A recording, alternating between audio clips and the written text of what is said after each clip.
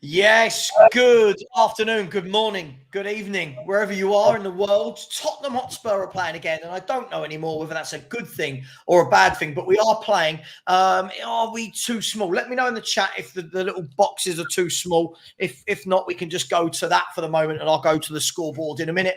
I am joined today for the first hour, so between 1 and 2 p.m. I'm joined by Nige from Pure Coys. Nige, how are we doing? Big up, Savva. Big up, Adam. I'm good. How are you guys? Good. Yeah, I'm very well. And Adam, are you good? Adam making his debut on stream. So how are you doing, man? My debut. Thank you very much, Savva. Thank you for having me, and I've been very looking forward to this, to be honest. So got a lot to talk about. Good. Well, just so you know, Adam reached out to me, said he wants to got things to say, wants to come on. And this week, Adam decided to ring up TalkSport and have a little pop and have a little back and forth with the likes of Simon Jordan. So we'll get into that in a little bit, Adam. So well done to you. Good. As I said, big up to absolutely everyone in the chat. Please keep it clean. It's just football. Between 1 and 2, we'll be talking about Tottenham in general. Between 2 and 3, I'll be going through all the team news with build up to the home game against Brentford. 3 until 5 will be live match day commentary. And if anyone hasn't watched me do a watch-along before, I really do channel my inner John Motson. And after that, we will have post-match analysis. In the world of football today, Chelsea currently beating West Ham United 2-0. Let me start with you, Nige. The reason why I ended that little bit on Chelsea winning 2-0, I'm watching Chelsea here, Nige, and don't get me wrong, I'm not sitting here going, oh my God, they're going to win the league, they're going to win the cup. But what I have noticed is their new manager who's come in has put square pegs in square holes. Like, fullbacks are playing as fullbacks. Centre-backs are playing as centre-backs in front of their own box, not on the halfway line. The two midfielders play as a double pivot. The two wide men, Madueke and Sancho, get the ball and can go right or left but want to beat a man. Palmer is a playmaker playing in the number 10. And it just rings to me that this is everything, Nige, that we don't do. We seem to have made it really difficult for ourselves. And I think that is where a lot of the issue and the unhappiness from a section of the fan base is coming from. What am I right? Am I wrong? Am I too harsh? What do you make about the tactics and Ange? I totally agree. I think this is one of my biggest frustrations is that on paper, we have a good 11 or 12 players that actually are a really good team. Yeah. But we're not playing to our strengths at all. We've got wing backs that are playing inverted. Doggy's so left-footed that he looks so uncomfortable in the centre there for me. Get him out wide, attacking the fullback. Don't bring him inside. We're so high. And Madison's my biggest issue. He's a really good playmaker, but he has absolutely no space. So he has to come deep, picking the ball up off the centre halves, trying to probe from now. It's just wasted. Absolutely wasted where he is. So, yeah, I couldn't agree more. Yeah. By the way, if anyone sees me taking a lot of sips of water and it looks like I'm gargling, apologies. I had the first of 3 operations yesterday afternoon on my mouth. So I'm in all sorts of pain. I won't show everybody, but I'm in all sorts of pain. So I'm just drugged up and gargling lots of salty water. Adam, look. There's lots of nearly 3-0 Madueke, by the way, who we let go on a free and have since replaced with wingers like Solomon, Werner, Johnson, Odeber. Adam, I don't know your opinions really on any of this. Spurs and Postecoglou, tactics, form. I don't know your feelings. So I've been watching sort of a lot of shows, different fan channels, even other fans talking about us, and I struggle to understand why everyone thinks it has to be 100% Levy's fault or 100% Andrew's fault. I think at the moment it's pretty divided for me. I've got a list of transfer windows going back to 2018 now, and like there are players that I completely forgot about. Carlos Vinicius. I forgot we had Clement Longley not long ago. Dan Yuma, Joe Rodon, Alfie Devine came from Wigan, Højbjerg from Southampton. Jack Clark from Sunderland, Gedson Fernandez. I mean, the list goes on and on. Ryan Sessegnon from top signings there, Adam. Some top signings. Pape Sarr, I don't mind him from Metz. The one time we signed a player from a big club was Emerson Royal from Barcelona, who they couldn't believe they got 20 million pounds for. They were staggered. So that is obviously all pre-Ange. But my issue with Ange is everything like everyone's been saying recently, it just all looks out of place. I mean, for me, when I'm watching, I think when we were playing our best last season, that first 10 games, which people bang on about, I think it was partly a new manager bounce. But in that first 10 games, Basuma was our deepest player. He was coming and taking the ball from our centre-backs. He was playing alongside Sarr, who I can understand why some would say he shouldn't start, and I wouldn't necessarily argue. I think there are certain games where Sarr is effective. I think a game like today, Sarr could be effective. Sarr, for me, wouldn't be effective in a game like Man City, Arsenal, Liverpool, where you want your players to be tight on the ball. He's prone to losing the ball a bit. But when we were playing at our best was when Basuma was taking off our centre-backs. Maddison was far, far forward, and at the moment, everyone looks out of place. Like we've just said, Udogie is not. He's playing in the number 10 position. That's not what he does. He's not built physically like a number 10. He's very one-footed, as has just been said. Someone, I think, on your last stream this week, I can't remember, it was on Wednesday or something, was saying that Porro is probably our best crosser of the ball. I'd 100% agree. I think Porro should be doing a lot more going forward than Udogie, really. And the one concern for me is everyone is underperforming at the moment. I can't look at one player on our team I mean, Cole Palmer walked into a massively underperforming Chelsea and he looked absolutely mustard.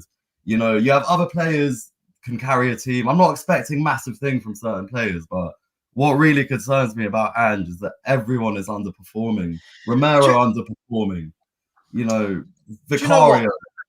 It's a great point. It really, really is. And I think the key thing here is, Nige, look, footballers are human beings. They're going to go up and down in form. They're going to have good games and bad games. But more often than not, when a team is happy, when a team is settled, when a team knows the manager's tactics, more players than not, the ratio will be that more players play well week in, week out versus those that are not turning up and doing well. At Spurs, it's very much the other way. And I'm going to go to the point and say, I don't know of anyone in the Tottenham team this season that I've looked at and gone, you look good. Yeah. Do you know what I mean? Like, I don't mean 20 minutes here, Nige, 5 minutes. I mean, like, for a 90-minute performance, I can't remember the last time I watched Spurs and went, God, that individual player really, really impressed me. Has anyone really, really impressed you? And if not, isn't that down to the manager that none of them look good? I think the only one who impresses, but who always impresses, is Van der Ven. Yeah.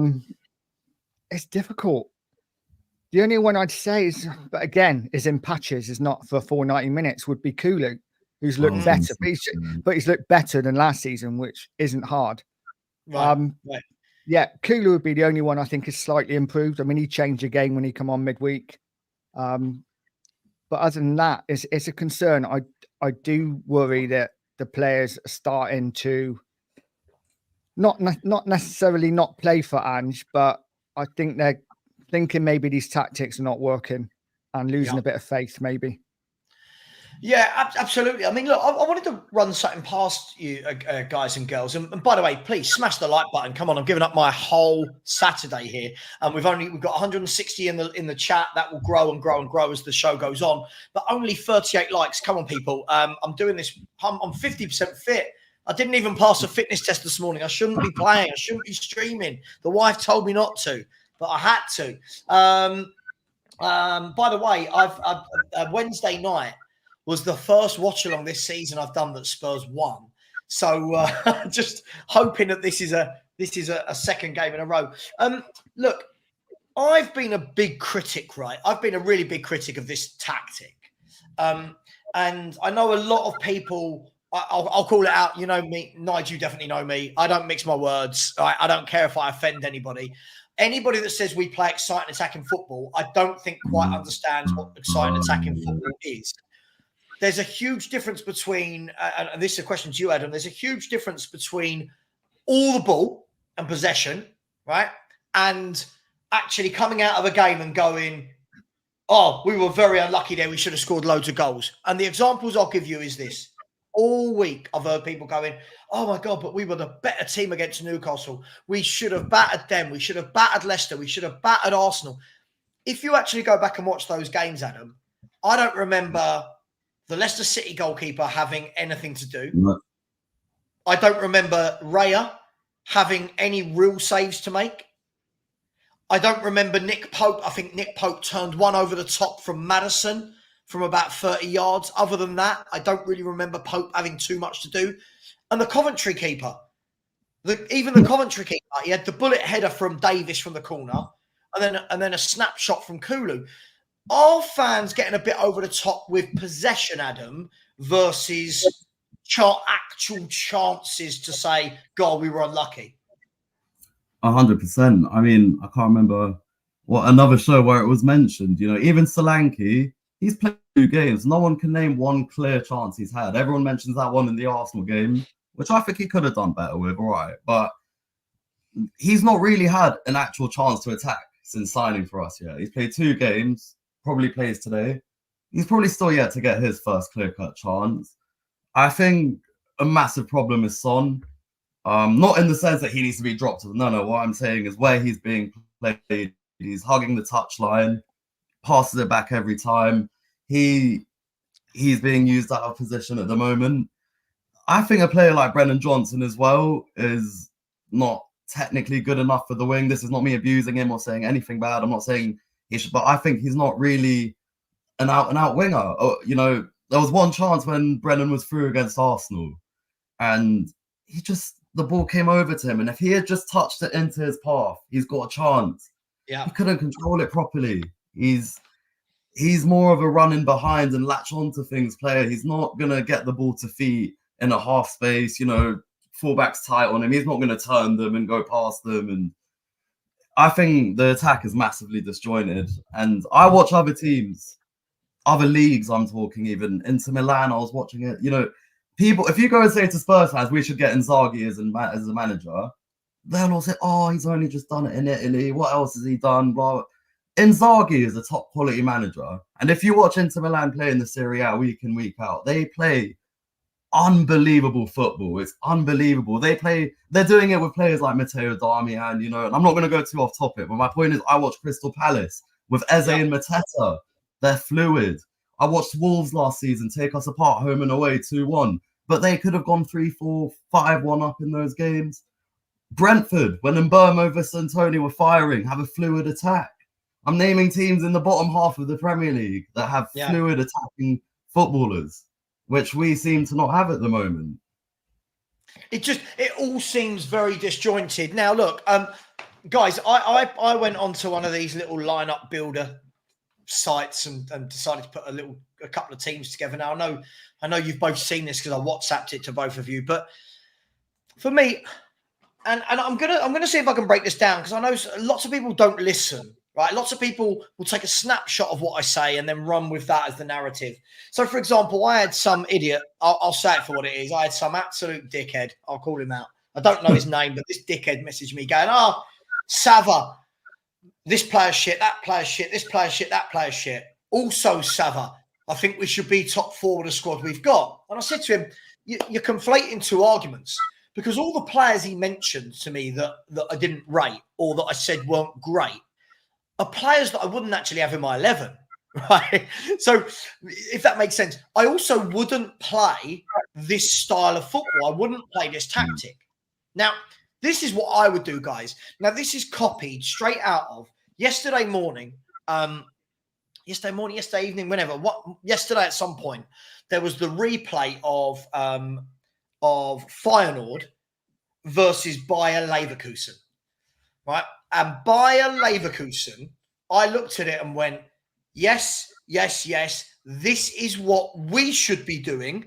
This is how we should set up with the personnel available to Ange. And I'm going to show you what I mean. So I'm not patronising you guys. So I'm just going to explain what I mean for anyone that's not quite understanding. Bayer Leverkusen play a three-man centre back, right, of Jonathan Tah, Piero Hincapié, and they also play Tapsoba as well. They then play four in front with two midfielders that aren't attacking, aren't defensive, but just box to box. They have the two wing backs on either side. And then they have the two players that at the moment, the game I watched the other day was Florian Wirtz and Martin Terrier in behind Boniface, who was the striker.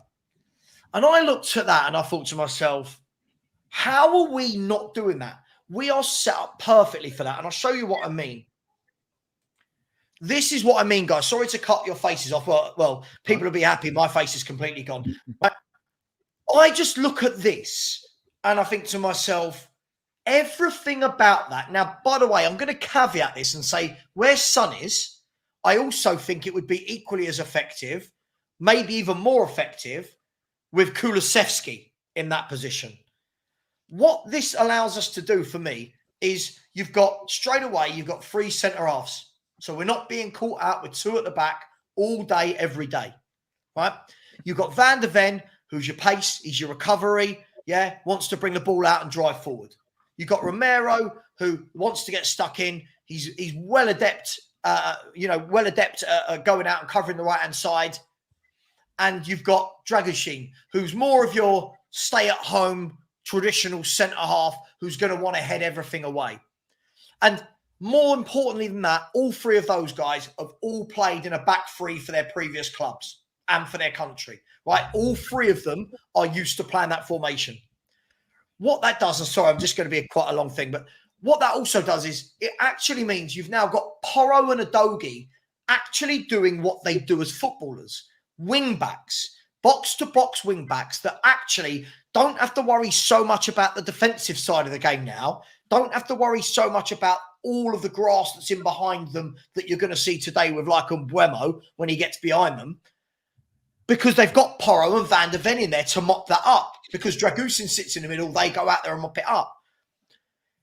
But it also means as well that both of them are actually offering the width. That's where the width comes from. No wingers, because you've got the width from the wing backs. It then allows Bentancur and Basuma to be what they are. They're traditionally box-to-box midfielders that want to break up play, they want to get it, and they want to give it to other people who are more creative. Now, again, as I said, Son could be Kulu. It doesn't matter, right? It then means, because you've got the width with Porro and Udogie, Son and Maddison, or Maddison and Kulusevski, have now got all of the central area of the field to create, to find gaps, to find space. And also it allows them to be runners in and behind Solanke. If he drops into that gap, they can run off him. I look at that, guys, and if I do say so myself, this for me just screams common sense, like just obvious with the personnel we've got. Nige, why don't we do this? What's wrong with this? And I'll just show you this one as well. This is one player different, right? It's if you wanted to go to a front two and have Son running in, you could just have Maddison in that area operating. But everybody's in their correct position on the pitch. Why don't we do it? Ange, I don't know. That is the perfect formation. I've done a video similar to it today, which I haven't put out yet. But I've got. Oh, you're about to go and record it and copy all my ideas, aren't you?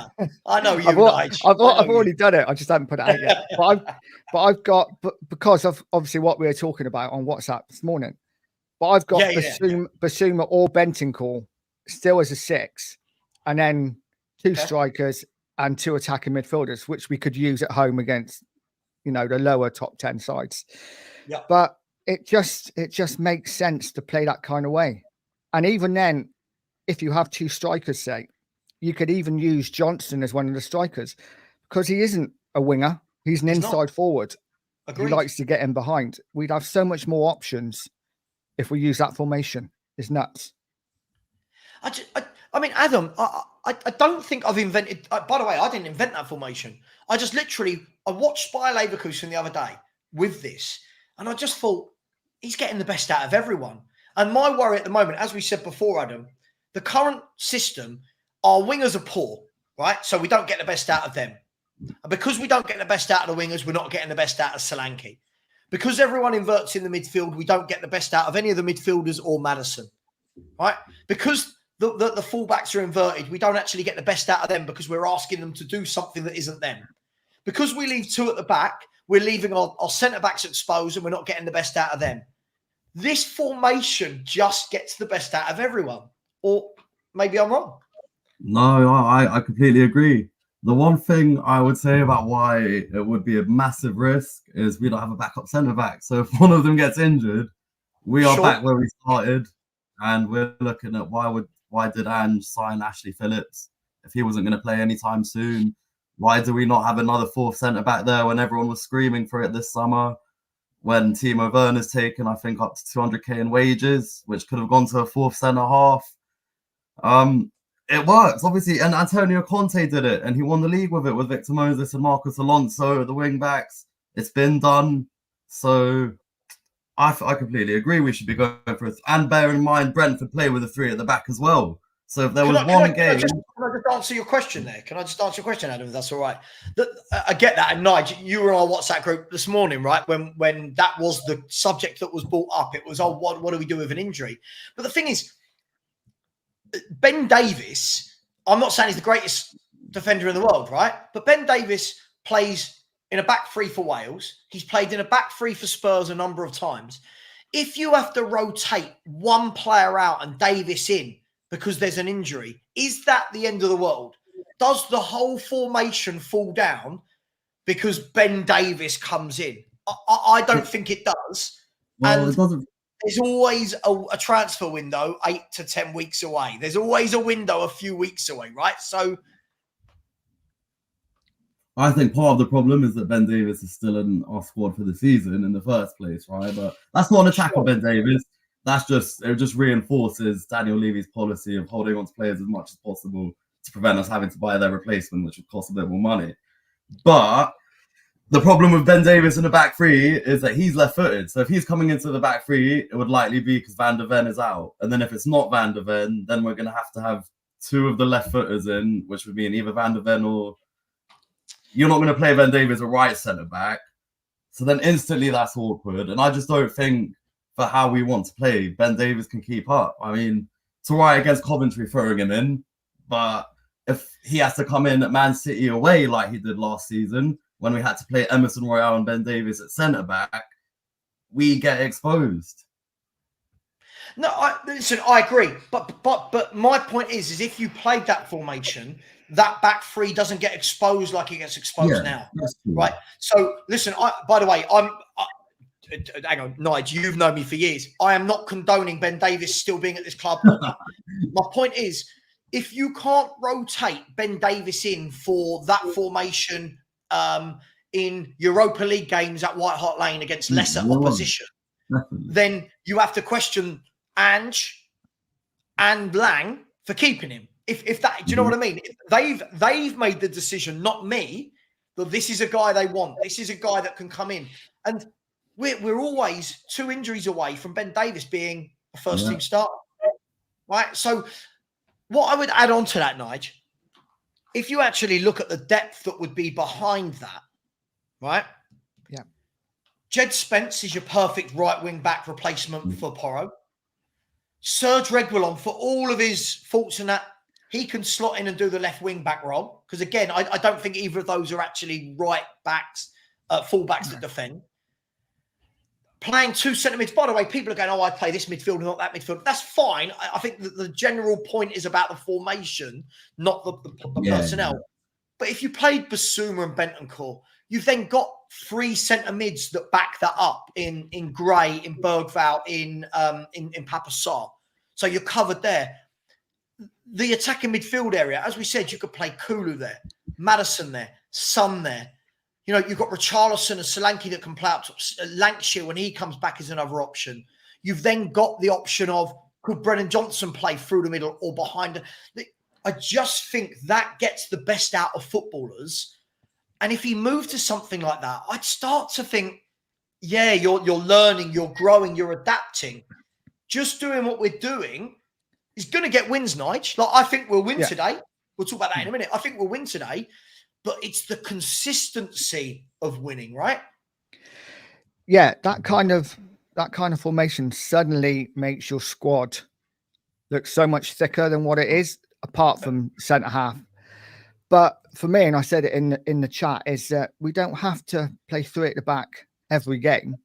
You know, we've got enough quality using what we have now, playing this crazy high line against the bottom half of the teams in the table, which we are one of at the moment, to win most of our games. Is when we play against the top 7 or 8 that we could mix it up when we're playing Rangers away in Europa League or, you know, the bigger games for me.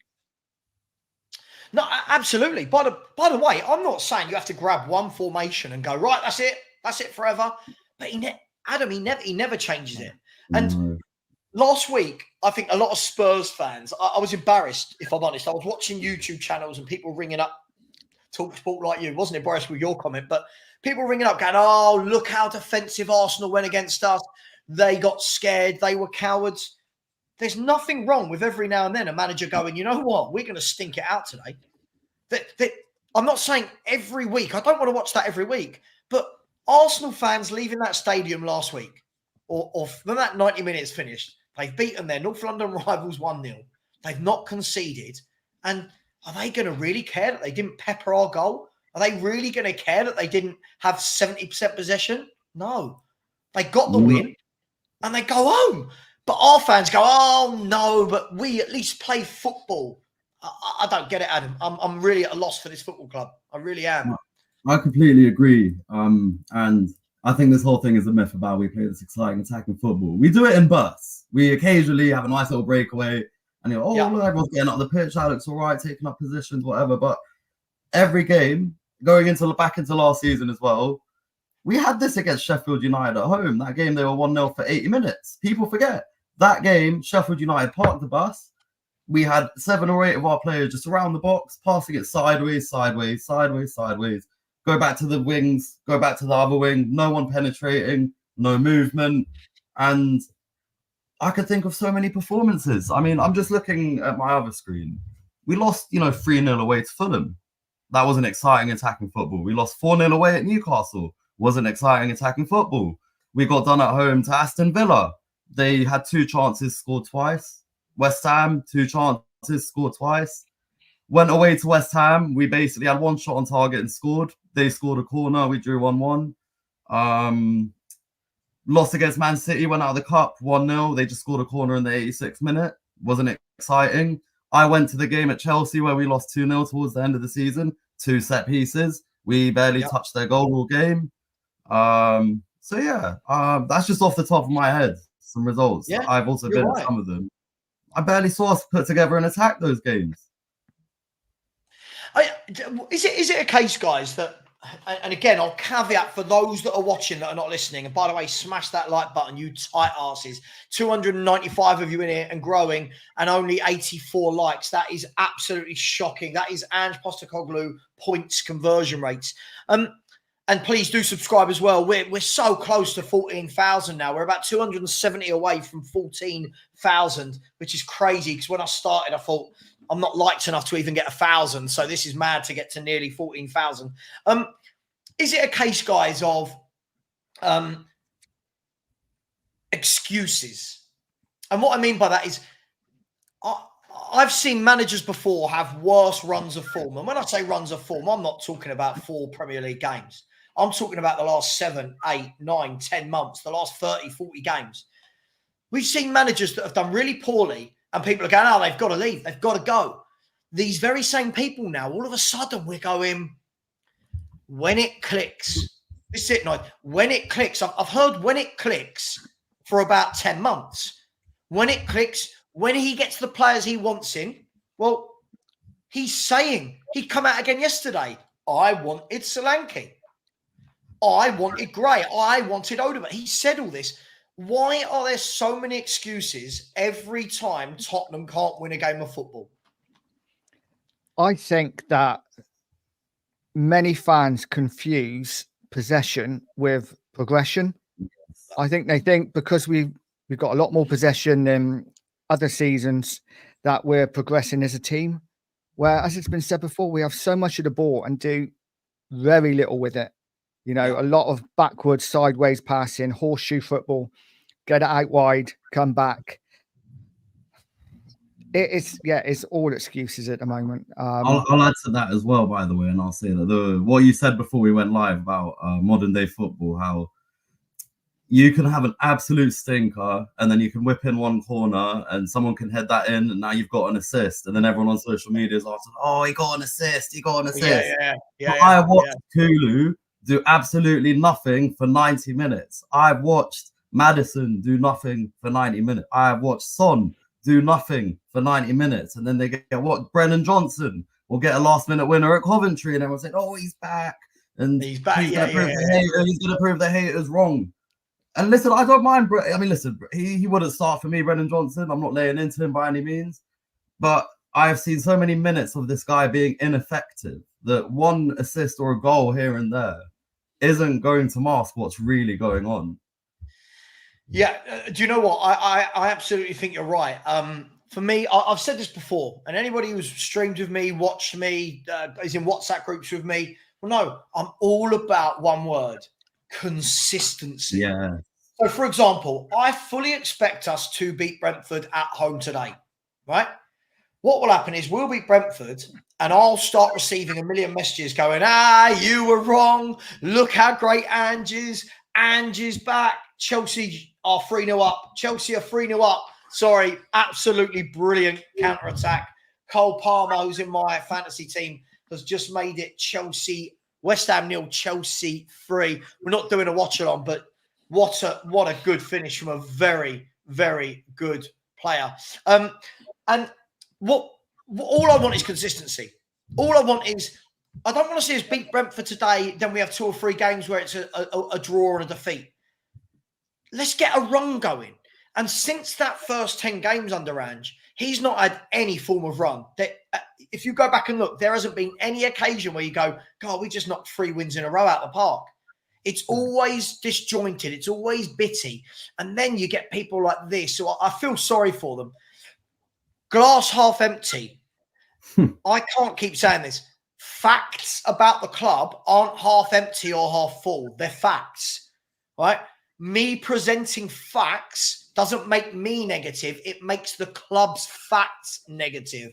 So people like Mike Clifford, as I'll always say, feel free, come on, tell me what to be glass half full about, right? Because if you're living game to game and we win today and that's all that matters to you as a fan, sure, glass half full. If you are talking about where are Spurs going as a football club and the consistency, then I guess glass half empty. But it's stupid comments like this. I'll lay into it, guys. You don't have to. I'll lay into it. I'm already hated. Let me stay hated, right? Put a smile on your dial. I'm watching my team lose most weeks. 7 defeats in 11 games. 2 away wins in 14, is it? 4 clean sheets in 37. 4 clean sheets in 37. But just smile. Can I add to that? Not only clean sheets in 37. I rounded up our every single Premier League game we played under Ange, 43 games. Not only have we conceded in that many of them, we've also conceded 2 or more goals in 18 out of 43 games. So, like, just to give you a few, at Burnley, we won 5-2. They scored 2. 2-2 away at Arsenal, Romero own goal, conceded a penalty. 4-1 away against Chelsea, 3-0 away at Fulham, 4-0 away at Newcastle, 4-2 at Brighton, 4-2 at Liverpool. That's 3s and 4s I've just named there, let alone the 2s as well, by the way. Let's move on to today's game, shall we? The team will be out in about 15, 20 minutes. Lots of noise that it's going to be the same 11 that took on Arsenal, which for me is, I mean, you know, I don't really expect anything different from this manager. I don't expect him to change anything. Brentford are a tricky customer. Nigel. Should we be beating Brentford? I think we should. But I like Thomas Frank. I think he's a detail-orientated manager. I think he actually looks at what's in front of him and says, how do we get the best out of this? And with players like Mbeumo on the counter-attack, I think they're going to be dangerous. What do you make of today's game? I absolutely think we 100% should be winning games like these. If, we want to call ourselves a top 6 side, a top 4 side, these are just games we should be winning, hands down. Sure. And our record's pretty good against them, to be fair. We've won 3, lost 1 in the last 4 games at White Hart Lane. But yeah, Mbeumo is the main threat. But luckily, he's probably the only real threat from today, with Vissa being out. Yeah. So, for me, we should be able to take care of him. But, like we've already spoke about how they're going to play. They're going to sit in a low block, frustrate us, and catch us on the counter. And I have no doubt they will get chances against us. But 100% expecting us to win. No excuses today. No excuses at all. Yeah. Dan, Adam, who's Dan? Sorry, mate. Adam, I'll come to you. So I'm looking at comments. When you YouTube, you're looking at everything, especially when you do watch-alongs. I've got the game on. I've got my phone on with YouTube Studio. I've got you guys, the comments. Adam, just quickly before we start, by the way, this will be Chelsea's 5th Premier League away win in a row. Wow. Unless they suddenly concede 4, this is going to be 5 away wins in a row. I don't know if Ange has won 5 away games in his entire Spurs career. Has he? I don't know. Somebody will tell me. I don't think so. I saw one graphic the other day. I saw one graphic the other day, and it showed all of Ange's wins. And not only has he only beaten 1 top 10 team, I think in the last year or whatever it was since December, we've only beaten 1 team in the top 10. There's that stat about London derbies. Yeah, this is it. 22 wins as Spurs manager. And Liverpool, very importantly, VAR. Yeah, I just can't look. We'll go to this in a minute. I just can't get my head around where the love for a man that hasn't done anything as Spurs manager. Like he hasn't done anything where I go, yes. And even now, one of the things I did love about him, Adam, was at the beginning of last season, I thought he's really good with the press. He's really right? In the last 6 months, I've gone, you're an arse. He's not a nice guy. Ego. Yeah. Very ego-driven. And I'm just going to say one more thing. So towards the end of Conte's reign, the Stellini era, all of that, I was going to pretty much all the games that season. There was some really exciting games, and people sleep on that, by the way. That game we lost at Liverpool at Anfield was horrific, but 4-3. That season we beat Everton 5-0 at home. We beat Leeds 4-3. We beat Leicester 6-2. We beat Southampton 4-1. We beat Bournemouth 3-2. That was quite exciting attacking football, and we had Dyer and Sanchez at the back, and we had God knows who else in the team at that point. I would love to know what Spurs fan thinks that Conte would not do a better job with this team now in his 3 at the back system with Udogie and Porro and Van der Ven and Romero. I completely agree. This myth about attacking football is, I'm not seeing it. And it's not me trying to be negative by any means, because I actually did give this guy enough time. But it does feel like, and I hate to say he's on borrowed time, but that first 10 games is really, and bearing in mind, Savva, one more thing. Yep. There's a lot of games we won last season where we didn't even play that amazingly either. So there are also a lot of unconvincing wins and draws along the way. Mate, listen, I can't disagree with you. The problem is, Nige, when people provide this evidence, it's always perceived as negative. And I always say to people, look, and you know me, Nige, come on my show. I'm more than happy for all the people that just want to call me negative and have a go. Come on the show, bring facts, bring evidence, and show me why I'm wrong about Ange. But you know what they do, Nige? It's always hope. What they can't do, they can't come on and go, well, Sav, if you actually look at the last 30 games, we've got boom, because they know the facts are terrible. So what we do is, and what I've had this morning is, I had an Australian fella, big up. It's not all Australians, by the way, but so many Australians that don't know a thing about Spurs but just love them because of Ange. Say, oh, what you pommies don't get. I love that one. What you pommies don't get is we Australians have seen Ange do this all the time, and then he wins the title. And I sit there and I think to myself, not here, not in the Premier League. Do you know what I mean, Nige? This isn't Celtic. Do you know what I mean? Yeah, Ange would struggle in any league in Europe. You know, he's managed in Australia, Asia, and Scotland. Yeah. It's you know, the Premier League, like it or lump it, is one of the hardest leagues in the world. Yeah, and 100% we are, and most fans are living off his first 10 games. And listen, I was one of those first 10 games.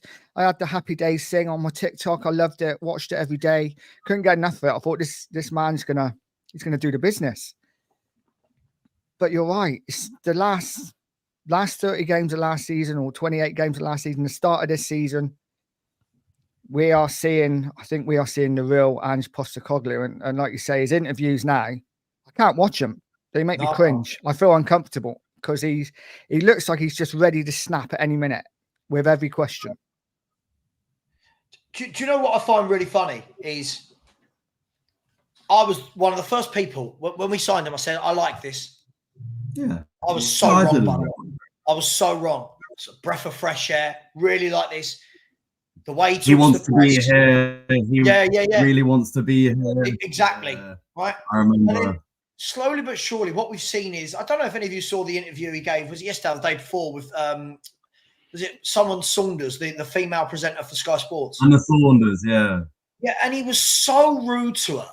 And then someone asked him yesterday about Richarlison. So he went, oh, you guys might as well stop asking me about Richarlison. So hang on, mate. Hang on, Ange. Like, this is part of your job. You have to do the media, right? Just because you're not doing well now, don't start getting arsey with people that are questioning the results. When he was winning, I saw him go on after match show panels. He's going, yeah, look, we're just trying to do this and I'm here to win. As soon as he starts losing, he's getting annoyed. He's getting annoyed at being asked questions about the team. By the way, I believe that the team lineup is out. So here it is. It is out. It is, yes. I don't even need to read it out. I will, though. It's the same as Arsenal. Vicario in goal. Pedro Porro, Romero, Van de Ven, and Doggy, with Maddison, Bentoncourt, and Kulu. Johnson to the right, Son to the left, and Dominic Solanke up top. And the bench is Fraser Forster, Jed Spence, Dragoshin, Gray, Basuma, Sarr, Bergval, Moore, and Werner. So what do you make of that, guys? What do you make of him going straight back to the team that lost against Arsenal? What do you make of it? Kind of expected, wasn't it? The only change, I thought Basuma might come in because obviously he was fit again. The only thing I will say is it's nice to see Moore on the bench. Yeah. Yeah, I mean, let's be fair. We've only got Moore on the bench because Richarlison and Odegaard are both out injured. Any chance, Adam, today of seeing Mikey Moore? I mean, he's made, maybe for 5-0 up, maybe he'll bring him on for a minute or two. Other than that, I mean, he signed Archie Gray, who's played a full season in the Championship, and he's not giving him a kick until the other night. So I don't expect to see him. I think the midfield is a problem. I do feel you can't be. I think Kulusevski, in all fairness, the way he's built physically, what he has, he could be a really good number 10. But I don't think you can try and squeeze both him and Maddison into the same midfield because, like I said earlier, now you're going to have Maddison playing a deeper position because it's probably going to be Kulu going forward more. Because Kulu's not a drop deep sort of central midfielder. Maddison's probably more likely to do that. But now we're wasting Maddison. Which is why, going back to my earlier point, if Basuma's not 100% fit, I would have got Sarr in there for a bit of balance. This is the sort of game I would bring him in. Not against the City or an Arsenal, because he's more likely to lose the ball under pressure in those games. But against a team like Brentford, who they've got some good midfielders, Those sleeper players like Norgard and Damsgaard and all these guys. But if we can't use Sarr against Brentford to balance up our midfield, then that just, again, speaks volumes about our recruitment. Yeah, it's interesting. I mean, look, as I said, I think we'll win today. I think my mind was made up that we would win when I saw that Visser was out injured. Yeah. I thought that if they had both Visser and Mbeumo, both of them in that counter-attack, I thought that they would win. With only one of them, I think they're going to have to slightly adjust. What that does mean is that Fabio Carvalho, who I actually think is a really good little footballer, he's coming to the team today. Again, not for the pace, but he's almost like, and him, he's Coutinho-esque in terms of that small, diminutive little playmaker that wants to get on the ball. I'm not saying he's as good as Coutinho, but not yet. But the team is, and I hate it when they just put the 11 out with numbers. It's Flecken in goal. It's Christoph Ayer, Carvalho, Collins, Damsgaard, Janelt, Lewis Potter, Mbeumo, Pinnock, Vandenberg, and Yarmolyuk, an 20-year-old midfielder, by the way, making his, I believe this could be his Premier League.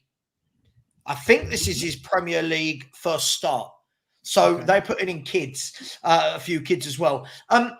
We've got enough to win this game, right? There, surely, guys. Smash the likes, by the way. Yes, I can. For somebody who asked, can I bring that team up? I can indeed. Bear with me 1 second. Bear with me 1 second. Let me ask you. I'll do that in the background. Nige, let me ask you.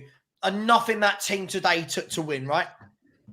Absolutely. Yeah, no excuses. We should be winning this game. Not comfortably. It's not going to be, we're not going to win 4-5-0, but we should be winning the game without any doubt. I think if we don't win today, questions are going to be asked. And yeah, it'd be nice. It'd be nice for Solanke to get off the mark. Fingers crossed. Yeah, Adam, enough to beat them today? I think so. Given West is injured, especially, like, I look at our team and I don't know if you feel the same way, but again, going back to the tactics, whilst I don't think some of these players are world beaters by any means, I also don't think they're as bad as we've seen. You know, I think personally, you know, call me crazy, but Van de Ven and Romero on his day, I add, on his day. But Van de Ven at the moment probably walks into most defenses around. I'm not going to say he's, you know, I'm not going to say he's at Van Dijk level, no. But I'm saying for me, Van de Ven and Romero getting a lot of teams around Europe. You know, I'm looking at Pedro Porro, probably gets in quite a few teams. Defensively suspect. Udogie, he's got a lot more to prove, but from what I saw last season, he's a decent player. He's playing worse this season for me. He's underperforming. Maddison could be playing better for me. Again, I'm just going around all of these players. I feel like there's a lot more in them than we're seeing at the moment. You know, people do say, oh, when it all clicks, if it all clicks. I'm trying to keep that mentality of, yeah, there could be one game we just go and absolutely tear a team apart. Everyone gets their confidence up. And I'm hoping for that, genuinely. But just from what I'm seeing at the moment, I do feel these players have a lot more to show. So I do expect us to win just on that reason. I don't think we've seen the best yet. Yeah, no, absolutely. I mean, look, let's look at worst case scenario. If he does lose today, guys, actually, hang on, before we do that, let me have a look. Let me bring this up for people that want to see this. There is the Spurs team for anyone that wants it in all its glory. Vicario, Porro, Romero, Van de Ven, Udogie, Maddison, Bentancur and Kulusevski, a very attacking midfield. Johnson, Solanke and Son. Forster, Spence, Dragusin, Gray, Basuma and Sarr. Bergvall, Morton, Werner. The question I'm going to ask off the back of this, Nige, is that squad stronger than last season? No. No. End of story. And this is my frustration, is that we've spent so much money on players that are nowhere near the first team. You know, 40 million on Gray, who apparently is the next Zidane. Was it 20 million on Bergvall, around that, 15, 20 million? You know, we spent 30 million. Odeberg, yeah. And none of them are in the team. Okay, Odeberg's injured, or he might be in the team. But the other two, just getting nowhere near it. Werner gets paid close to what Son gets paid, by the way, if anyone didn't know. Yeah, that's just nuts. Yeah. So, no, I think we're weaker than last season. Yeah, I mean, Adam, that's my concern. I think we've had one of them windows where I think a lot of people look, again, a lot of when I say what is said, it's said to me, right? As a YouTuber and on my show, Savva, you can't see the bigger picture. Savva, we're building. Savva, these are some of the best young players in the world. But then you get to that team, and as Nige said, other than Dominic Solanke, that's a team full of everybody that was here last year. So when and what makes me laugh is when we don't win a game, Adam, what I hear is, oh, it's a young team that are still gelling. Hang on, they just had a whole season together with no Europe. So they were playing once a week. They were on the training ground every single day. Yeah. Surely this team should have clicked if it's going to click. Surely. That's what I just said. The fact that my biggest concern is that we are worse than last season. Like, it's the same players getting worse. And that obviously would speak about the manager. Just regards today, I think it'll be one goal in it. We'll probably win 2-1, like you guys said earlier, I think. But the squad itself, again, like, I do not think it's as bad as we're seeing. Like, in another world, if Ange was to leave, whether it's this season, next season, I do genuinely think managers out there, plenty of, when they say, oh, who else would you bring in? I'm sick of sacking managers. I'm sick of it. That's not a reason to keep someone, man. Like Chelsea, who we are supposed to not like. I'll tell you what, I rate Chelsea the way that they just, manager's not working, gone. Poch, everyone thought he got better last season, gone. They look way better this season. With Maresca, early doors. He's got how many points in their first 5 games? Poch had lost how many of his first few games? You see other big teams, they do it. Pep Guardiola signed that goalie, Claudio Bravo, boom, not working, get out. Say it first season. We have this habit of not only with managers, but we hang on to our Deadwood so long, just until we get the next Deadwood in, and then that Deadwood then stays, and then we're stuck with Joe Rodon and Lo Celso and surely if you get rid of Deadwood, the aim is to bring in players that are immediately an upgrade on those footballers. What we've done is we've gone and got rid of, by the way, I'm not saying any of these should have stayed before people hear me wrong. We've got rid of, by the way, this is going to be 4-0 in a second. They should have been 4-0 up there. And they've still got it. Hang on. Chelsea. Ooh. They've got so many forwards here. It should be 4-0 here. We've let go of Lo Celso, Ndombele, Skip, and one other midfielder we've let go of. And Højbjerg, right? And replaced them with Bergvall and Gray. And then we have fans running around and pretending, oh, that's stronger in midfield. Is it? Now, no. I'm all for selling. I was an advocate for years of selling all 4 of those that left. But if you're going to sell them, Nige, if you're going to sell them for the love of the football gods or whatever God anyone believes in, bring in some senior pros to take their place. Surely that's common sense, Nige. Another one, by the way, quickly. We signed Dyer and we got rid of Dyer and Sanchez to bring in Ashley Phillips and loan him out. Yeah, absolutely. Yeah, you said it bang on. It's, we've got rid of experienced players. Højbjerg, over 80 caps for Denmark. Skip's played over 100 games for Spurs. And whereas these weren't good enough anymore for us going forward, we have replaced them with players, young players who are nowhere near the first team. Yeah. But it's what it is, and a lot of it goes down to we're not playing as well. But a lot of it, as we've already said, goes down to the tactics. We just change the tactics, we'll be a lot better side. Because I do think we have the players out. For sure. And by the way, people, everyone in the chat, first of all, I'm not going to condone people sitting in here and slagging off other Spurs YouTubers, right? I think when you do that, you're just trying to create a war. We all speak to each other behind the scenes. So if you're going to come into my chat and say, oh, so-and-so said this about you, I'll know who said what about me. So please don't do that. Equally, if I've got any mods here, please only time people out if they're really abusive. Let's not time them out because they love a manager or a player that maybe I don't or what. Let's not do that, right? I don't want this to become an echo chamber. So let's keep it cool and calm in the chat, right? No one is a better fan than anybody else, by the way. it is what it is. Please smash the like button as well. You've been really, I'm going to say it, really shit with that today. 145 likes. There's 389 of you in here. So we're not even at 50% for likes. Where were we? Yeah, I mean, Adam, if you actually look at what Spurs have done, we've spent, I believe, under Ange Postecoglou, I think we've spent 380 million, something like that. And in that time, he's bought a lot of footballers. I actually look at this squad and go, who has he brought in that I think has drastically changed us, right? Because Udogie was already a player for Spurs. Yeah, he was on loan, but Udogie was already a Spurs player. So was Romero. So was Porro. So was Basuma. So was Bentancur. So was Sarr. So was Son. So was Kulusevski. Other than that, other than Van de Ven and Maddison, who has he really brought into this team that's made a blind bit of difference from when he was here, before he was here?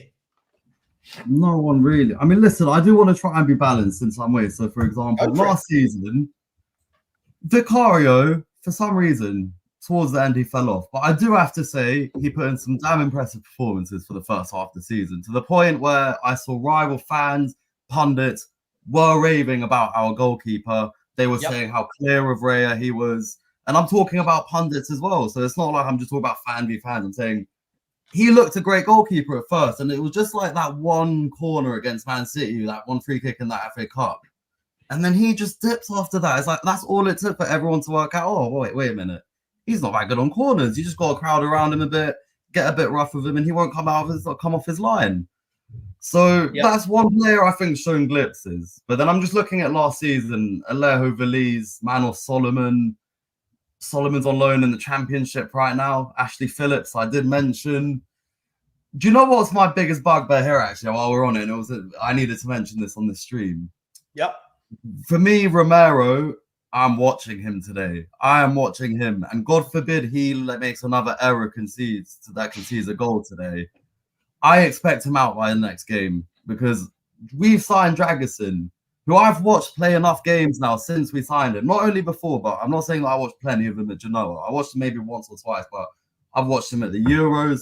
And there's clearly a centre-back there. And like I said to you off stream about Maresca, I like managers that make big decisions. When a player's not doing it, hook him. I don't want to see Maddison getting hooked every single week, because, if he's having an absolute stinker, you hook him. But why, if a player like Romero, for example, is not doing it consistently, this is 3 out of 4 games we played, he's caused a goal. We have a squad we meant to be using. He signed Dragusin as well. That was an Ange signing. Everyone was raving about him last year. Even his agent was tweeting how good this guy is. And to be honest, I do think he's pretty good, man. I do think from set pieces, he could help us a lot. And by the way, set pieces, another massive, massive red flag that he just refuses to acknowledge. And there are probably, I'd say, at least 5-6 teams in the bottom half of the league that have a set piece coach. Don't know why Ange thinks that we're immune to needing a set piece coach when it's clear to see we've dropped countless points because of set pieces last season alone. Even that Arsenal game, they beat us 3-2. Two of their goals were set pieces. I mentioned that Zuma header, the Everton game at Goodison, the Cup XA against City.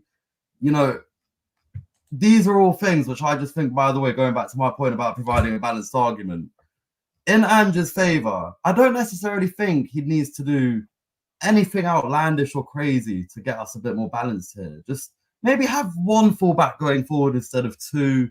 Maybe play 2 centre mids with Maddison ahead of them. Maybe try 2 up top. Just like, it's like, but there's nothing. Isn't this it, Adam? No one's asking for him to do anything outlandish. I'm not asking him to make us a park the bus team. I'm not asking us to go now put 10 men behind the ball either and just start lumping up to Solanke. No. But maybe once in a while do go long to Solanke, because that is a strength of his and he's got a good touch and he can bring it down. So, like I said earlier, Solanke needs more chances. He's not had a clear-cut chance come his way yet. We've not really played to his strengths. But again, it's another bit of a misprofiling of a signing, which we have a rich history of. Well, the funny thing with Solanke, we'll go to that in more detail in a minute, because there's a few things I want to bring up. But the funny thing about Solanke is it makes you laugh, right?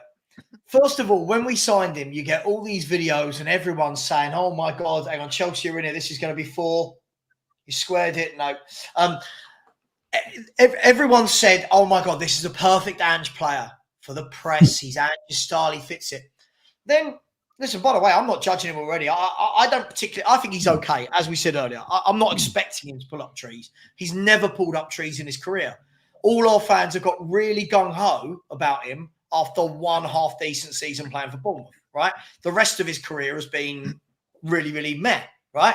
It's been poor. It's been bottom half, if not championship. But when he's not scoring goals, suddenly you get, oh, it's not his fault. No one's creating for him. Hang on. Well, from when we signed him, all we were told was he's the perfect player that complements these players. This is what's missing. Just put him in and we would win these games. Then when we don't win these games, it's, oh, no one creates for him. Okay, no one creates for him. Whose fault is that? Well, it's not the manager's. But hang on. So none of this, what a save that is. What a save by, Areola. Great save. Should have been 4. Chelsea are toying with them at the moment. This is the thing. We've got an excuse for everything. Nothing is ever Ange's fault. The players, oh, it's not his fault. The tactics, it's not his fault. Oh, we didn't score today, not his fault. The high line, it was a player's mistake. Managers live and die by results. This isn't Ange. This isn't Tottenham. This is every football club up and down the country, all around the world, from Premier League through to Sunday League. Managers live and die by results. Yeah? Roma sacked their manager this week because they didn't win one of their first 5 games. They live and die by results. Other clubs don't mess around. Spurs, shit, but the manager's brilliant. You wait.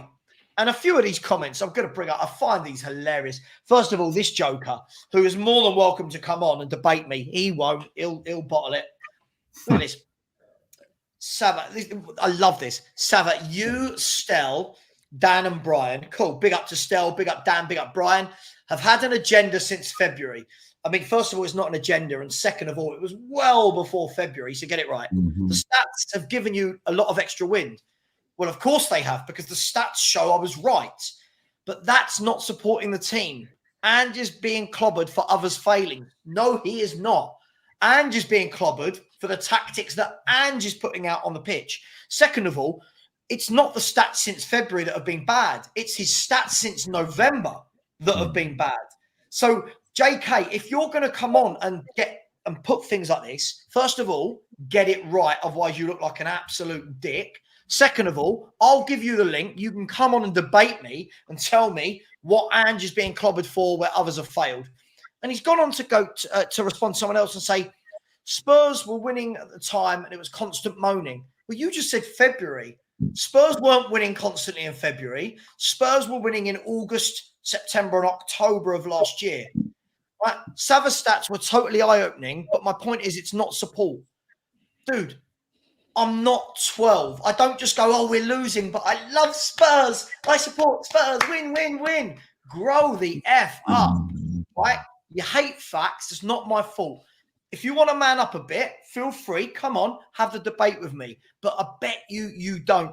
Cam Timley has said, are we supposed to think Spurs have had 40 years of Deadwood managers? So what Cam is doing now, I love this. What Cam is doing is he is grouping now that Ange hasn't done what people like Cam promised us they were going to do, right? You'll see. You watch how good he is in his second season. You watch what he does in cup competitions. Because none of that has actually come to light, now what they're going to do is they're going to go back 40 years to say, oh, well, no one's done well in 40 years. That's not true. Nobody's won the league in 40 years, but in my 40 years, I've seen Spurs win a Europa Cup, or it was called the UEFA Cup. I've seen Spurs lift the FA Cup. I've seen Spurs lift League Cups. I've seen Spurs sign footballers like David Ginola, right? People like Teddy Sheringham, Jurgen Klinsmann, Paul Gascoigne. I've seen Glenn Hoddle. Robbie Keane. we could go on and on and on with names. But the problem is people like this are now grouping it to 40 years when we actually haven't won the league for 63 years. It's all about the facts, my man. This is the problem with emotions. And what they're doing is they're grouping it. Oh, well, no one else has done well. Can you expect Ange to? Well, Ange has got a better squad than Nuno had. Ange has got a better squad than Jose had. Ange has got a better squad than Conte had. Ange has got a better squad than Sherwood had and has worse stats than every single one of those managers. Why? If he's so good, and I know I'm ranting, I'm so sorry, guys. If he's so good, if he's this great manager, if I'm so negative, why aren't we winning every week? Why aren't we winning more than we're losing? Not even every week. So when these people say, Savva, you're negative, your glass half empty, I'm just saying what his results are delivering. Right? And he's got all his signings, by the way. He has got, I mean, I said it to Simon on TalkSport the other day. It does not smell like Daniel Levy to go into the Championship and pay 45 mil for an 18-year-old. That's got Ange's fingerprints all over. That's not a Levy. That's not classic Levy by any means. No. Odebert for 30 mil. That's not really classic Levy. I mean, yeah, maybe Levy saw a bit of sell-on value potentially and whatnot, but to absolve the manager of any responsibility is quite honestly laughable. I mean, I said it earlier. There are some players on our team who I genuinely think get into quite a few teams. And I'm not saying that, I'm not saying they get into Real Madrid or, Bayern Munich, but I'm saying they're better than they are showing, which is down to how we are set up. But Adam, the funny thing about this is when these same fans say things like, put a combined Spurs-Arsenal team together or Spurs-Liverpool, and they pick all these Spurs players, I say the same thing. All right, if all these players are as good as you think, and they get into all these clubs, why are our results so bad? That's the manager. And this, I want to say this, right? Benny, happy to be proven wrong. What I'd love from you right now, so I can take a screenshot. Ange is going to prove me wrong. Can you give me a little bit of substance around that? What do you mean? Give me what he's going to win a league title. He's going to win the Europa League. He's going to finish fourth. What do you mean? Because just say he's going to prove me wrong. At what? Because so far he has not proved me wrong at anything, right? And then you're going to say, no, they don't. You always back the players over the managers. You back losers. Benny, have you seen how much I ever go at some of our players that I don't want in this team? Are you kidding me? Nige, you've known me for years. Have you ever known me to mix my words and backplate people that I think are shit? You never hold back, mate. You never hold back. No, I don't ever hold back. Right? So again, Benny, put in the chat. Let me know. Give me a metric, and then if I think you're wrong and you say you're right, once we hit that metric, I can turn around and go, cool, Benny, you were right, Andrew's right, I was wrong. But the thing is, all our season, all I got from other YouTubers, people in the chats, Savva, you're so negative, you don't think we can win the league, you don't think we're in a title challenge. Then when we finished fifth, which is where I predicted, everyone changed their mind suddenly. Oh, we shouldn't have won the league anyway. Well, why were you telling people we're going to win it? Sorry, Nigel, I'll come to you. Sorry, I get so frustrated with people. No, don't be, mate. They valid points. They want it both ways. They want it both ways. Essentially, this is the sort of person, when Spurs win the game today, right? When Spurs win today, it'll be, he's proved you wrong because we beat Brentford at home, right? Not because we've won 5 of our last 6 games, right? It'll be because we've won 1. For you, Nige, we'll go for another 10 minutes. For you, Nige, I'll continue through, by the way, for the watch along. But Nige, for you, what does Ange need to do? The next 6 games are Brentford, Man United, Villa, Palace, Brighton, West Ham. What does he need to do in those next 6 games for you to start changing your opinion of the manager? Start with, he has to win his home games. All of them, which is Brentford, West Ham. I know Brentford and West Ham, and at least get some points away. If we don't win today, I believe our next 2 games are away at United and away at Brighton. if we don't pick up points there, we are looking at 1 win in 7. I think you're looking at then he could be in trouble. Then West Ham and Villa after that, by the way. Exactly. I mean, listen, we could go on a run and we could win 4 the next 5, and Ange is great, whatever. But I honestly think if we only win 1 in the next 4 or 5, which is quite possible, then questions are going to have to be asked, because it is a results business. And if we've only won 1 in 7 or 1 in 8 or 2 in 8, then, for me, that's time to go. Yeah. I mean, first of all, Albert, stop trolling. If anybody doesn't flip-flop in this fan base, it's this guy. Yeah. Go and find me all the people last year that said we were winning a title and called me negative for saying we wouldn't be anywhere near it. They're the flip-flops, because all of a sudden they're the ones saying he hasn't been backed. Again, just quickly, Benny, honestly, if Ange is sacked, what top manager is going to want to come? It's not about what top manager comes. Ange isn't a top manager, so it doesn't matter. Ange isn't a top manager. So when we're saying what top manager wants to come, first of all, why did Jose come here? Why did Conte come here? Top managers will come here because Daniel Levy will pay them. I'm just going to say one thing about managers here.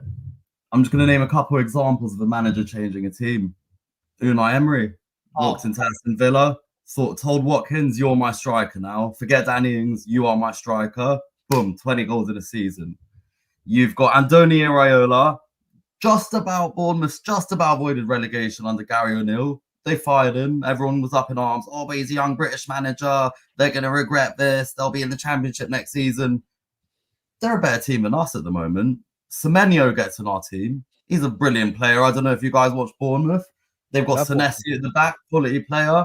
They've got a couple of Justin Kluivert. There we go.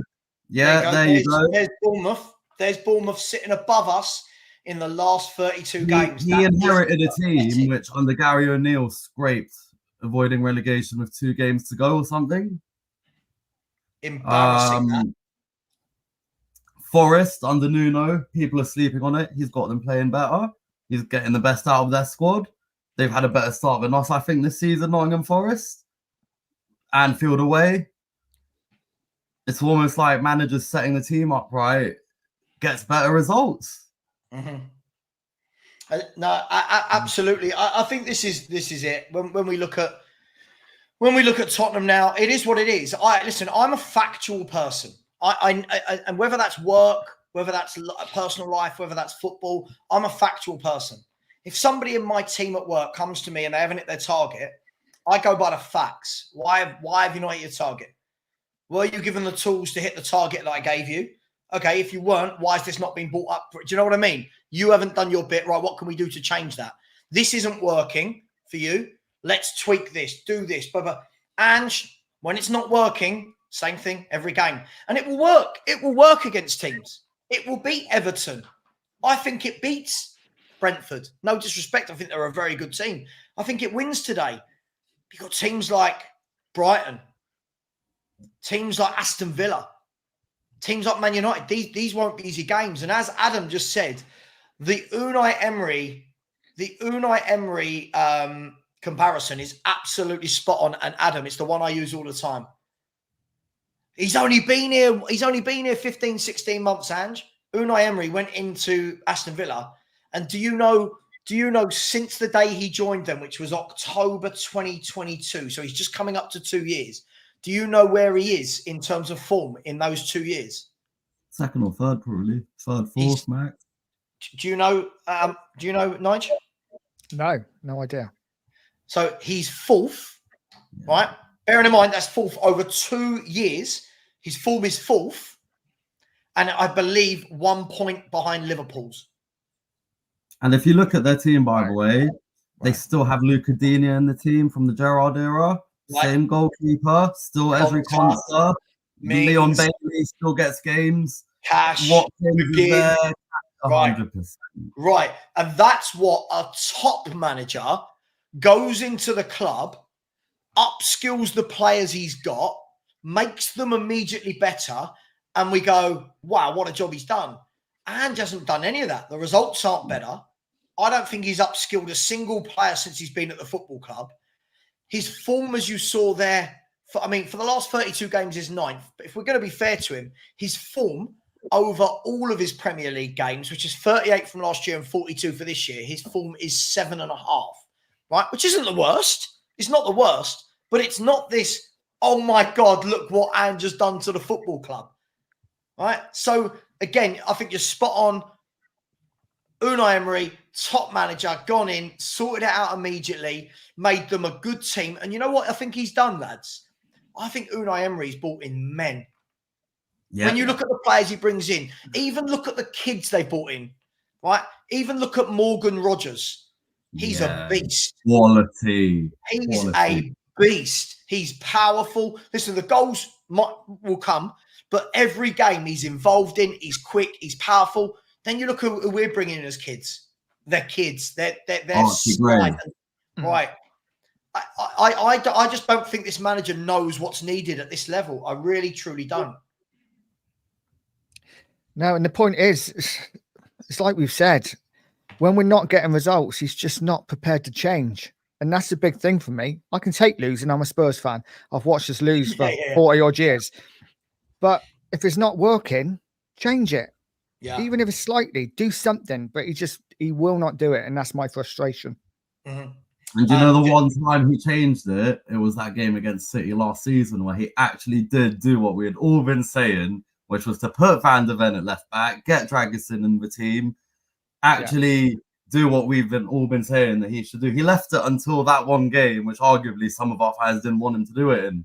And then he got angry at us because apparently we didn't want them to win. But he didn't understand. We were angry that why did it get to the City game that our top four hopes relied on? Why did you lose 3-0 to Fulham? Why did you lose 4-0 away at Newcastle? Why did you draw at Everton? Why is it going down to that game against City now? And I'm sorry, I'm not going to disagree with fans whether they wanted us to lose that game or not, because you have to be a Spurs fan to understand that was a torturous couple of weeks, that period of time. Yeah. Thinking about them possibly winning it, and it's down to us to win it for them or not. But for him to come out, this is when I started to see the cracks, when he's coming out, taking shots at the fans, blaming us like it's our fault. He's getting very, I love this, by the way. Would you hire someone to run Tesco if they've only managed a corner shop? I love that. He's getting, lads, very, very agitated, annoyed. Yeah.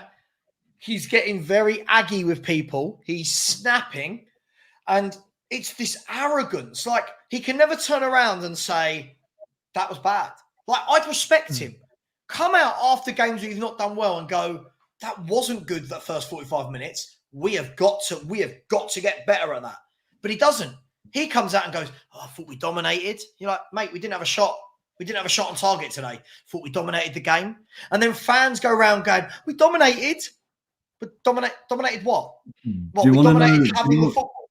Do you want to know what emphasizes your point perfectly, Savva? And bearing in mind, just a disclaimer, we are not as big as Manchester United. All right, I'm not saying that we are as good as them or as big a club or anything like that. However, you know their fans behave like a big club when their manager has been in 3 finals in 2 seasons, won 2 of them, finished 3rd, 1 8th place finish, boom, they want him gone. You see the meltdown on social media. Every time United play, even if they win 3-0 and 7-0, the fans are posting Ten Hag out. I've seen this week United have scored 10 goals in 4 days, and there are fans that want Ten Hag out. They're not talking about, but we played well. They're not talking about possession stats. They want him gone with 3 finals in 2 years. A 3rd place finish, 2 cups. Yeah. Mate, it's absolutely crazy. And by the way, listen, look, I haven't got any issue with anybody who's from Australia, by the way, supporting Spurs because Ange is here. I haven't got a problem with that. What I have a problem is these fans that are suddenly telling Spurs fans who have supported the club for, like, Nigel, how long you supported Spurs? Sorry to call you old. 43 years. Right. And I've supported Spurs for 40 years, right? So between us, we've got 83 years of experience. I get people who come in now because Ange has been here for 15 months and they start talking about, you don't know what Ange is going to do to this club. You don't. And it's like, shut up. You don't know Tottenham Hotspur. You don't know what we're going to do to Ange. Because All year I heard, wait till he has his summer window. He's going to wait till he has his summer window. Then he has his summer window and these people love it. Then we start off really badly and it changes to, oh, but he wasn't backed. Hang on. He said he's been backed. So listen, all of this does make me laugh. Look, Cam Tinley, listen, I get it, man. You love Ange, right? You love him. I get it. But you know what? I think the problem is people like me, people like Adam, people like Nigel, we're Tottenham fans, right? When Ange goes, we'll still be Tottenham. Before Ange came, we were Tottenham. I'm not here to support a manager. I support Tottenham Hotspur. If the manager does well, I will get behind him. If the manager is doing worse than he should do, I won't get behind him. It's that simple. It truly, truly is that simple. If I don't do well at work, I fully expect my manager to call me in the office and tell me you're getting sacked or you've got this amount of time to sort it out, right? That's what managing the club that's what needs to happen, right? So for me, look, it's not about if you're Australian or not, but I'm getting really bored of being told by people who supported the club for 1 year that they're better fans than some of us that have travelled the world. I mean, I don't know about you, Nige. When I was a little boy, I was on the terraces at Wembley to watch Spurs lose the cup final to Coventry, and I was there in the UEFA Cup final as a 2-year-old on my uncle's shoulders. Do you know what I mean? Like, I don't remember it, but I was there when Spurs won things. Yeah, I was at the 87 Cup final as well, with my dad, and I was a little bit older. I was like 13, I think, and but it was terrifying. I didn't want Spurs to score again because we scored and you just moved about 6 miles. It just got taken away. It was horrific. I can remember being in tears, being like, I don't want Spurs to score again. But we've been fans for years, and it's frustrating. Yeah, look, again, I'm just gonna guess that this guy, this scaredy cat that wouldn't come on, I'm guessing you're Australian as well, right? Because do you know it's the language that's used, guys? I'll show you what you can see.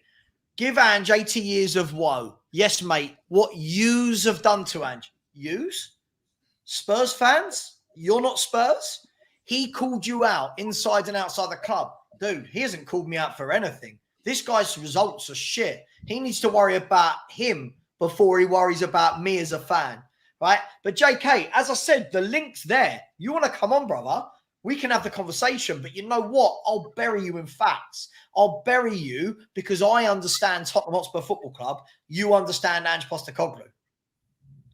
I'm going to ask everyone in the chat. Right? Spurs have lost 7 of the last 11 league games. If Ange loses 3 of the next 6, right, and makes that 10 defeats in his in 17, has he got to go? 10 in 17 is shocking, by the way, right? Do you know with these fans, Savva, you've just got to ask them one question, right? And I'll do this with everyone from now on. If you look at the Premier League table, what managers you would take over Ange, if you're a serious, unbiased fan, right? I'm looking at Wolves in 18th. I think Gary O'Neill could be better tactically than Ange. I look at Crystal Palace currently in 16th. Glasner probably could prove to be a better manager in the Premier League long term. Fulham in 12th. Marco Silva, decent Premier League record. Bournemouth in 11th. Andoni Iraola, good record in Spain. Decent record in England so far. Brentford, Thomas Frank, arguably a better Premier League manager. I'll take him. Nuno, better Premier League record. Fabian Hertzler, Brighton manager. He's been here 5 minutes. We'll see what he's about. Don't rule him out. Then you've got Villa, Unai Emery, better manager.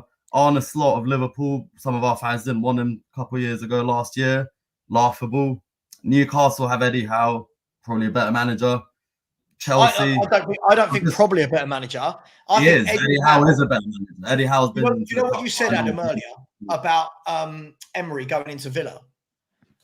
Eddie Howe at Newcastle. They were rock bottom after, 14 games, 11 games? In Christmas. In Christmas. And he's kept, since then, he's turned Fabian Schär into a very good player, right? Dan Burn, Willock, Longstaff, Yo Linton, Almiron, Murphy, all of these players that had them bottom of the league, managed to get him top 4 the next season with a few additions. And they're still in the team now. They're still playing for him today. Yeah. Right. Now, that's a manager for me. That's a coach. That's a coach. That's somebody who goes on the training ground and realizes, what have I got? How do I get the best out of them? I'm looking at all these players. Has he upskilled Bentancur? I think Bentancur's worse. I think Basuma's worse. Sarr is definitely worse. Romero looks worse. I think Porro, it's difficult to judge because he's not really playing in defence. Do you know what I mean? It's very difficult. Son looks worse. Son looks worse. Madison, I just don't know. Look at Benny. You're naming the bad players. I'm naming all the players. That's not an 11. That's not starting 11, brother. Again, what I love about this is, Benny, please come on. I'd love to have a chat with you. How walked into fucking Mike out? Apologies. Mike Ashley. There's a difference between success, right? There's a difference between success and doing well. I'm not asking that Ange has to win anything. I've never said that. For Ange to be a success, I'm not saying he has to win anything. I'm just saying he has to stop this horrible form. The rot has to stop. And JK, I stay for Savva's abuse. Gutted him on the Foreigners Day. I am busy at door. I am busy. Was at door first. Bit of abuse. I got try and catch up now. Savva, your stats were ace real. But I mean, first of all, can you spell my name right? If you're going to talk about giving me abuse, you've got to spell my name right. It's really not difficult, mate. There's 2 V's in there. This bloke's going to get chopped. Guys, listen, I'm going to leave it there. Look, it's past.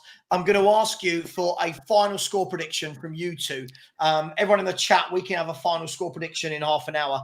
Nige, Tottenham, Brentford, you've seen the lineups. What's the score going to be today? I am going for a 2-1 victory. After all that negativity, I think we will have more than enough. And Brennan Johnson for the winner. Brennan Johnson. Oh, the Brennan Johnson redemption. I love him. The Brennan Johnson redemption. Adam, first of all, thank you for coming on. First time on the show. You're always welcome, mate. I think you're a really good addition. Speak really well. Give me a score prediction, my friend. I'm going to have to go 2-1 as well because we don't keep clean sheets. And it'll probably be very tense 2-1 win where we underwhelm again. But yeah, I think I'm going to go with Solanke to get off the mark today. Yeah, I'm going with 2-1 as well today. I think Solanke will get off the mark. I've never thought that we won't win today. I'm going to ask this question. This is going to look really negative. If he doesn't win today, guys, that will be, that will be 4 or 5 points from our first 5 games. So we'll be averaging 1 or 0.8 points for the season. We'll be rooted firmly in that bottom half. Would you say if he doesn't win today, has he got to get the sack? Not the sack today, but I think then he's on borrowed time, and then lose against United, lose against West Ham and Villa, he's gone. He's good as gone. Yeah, I agree. I don't think sacked if we lose today, but I think then if we don't get anything at United or Brighton, I think he'd be gone then. 3 games, I think he's got. Paul, yes, of course I'm doing a watch along. Look at the screen. There's a Brentford badge. There's a Tottenham badge. There's a timer. There's 0-0. Of course I'm doing a watch along. My guests are going to be departing in a minute or two. And here's my mate one more time. I love this. Spurs fans don't have the bottle for Ange Ball. I don't know what this means. What does it mean? I clearly don't have the bottle. I don't know what it means. We don't have the bottle to lose every other week. Okay. Nige, Adam, thank you very much. Patrick Duffy said he's already on borrowed time. Savva. As I said, for me, we've got to win this week. Then he's got to beat Man United. We've got to get some consistency. But guys, I worry. I look at Man United. I don't think they're great, by the way. But what they do have, Rashford, Garnacho. It's that pace over the top. Mm-hmm. Right, yeah. And they're well versed at sitting in, and that Xerxes is a top player, by the way. You guys will see it in good time. He doesn't look fit right now, but technically that guy is quality, passing, unbelievable. He's not really a striker, but yeah, like you just said, those 3 players walk into our team: Garnacho, these guys, they all walk into our team at the moment, as far as I'm concerned. Yeah. No, absolutely. Look, guys, thank you so much. I really appreciate you both coming on, helping me fill the time. And it's been really good conversation. Adam, thanks for your first show. Please get over to Nige at Pure Coys. Can one of my mods, please, have I got many mods in the chat anymore? Can one of my mods please put Nige's link in? It's Pure Coys. Pure Coys. Please, let's get him rolling. He's a really good content creator, really calm. He's not got the hate that I've got yet, so I'm sure he won't ever get that. Please show the love. Guys, I'm going to kick you off the stream, but thank you so much for coming on. Thank you for having me. All right? Good luck, mate. Thank you. Take care, buddy. Cheers. Cheers, boys. See you later. Bye-bye. Guys, girls, there we have it. Two really good guests there. Adam making his debut, and then Nige from Pure Coys as well.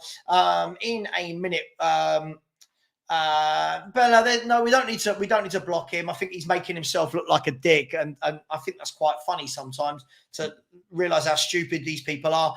Chelsea won 3-0, by the way. Chelsea won 3-0. So Chelsea have gone into, that put them into second in the table or third in the table as things stand. Again, another team I was told that were really, really rubbish. Another team that has started the season well. They look organised. They actually look like a Premier League football team. Hang on, let's have a look. Where are we? Let's look at the Premier League table if my app ever decides to work. And then at some point, I'm going to have to find a link for today's game. Angus has said, what's my thoughts on Man City? I can't see you beating Man City. I don't think you've got the firepower. Man City don't lose at the Etihad. I think it will be 3-1. 4-1 to 3-1 to Man City. Maybe 2-1 because you've got a very good defence. I just can't see you winning. If you do, fair play to you. Of course, Carlos said, Savva fans will always talk up our players and make excuses for failures. Look, I'll be able to get to a lot more comments now, but all I ask in return is please smash that like button. None of my apps are working. Let me just quickly turn off my phone and restart. I don't know what's going on there. Please do smash the like button. There's 504 of you in here, only 210 likes. For anyone that's not done a watch along with me today, you will know that I do commentate for most of the game. So I always try and give a fair, accurate account of what's going on. Silia says, what's your thoughts on your midfield today, Savva? I think it's one of those games where we're going to have a lot of the ball, so it's fine. But again, it's if we get caught in the transition, how's it going to work with only having one proper central midfielder in there in terms of Bentancur? But I do expect us to have 70% of the ball. Whether or not we can do anything with that 70% of the ball is very, very different. Big up Karate, who said 14K soon, Savva. Yeah, we'll get there when we get there. If I don't get there, it means I don't deserve it. I've only had 2 new subscribers throughout the entirety of this show, which I think is really poor. But the link is in the chat for anyone that does want to subscribe. Where are we?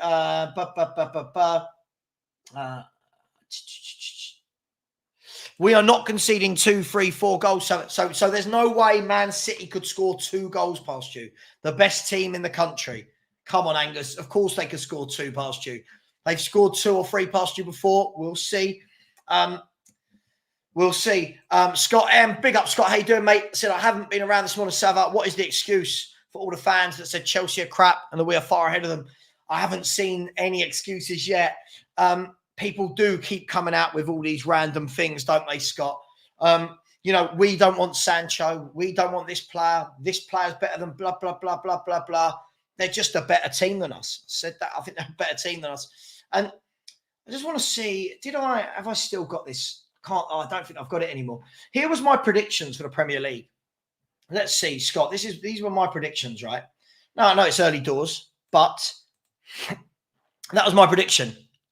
I got laughed at for putting Chelsea there and Villa there. I got laughed at. I was told, oh my God, Spurs are much better than Chelsea and Villa. Well, at the moment, it's not looking like that, is it? At the moment, it's not looking like that. I think I'm going to be well off on Brighton. They've started better than I thought. And possibly Brentford. But look, it is what it is, right? We're going to have to find a link in a minute. It's always good fun trying to find a link for a 3 p.m. Saturday game. In the world of football, let's have a look. I believe there's some games underway.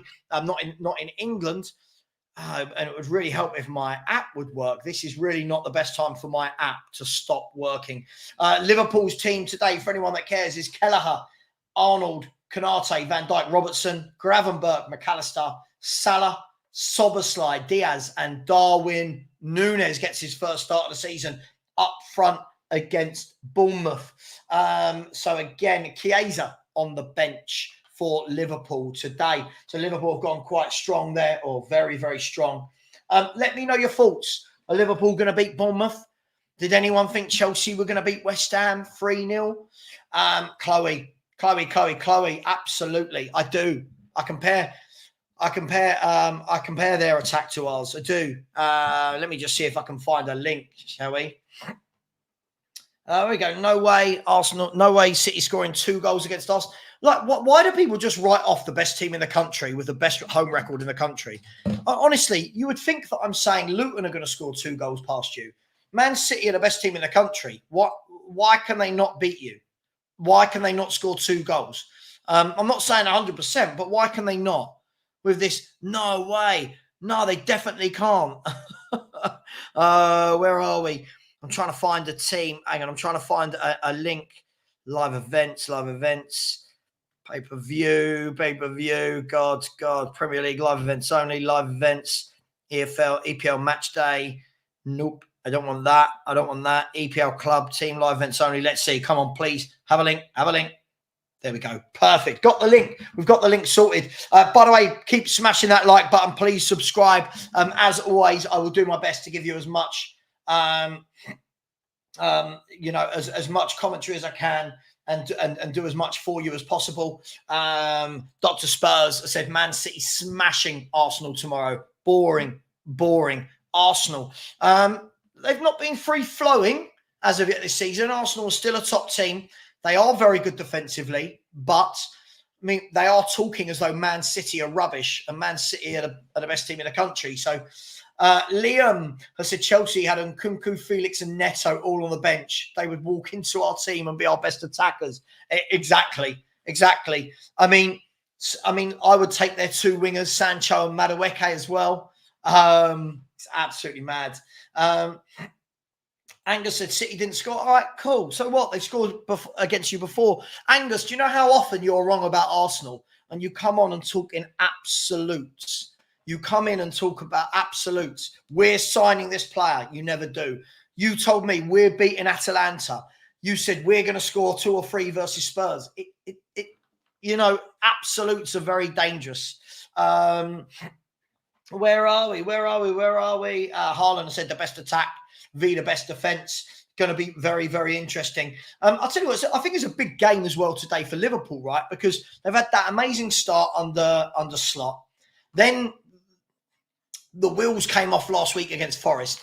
And it will be interesting because if the wheels come off again against Bournemouth, questions will be asked. If they win it, it's 12 points from 15, then it's a fantastic start.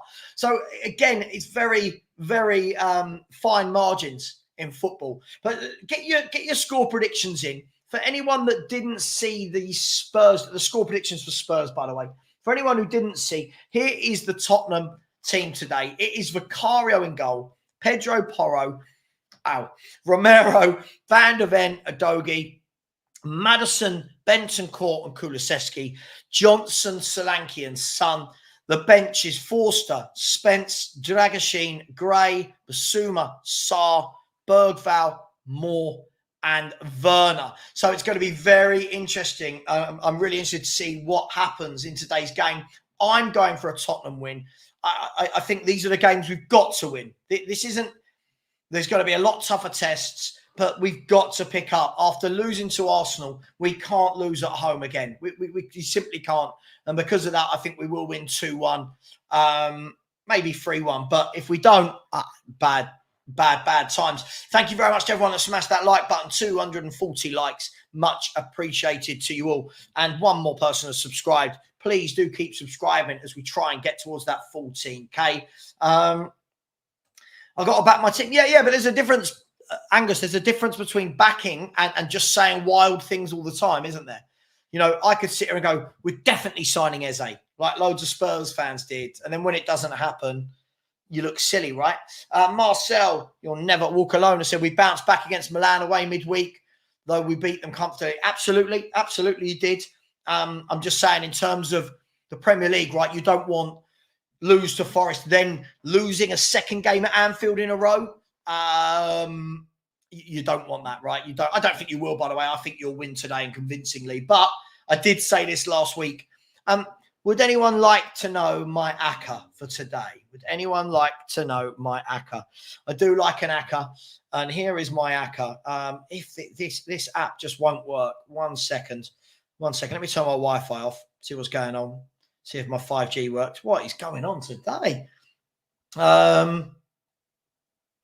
Sorry, I'm really struggling to get any reception on anything. The computer's working fine.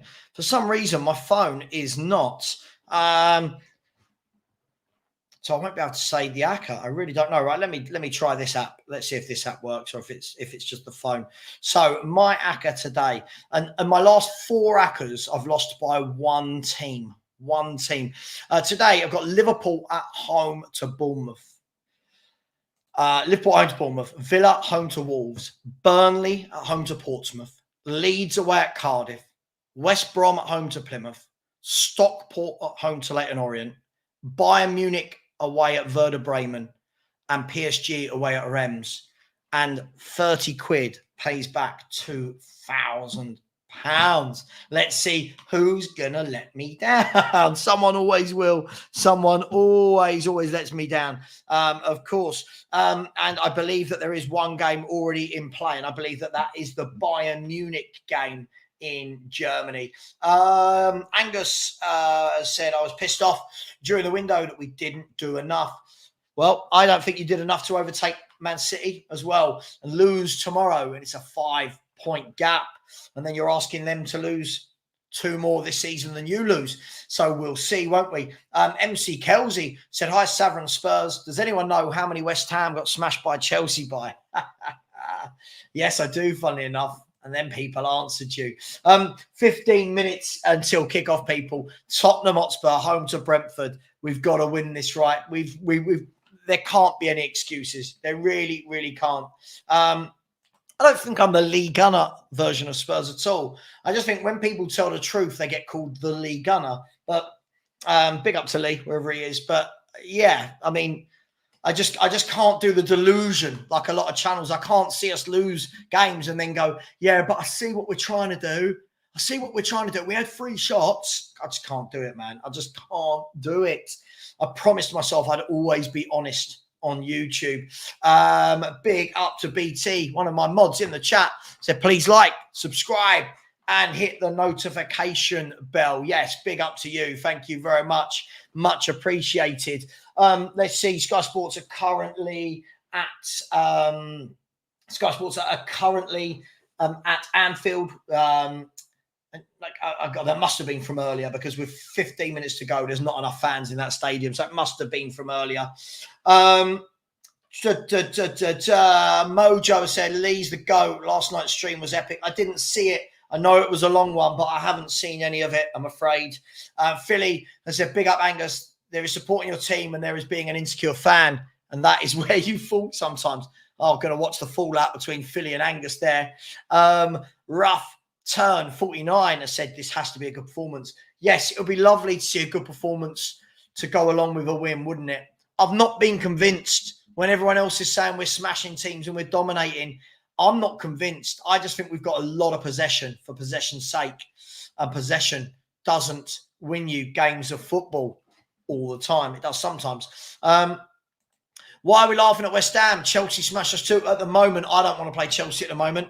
I think they'll hit us on the counter-attack with Neto, with Madueke, with Sancho, with Palmer, with Jackson. I agree, Seven. I agree with you massively. Big up to absolutely everybody inside. We're getting closer to kick off. Newcastle, by the way, are Pope, Trippier, Shah, Joelinton, Gordon, Barnes, Isak, Kelly, Willock, Byrne, and Guimaraes. and the Leicester team to play them is, where are we? Is Hermanson, Justin, Fayez, Akoli, Christensen, Winks, Ndidi, Elkanous, Ayew, Mavadidi, and Vardy. And the Everton team to play them is Pickford, Garner, Tarkowski, Keane and Young, Mangala, Decore and Lindstrom, with McNeil and Dye and Calvert-Lewin. It's not the strongest Everton team I've ever seen. Michael has said, your Tottenham predictions often betray your common sense. I don't know how any Spurs fan can predict a victory right now. Listen, I mean, I'm looking at it in terms of Visser being injured. Look, Michael, I mean, there's two things here. Would I be surprised if Brentford smash and grab? No, I wouldn't. Surely we've got to beat Brentford at home. If you don't win this game, this will be 8 defeats in 12. Like, where do you go from that? So surely, for goodness, this is a game we've got to be winning, right? Surely. I can't predict us to lose every week because I don't believe we will lose every week. Sid, yes, St. Etienne, yeah, they did. 8-0. They lost 8-0. 6-0 down at half time. That's not good, is it? 6-0 down at half time. Everton will go 2-0 up and lose again. Oh, can you imagine? Can you imagine if they go 2-0 up again?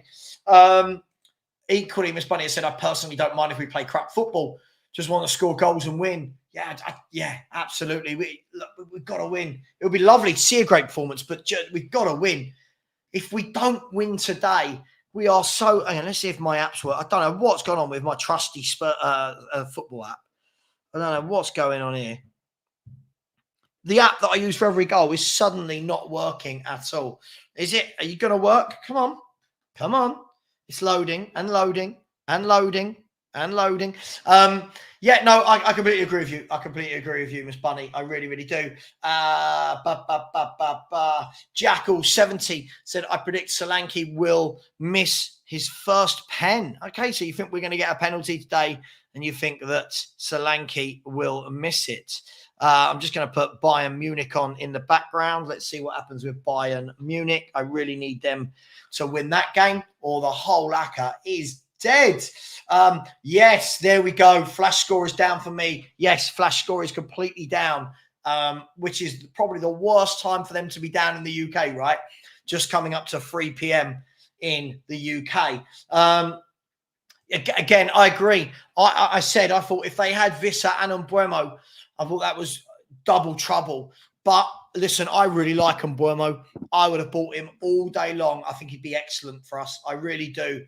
But hey, Ange doesn't want players like that. He wants Odebergs and Timo Werners. Yeah, I mean, yeah, you guys get to watch more games than we do, which is crazy, which is absolutely crazy. But yeah, fair play to you. Big up to SOF. Hope you're well. The team, here's the team, Matthew. I put it up a few times, but here it is for anyone that missed it. There you go. So it's the same 11 that started versus Arsenal. No changes from Ange Postecoglou. So it's the same 11 that played 9 minutes until kickoff. Yeah, I completely agree. I completely agree with you. He does. Fabio Carvalho starts for Brentford. Decent player. Yeah, I did. Paul G. So I just said, so I've got PSG to win away, Bayern Munich to beat Bremen, who they're playing right now, Stockport to beat Orient, West Brom to beat Plymouth, Leeds to beat Cardiff, Burnley to beat Portsmouth, Villa to beat Wolves, and Liverpool to beat Bournemouth. Someone will let you down. Swedish Chelsea fans. So what are your thoughts on Chelsea? I thought Chelsea were excellent today. I thought Chelsea were excellent. You looked like scoring every time you went forward and you actually had cutting edge. Really good performance. You've now won 3 of your first 5. You've only lost 1 game all season, and that was to Man City, who are the champions. I think Maresca is a decent manager from what we're seeing. I think he's, you know what? I think what Maresca's doing for me, you could tell me different. I think he's putting square pegs in square holes. The complete opposite to Ange Postecoglou, who's got everyone out of position. I think this guy puts square pegs in square holes. Quinny, Try the Acca with both teams to score. Nope. No. Because then I'm just going backwards and forwards with who I want to score. No. Bet 365. I like having the early payout options. I really, really do not like betting apps that don't have early payout options. I really don't like it at all. 7 said, I subscribe to Now TV and I wish I hadn't. Feckle Spurs games for €30 a month. Shake my head. Alan has said, carrier bag will have spies at Spurs today. The old carrier bag. Yes, absolutely. I didn't watch the Chelsea game. They were good. Mojo, they were good. They went up very early in the game. 2-0 after 25 minutes. And then they just ran away with it, really. And they had countless opportunities. Maresca is in his new manager bounce phase. Too early to tell. Look, possibly. But do you know what? I just think their plan, it looks simplistic. It doesn't look chaotic like what Ange does at Spurs. It looks like he's building upon a base at the back as well. And for me, any successful club builds off a base at the back, and it's the complete opposite to what Ange has done, who hasn't built off a base at all. Gary Officer. So Savva, I think Leeds is the weak link on the Acca. Watched them play the other day. Wasn't impressed. Solomon looked average. I know I was just going for it because I think Cardiff are bottom, aren't they? But Cardiff haven't won all season. And you watch, their first win today.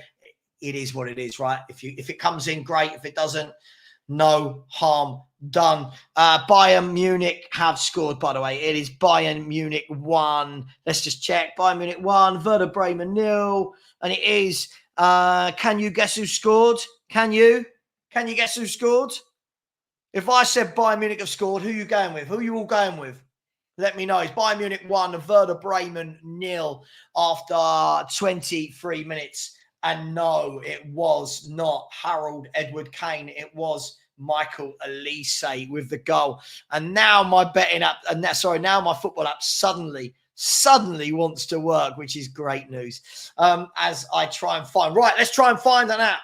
Let's try and go onto my IPTV Smarters, Tottenham Hotspur. Let's see, are they at the stadium? Yes, they are. Now, guys and girls, when we do the 3 o'clock kickoffs, I will be behind time. So I'll start the timer when Spurs kick off on my app. I will be behind Spurs and I won't go right down to the comments because I'm having to watch it on an app, not on Sky Sports or anything. So please don't judge me for that, all right?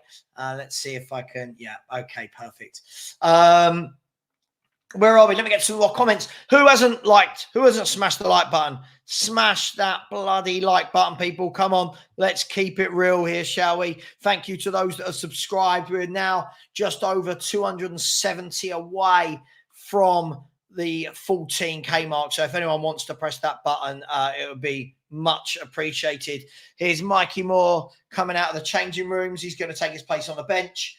Dr. Spurs said Ange is under huge pressure today. It is. It's a big game. It's a big game. Lots of people went for Muller, Kane, Musiala, and it was indeed. It was Michael Elise. Lots of people saying use foot mob. Yeah, look, at the moment I've got, sorry, I couldn't get my hat on my head there. At the moment I've got Sky Sports News here with all the goals. I've got, and I'll have that in line with the Spurs game as well, by the way. I'll have that in line with the Spurs game. And I've got you guys here. I've got the game on the tablet in front of me. It's all happening. It is all happening. Let me just remind myself of my Acca so that I can watch it on Sky Sports News. Let me just see. Who did I have? Okay, so Bayern Munich, that won't come up on there. Okay, so Stockport, West Brom, Leeds, Burnley, Villa, Liverpool. Stockport, West Brom, Burnley, Leeds. Guys and girls, I'm counting on you lot. Just remember that. From today, Liverpool, Villa, Burnley, Leeds, West Brom, Stockport. They're the 6 games that we need to they're the 6 games that we need to look at for today. They're showing the teams coming out of the tunnel at all of the Premier League grounds now. 3 minutes until kickoff. Good. Last time I had to delay your stream because you were ahead of my feed. Sorry about that. When the game's live, like an evening kickoff and it's on Sky or BT, I'm always in time. When it's not, I'm not. Big up to each and every one of you who's been here so far. Guys and girls, We're 3 minutes to kick off. We're 28 likes away from 300. Can we get that 28 likes in the next 3 minutes? Come on, people. I'm not asking for money. I've not asked for any super chats. Please just smash that button for me. It really does help as the teams come out onto the pitch at White Hart Lane. Spurs couldn't get Elise. He had a Champions League. Yeah, listen, who are you going to go to as well? You're going to go to Bayern Munich or you're going to go to Tottenham Hotspur? Well, I'll tell you what, I bet Radu Dragusin regrets his decision massively there, don't you? If you were Radu Dragusin, are you regretting your decision? 7 said, I smashed the like button so hard, my keyboard is fecked. Big up to you, man. Big up to you. Guys, girls, by the way, if anyone hasn't been in before, when I do the commentary, I won't be able to get to as many comments unless there's a break in play, etc., etc. So hopefully it's appreciated, and we'll try and take it from there. Bear with me 1 second. I need to ask for a water. 1 second. 1 second. Just bear with me 1 second.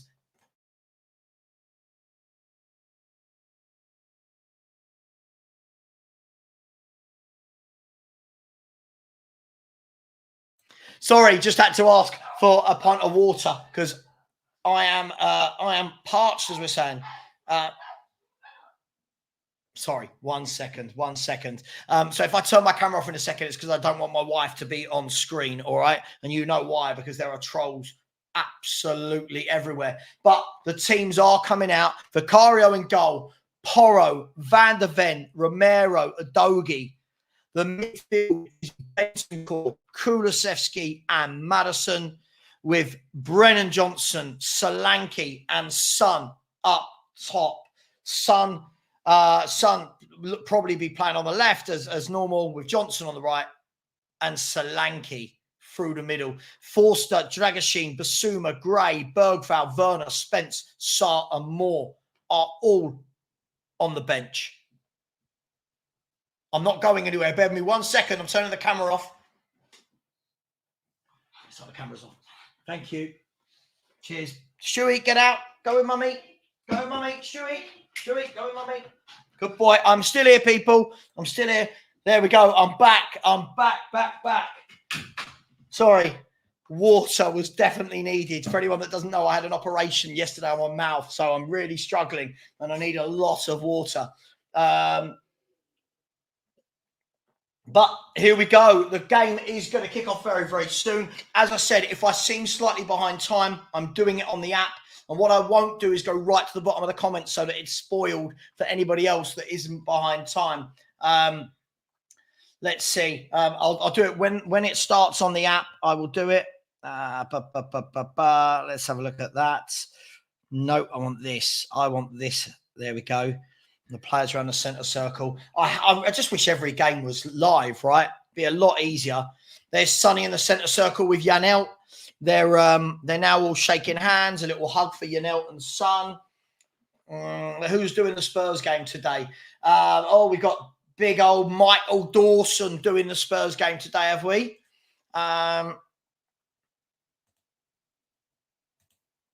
Ignore this. Ignore that timer. Right. So Tottenham on my screen are at 42 seconds. So we're going to be about 42 seconds behind real time. But I will start this timer properly when it kicks off on my screen. Gosh, it's so much hard work. I wish I was somewhere like in America. It'd be a lot easier.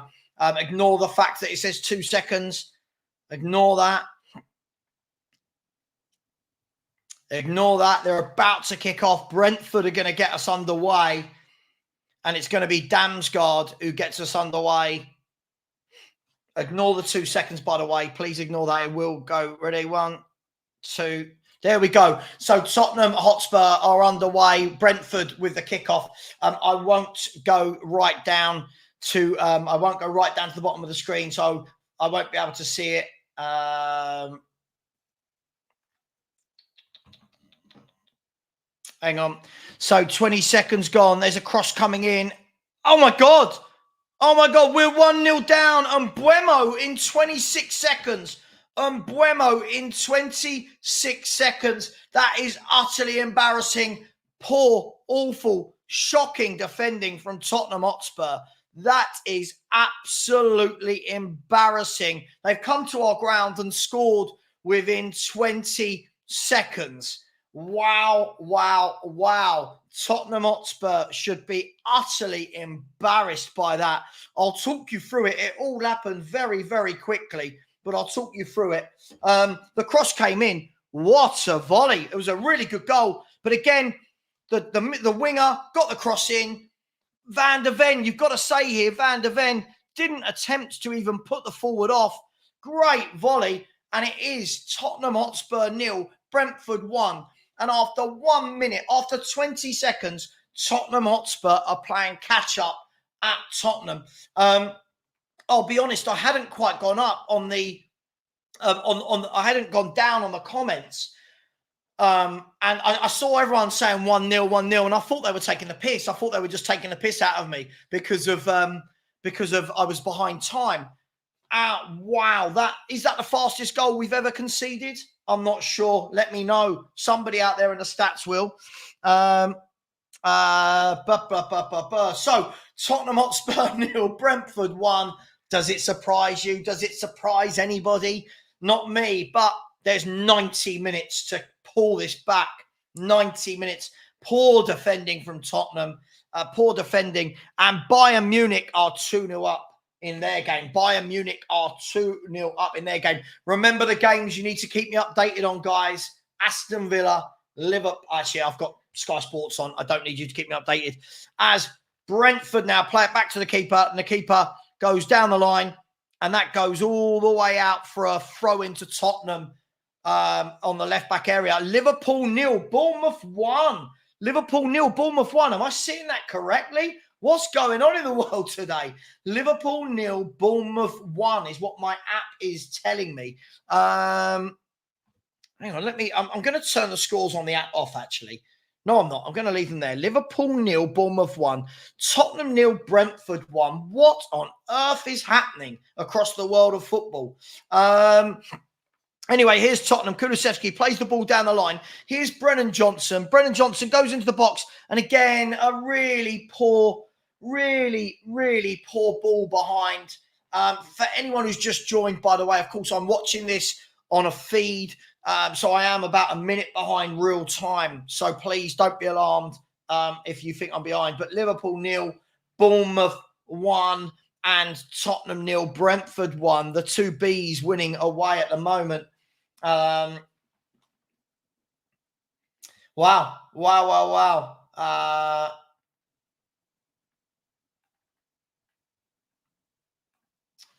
There's the ball into the box of Spurs. It's gone all over everyone. Now, just quickly, is this true? If this isn't true, if it is true, brilliant. We'll see in a second.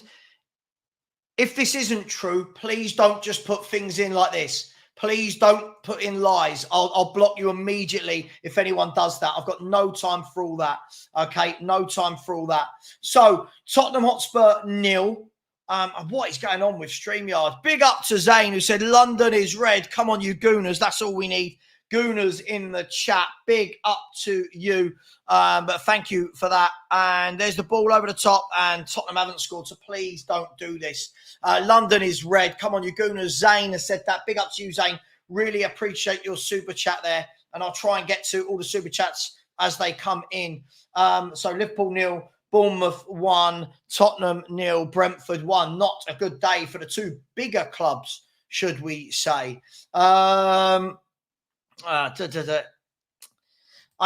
said, why do people even bother going to games anymore? Well, I know I won't pay to watch this Tottenham team at all. So here's Brentford playing the ball out of the back. Hang on, I'm just trying to get a better feed here. Just trying to get the ball out of the back.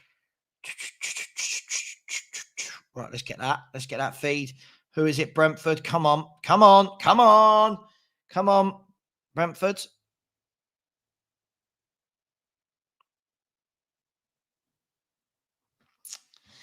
So Tottenham 0, Brentford 1. I think I found a better feed, but we'll find out in a minute. Brennan Johnson went round his man and just so weak. Really poor. Really poor. Was the Bournemouth goal disallowed? It was disallowed, the Bournemouth goal. Fulham 1, Newcastle 0 is another score. Tottenham are in here. Here's Dominic Solanke, left-hand side of the box, lays it off to Son. Son pulls it back. Here's Maddison, pokes it towards goal. There's too many bodies in the way. So the Bournemouth goal was disallowed, but the Brentford goal definitely stands. And Fulham 1, Newcastle 0, Raul Jimenez with a goal. And Southampton 1, Ipswich 0. Southampton 1, Ipswich 0. It was Tyler Dibbling with a goal. He looked very good last year when I saw him. He looked very, very good last year when I saw him. And Tottenham have equalised. Tottenham have equalised. I know that because I actually just went over. I just went over to Sky Sports way too soon. I'm having an absolute mare here. Let's see what happens. So I'm guessing the goal is going to come in the next 30 seconds. So we'll see what happens here. Oh my gosh, what a joke. Right, so Brentford, let's see, the goalkeeper rolls it out, pumps the ball long. We must score from this. Brentford have got the ball. How do they concede from here? There's no danger on them at the moment. And then the ball's given away. It's played in. And Solanke taps it in from 5 yards. The easiest of goals for Dominic Solanke. Brentford will be kicking themselves. Both teams defensively not the best. But Tottenham have scored. We have come back into this game. Crap defending from both teams. The Premier League's great. But surely now Tottenham can settle and go on from this. Tottenham, Lionel Savva in the mud. We've got dickheads in the chat already. Savva in the mud. What? Because we equalised at home to Brentford. Just Savva, you crook. What a moron this guy is. What a moron this guy is. So Tottenham Hotspur, it was James Maddison, went through, had the shot, low save, into the path of Solanke, and that is how you score. Leon, I'm going to give you one chance. Grow up. This is ridiculous. This is ridiculous. If your parents don't love you, go and see a counsellor. But you look like an absolute moron. Calm yourself down. Calm yourself down. I said Tottenham will win today. So at the moment, I'm not in the mud. At the moment, I said Spurs should win this game. Grow up, you twat. So Tottenham Hotspur. Oh, hang on. Let's go. Liverpool 0, Bournemouth 0. Fulham winning. It's all happening. It's all happening. Oh, dearie me, people. Mr. Solanke needed that. Yeah, listen, absolutely. If you're going to score your first goal for your club, surely you want that, don't you? Surely you want a nice, easy tap in from 5 yards. There's another ball over the top. This time, ball down to Son. Son has a dig. Poor, really. Straight at the keeper. Really, really poor at the keeper. And it's Tottenham 1, Brentford 1. A very quick start to today's game all round. Really poor from Son. Normally they're the ones you expect him to whip high into the back post, but he didn't really get any accuracy or power or anything. So it's still Tottenham 1, Brentford 1. Here go Tottenham again down the line with James Maddison. He knocks it further down the line to Kulusevski. He pulls it back onto his right foot. Kulusevski, can he go? He's going to go all the way home, I think, here to Udogie.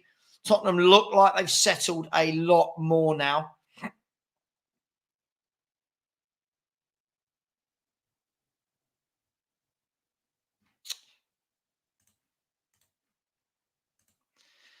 So the ball is back with Tottenham in the centre-back area. Sorry, yeah, the score has been changed. Sorry, there's a lot going on. There's a lot going on. So the ball now, just to let you know where I am, my clock on here says 9 minutes. The app's jumped forward to 10 minutes. We're all over the place today. I just wish that all games were like 4 p.m. kickoffs. I really, really, really do. Hang on, what's going on here? Come on the app. Come on the app. No, don't jump to Liverpool. I don't care about that game. Let's go to Brentford. So Kulu plays the ball through. Here's Brennan Johnson, and he's dragged his shot wide. He's dragged his shot just wide. So Tottenham 1, Brentford 1. 11 minutes roughly gone. 11 roughly gone. It is all happening. Ow. In other scores, Coventry 0, Swansea 1. Swansea taking the lead at Coventry. And Harry Clifton being sent off for Doncaster. There's a ball up the field by Brentford. Cleared. And it's a goal. My app is all over the place at the moment, guys. This is all over the place. People are saying change the score. What do you mean? It's 1-1. What am I changing it to? It's 1-1. Why would I change it? I don't know what's going on here, people. I don't know what's going on here. Thomas Frank looks upset about something on the bench. He's getting very, very annoyed. Said Tottenham had 7 attempts in the game, 4 on target, much better than the games previous. Apparently a lot of empty seats there today. I don't know. A lot of people are saying that now, that there's a lot of empty seats at the Tottenham Hotspur Stadium. I don't know. Big up Lionel. These fans, they really make me laugh. Like the moment Spurs can score a goal, they make it sound like I've said Spurs are never, ever going to score a goal. Leicester 0, Everton 1 as well. Leicester 0, Everton 1 in the Premier League. There's some crazy scores going on today. Here's Tottenham down the line with Dejan Kulusevski. He's got the ball out wide on the right-hand side. He comes backwards, of course he does, inside to Brennan Johnson. He goes back to Romero, to Van de Ven. Van de Ven out to Udogie. Now James Maddison whips the ball in. No, he didn't. He fainted. Now he's whipped the ball in. Spurs can reclaim possession. The ball's gone out wide right to Brennan Johnson. We're going to have all the ball here today. I think we know that. And Brentford seem quite happy to just sit back in a bit of a low block here. There's the ball played in and cleared for a corner kick. So again, it all depends on what app you're watching as to what the time is. So really sorry. Miss Bunny said, Adam, you was a great guest. Big up. I think Adam was a great guest as well.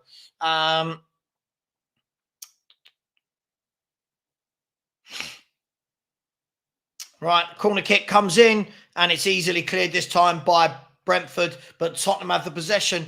It's starting to be a bit of a pattern in games, isn't it? We do have a lot of possession. Here's James Maddison. He's going right, going left, and the defender pokes the ball away from him for a Tottenham Hotspur throw on the left-hand side. In other news, Stockport 0, Leyton Orient 1. Not good for my ACCA. Rotherham 0, Birmingham 1. Bolton 1, Reading 0 for anyone that likes any of those teams. And it's a throw into Brentford.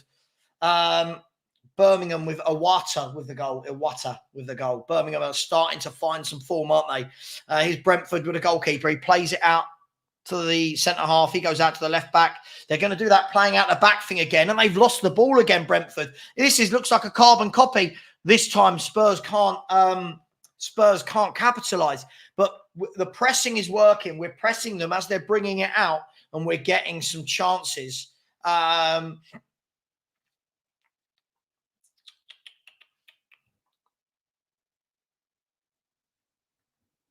Here's Destiny Udogie with the throw-in on the left-hand side. Plays the ball into Kulu, but it's intercepted by the Brentford defender, and Brentford can clear it. They're making a bit of a mess, aren't they, of clearing the ball? Spurs have got them pinned in, but look, very good pressing from Tottenham early on. Really poor start to the game, but we've now got control of this game of football.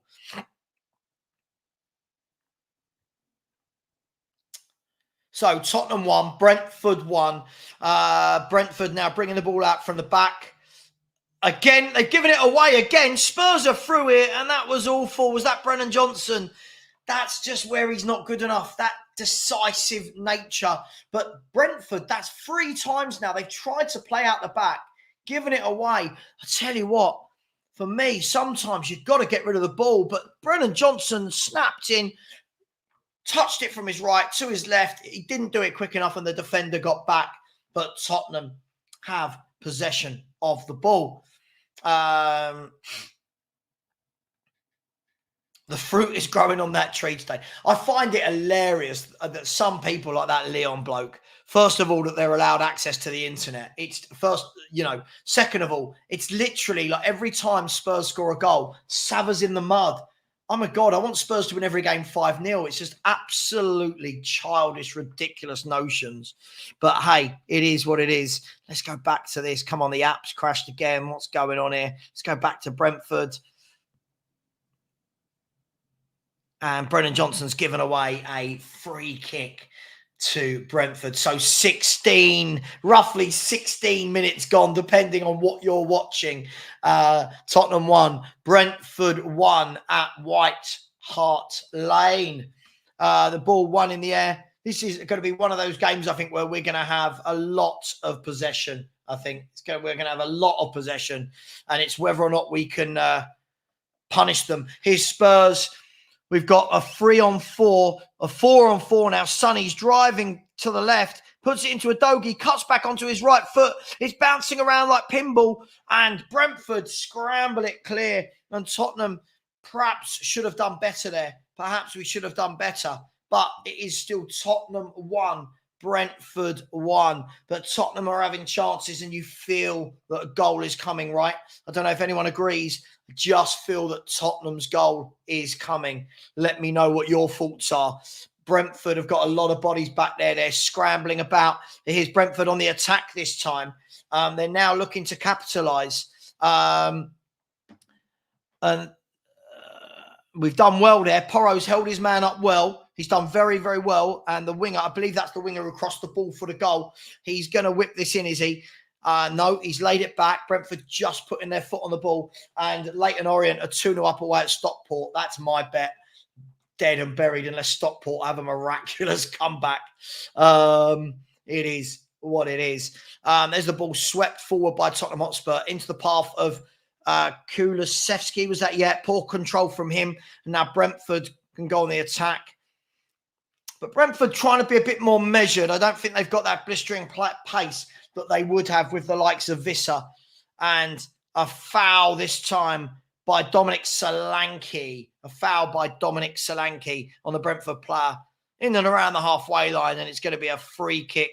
It was a foul. He came through his back. It's going to be a free kick to Tottenham. It's a free kick to Brentford, should we say.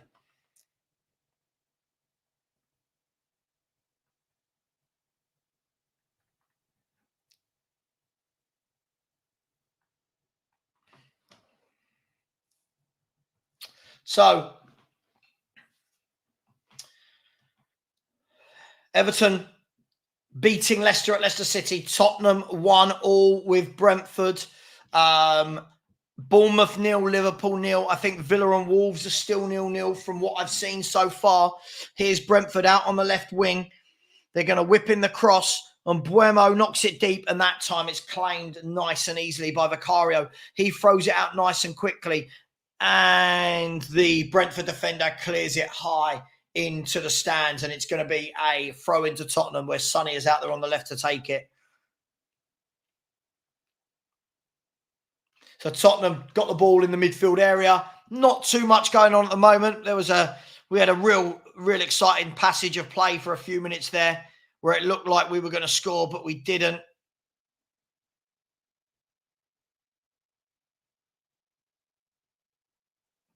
There's the ball into the box. Here's Kulu. Pulls it back and cleared. You just get the feeling a goal is coming today. You just get the feeling that Tottenham are going to score very soon. We might not, but I just think we will. Here's Mickey van der Ven trying to keep the pressure on. He goes out wide to a Doggy. The Doggy comes inside. Here's James Maddison. He's wriggling through. He's pulled it back. And the Brentford defence had enough numbers there to clear the ball, but the ball's gone back out wide to the left-hand side with Son. Son's going to whip it in right-footed, low and hard, and cleared by Pinnock. And Brentford really are struggling to cope with Tottenham here. We've got a lot more than them. Pace, power, a lot more going forward. But here's Mbeumo, and that's going to be a free kick. And I'll be surprised if Van der Ven doesn't get a yellow for that. Maybe not, but I thought he pulled his shirt and then pushed him. Let's see. No, I don't think he will get a yellow, actually. But, yeah, Mickey van der Ven, yeah, was being left for dead there a little bit by Mbeumo, so he did the sensible thing. I agree with this comment. I agree with this comment. I think we do need to take advantage very, very, very soon. What we don't want to do is get to the point where we've huffed and we've not blown the house down. When you say he's playing Sonny more centrally, well, every attack the last 5 minutes has come down this left-hand side to Sonny, so I'm not really sure that's completely true. James, yeah, it's all us. We're all over them. Really bad defensively to begin with. The goal after 20 seconds. Other than that, it's been mostly all Tottenham now. We're having chances. Nothing clear-cut, but we're getting a lot of balls into the box. We're having a lot of possession, and I would think that it's just a matter of time, James, until we score. But I've said that before as a Spurs fan and been proven wrong. There's the ball given away this time. Brentford are going to try and counter-attack. Oh, they know. They've just they're not counter-attacking. They're kind of putting their foot on the ball, trying to take some sting out of the game, Brentford.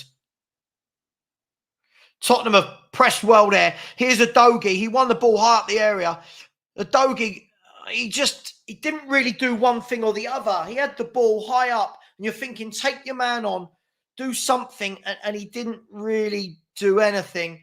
Fulham 2, Newcastle 0, Emil Smith-Rowe. So Fulham with Fulham, another team who let me down midweek for £1,600, 1 goal. And Jay Stansfield has made it 2-0 for Birmingham. Jay Stansfield has made it 2-0.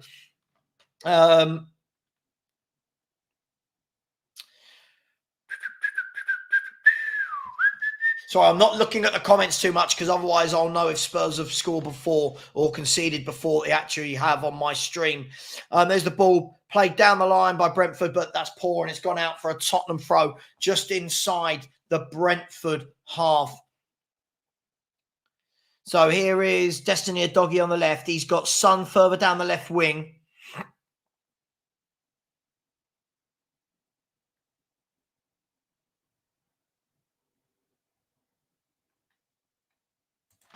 Always try my best, James. Always try my best. It's, you know what it's like. It's so difficult to do about 15 things at once. There's the ball played down the line. Brentford are trying to get out. We've got 3 players surrounded. The pressing has been fantastic from Tottenham. I can't say that. The pressing has been absolutely fantastic.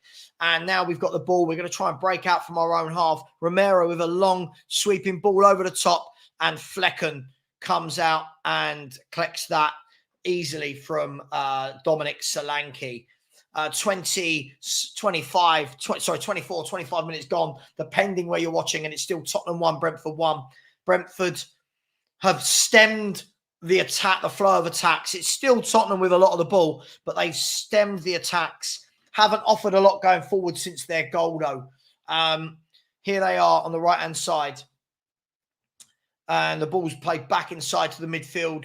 They swept it out wide to the left. They've bypassed the press that time.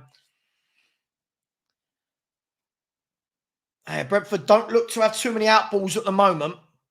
But there's the ball out wide to the left. It's a one-on-one with his winger. His winger's beaten him. He's taken a shot from distance, but it was poor. Well, it wasn't poor. It just had no real power on it. It was accurate, no power. It was never troubling Vicario, who went down and collected the ball nice and easily.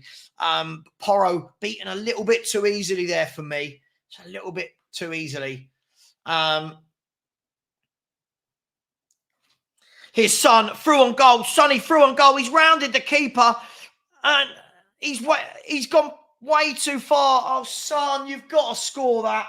You've got to score that. And now they're on the counter-attack at the other end. And Vicario stops it going out well, let me start there. Son was played in over the top. Liverpool winning 1-0, by the way. But the ball was played over the top. Son was through on goal. Let's have a look. Son was through on goal. And normally, Sonny puts those away for fun. It was really, really poor from Son, if we're going to be brutally honest. He does not look himself. It was one ball. Solanke played him through. He was clear on goal. No one on him. And for me, you've got to play that first time. But he took the keeper on. The defenders got back. And then he laid it off to Kulu, whose shot was blocked. Really poor finishing that from Son. Really, really poor. He normally finishes those with ease. Hey, got to finish that. Really good. I mean, it was Vicario straight through to Solanke at halfway line. He flicked Son through. And for me, it should have been 2-0. Aston Villa losing 1-0 to Wolves. Mateus Cunha with the goal. And Liverpool 1-0. Luis Diaz. There's the ball over the top for Brentford. They're in on goal here. Oh, well done to Van der Ven, who got back. But again, Spurs just showing that one ball can undo us over the top.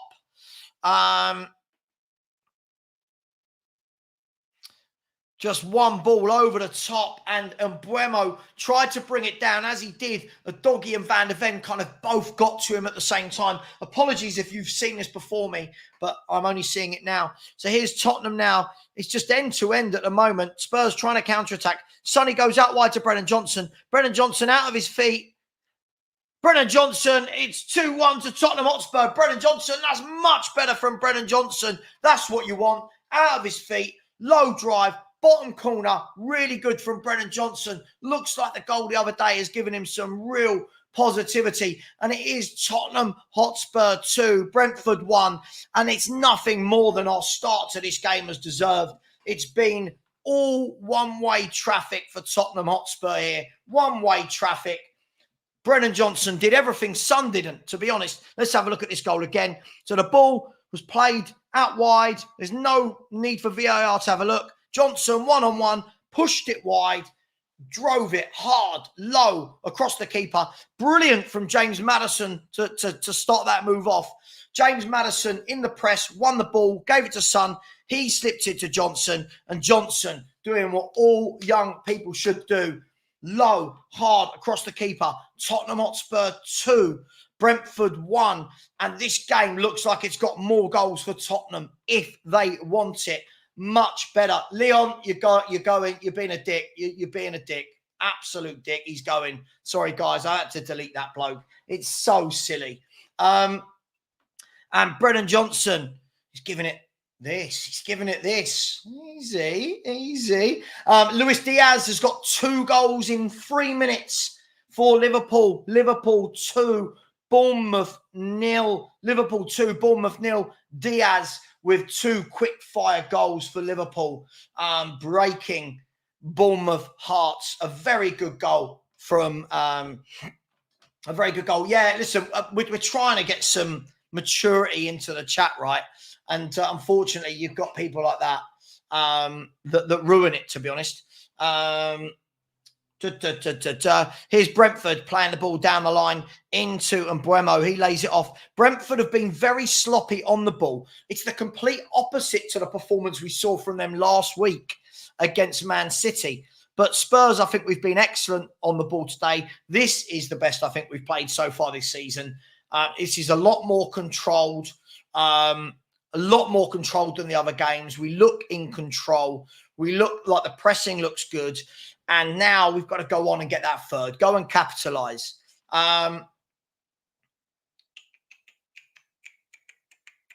Tottenham have got the ball at the back. Tottenham 2-1. Oh, Sean, you got to. It's just so silly. Like, they feel like, they always say it like, I don't want Tottenham to win. It's just so childish. Again, you get these childish. Cam, if this is Answell, that's fine. But it's got to win consistently. It can't be one game against Brentford. You've got to consistency. Consistency. This is what we don't learn. We don't learn. So Sonny plays the ball into Kulu tried to dink it over the top. Tottenham are smothering Brentford. Absolutely smothering. Yeah, I do. I think Maddison's pressing has been great. Maddison pulls the ball back. He's beaten everyone that time, but Spurs regain the ball. I've been really impressed. I think Maddison's pressing is absolutely brilliant. It's all very congested in there at the moment. The ball's bouncing around, cleared by Brentford. Yeah, I know, man. I know, but this is what people do, right? This is what people do. Do you know what? He comes in here going Savva in the mud as though we've won the league. It's just so childish. Here's Son. By the way, Cardiff nil, Leeds 1. Cardiff nil, Leeds 1. Brentford are really struggling to get out of their half. They have broken the press this time. Wonderful tackle that from Bentancur. Spurs look much more on it today.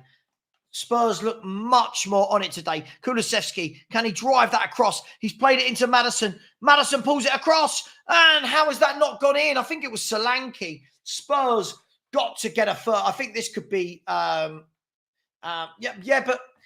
again, don't just say it. I've got to see it. We can't just say it. We haven't had consistency for nearly a year. So just calm down. This is always the problem. This is always the problem. Spurs do well for a period of time, and then everyone just starts going well over the top. For me, I need to see this against Man United. I need to see this then against Brighton, against Villa. It can't be one game. Bless me. But this is much better today. Much better. Credit where it's due. I think the players, I reckon they've had a bit of a bollocking from Ange from the week. They must have. So we look much better. Leeds 1, Coventry 0, as I said. Ramazani with the goal. Swansea 2, Coventry 0. Coventry, we couldn't get... We struggled and they've scored 2 early doors there. Yeah, but for me, look, I don't want to get into that, Philly. Do you know what I mean? Look, I just want to... I want to see this, but it needs to be consistent. It needs to be consistent. I expect to win this game. Here's Buemo is down injured. Buemo is down injured at the moment. So nothing's really happening at the moment. Charlton 0, Blackpool 2. Albie Morgan, who I'm sure he used to play for Charlton. But Buemo is down. This won't be good for Brentford at all if they've lost Vissa and Buemo. But Buemo is down at the moment. Tottenham 2, Brentford 1. It's depending on where you are in the world, it's roughly 33 and a half minutes gone, I think. We'll see. Ray, Spurs are back. We're winning the league. Of course we are. Absolutely. I mean, look, we do get carried away, don't we? We do get so carried away. Oh, Jesus Christ. Oh, gosh. Our fan base is brilliant. Cold Shot doesn't think Spurs win it. I mean, if we don't win this game from this position, questions have to be asked. I don't see how we don't win this game. Brentford, we've stifled their counter-attack. Let's see. Can we do it second half? I think one more goal kills this game. Obviously, when it's 2-1, it's always a very dangerous scoreline. But I think one more goal kills this game completely.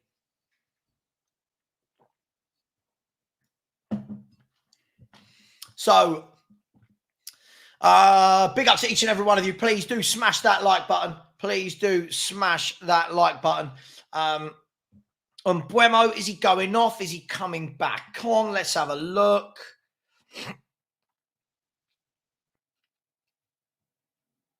It looks like Buemo's going to come back on. It looks like he's going to be okay.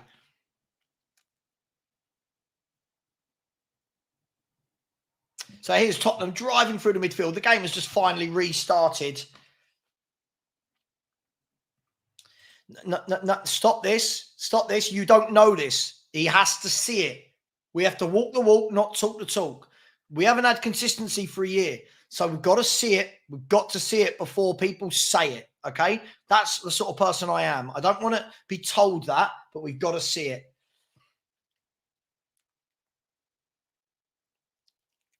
There's the ball into Kulu. He's through on goal. Oh, he should have pulled it back.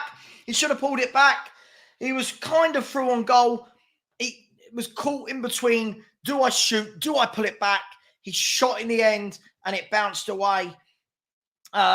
Here's Romero. And Romero and Van der Ven have had a very quiet day today, apart from the first minute so far. This is going to go down as one of the easier games for them.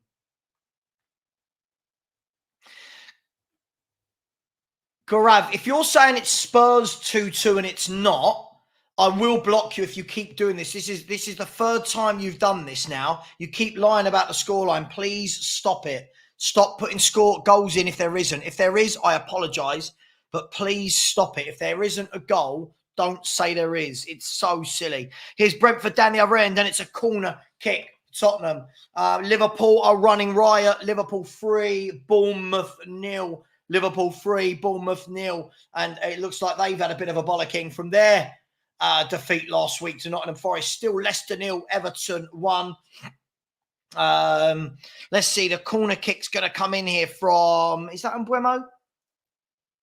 Is that Mbeumo going over to take the corner? 37 minutes roughly gone. It looks like Mbeumo's going to take this corner from the right-hand side, left-footed. So that means it will be an in-swinger. And by the way, yeah, Stephen, this is it. It's all well and good. We've got to do it against the better teams, right? We've got to do it against the better teams as well. Corner kick swung into our box. This time it's cleared. Vicario flapped a little bit, but now Tottenham can break, can they? There's the ball over the top, and Son couldn't quite get there. He's not... Sharpness has gone, hasn't it, at the moment from Son? I don't know. Listen, don't say anything, but the sharpness appears to have gone a little bit out of his game. I'm not saying he can't score in this game, but we were nearly away there. Darwin Núñez with his first goal of the season. Darwin Núñez, Liverpool are running riot against Bournemouth 3-0 at Anfield in 37 minutes. Can Tottenham join them and get free quickly? Yeah, I know it's not true. Yeah, I hate it when people do that. It really does ruin it for people.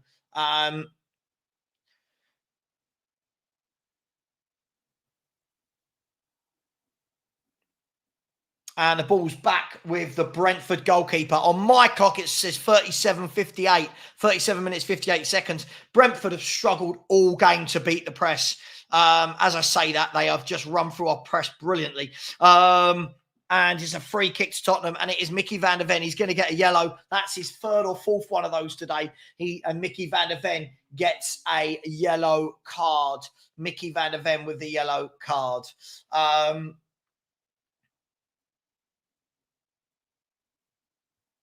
I'm just going by Sky Sports have got it on their video printer as Darwin Núñez. I don't know if anyone's watching the game. I'm not watching it. I've just got it.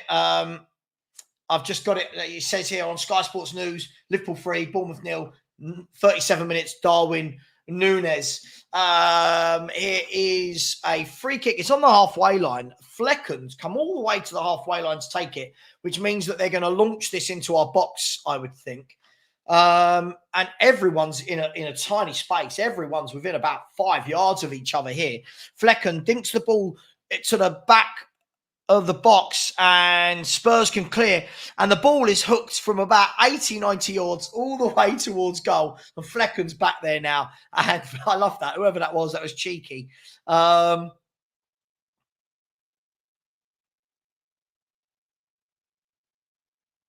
Yeah, Núñez scored the third goal, right? Yeah.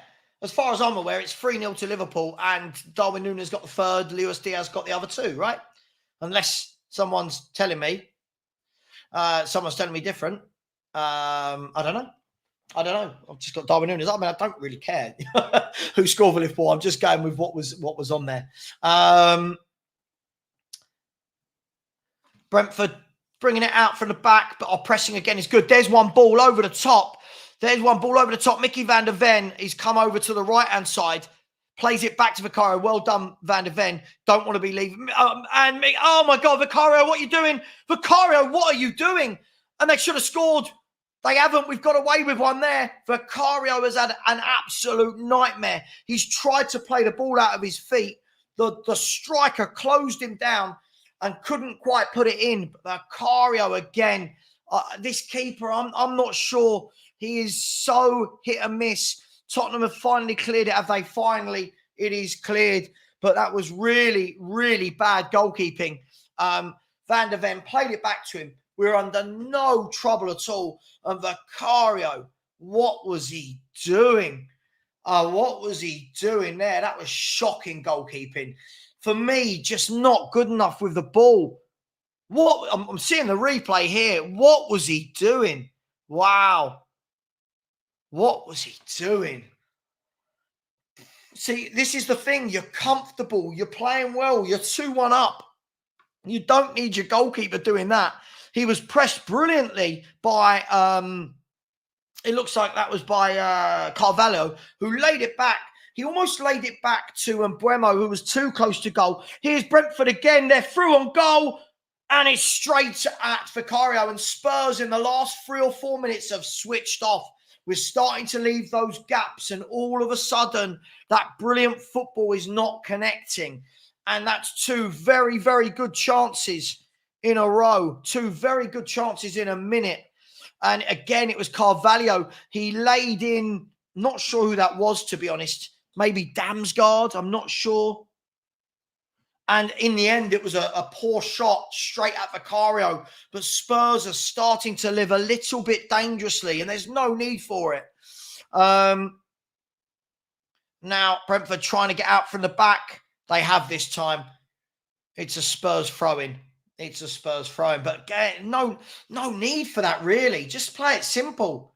But they're starting to get in behind. They're starting to. Let's hope this isn't a sign for the second half, because this is what we tend to do. Here's Vicario, the ball at his feet again. This time plays it into the midfield. It's another hospital pass, but Maddison's done brilliantly there. And Maddison with a superb pass to go out wide to Son. Lovely pass. Sonny whips it in right-footed. The ball has been cleared in the end by Pinnock, and Brentford can break with Mbeumo. And it's going to be a free kick to Tottenham, is it? No, it's not. The ref didn't. No, the ref thought that was okay. The Brentford players wanted the free kick. But here's a Dogi overlapping on the left, plays it across. This time it's cleared. And Brentford are just getting a little bit more to grips with defending here, but they keep giving it away. Our press has done really well. And here's a Dogi into the box, lays it back to Kulu.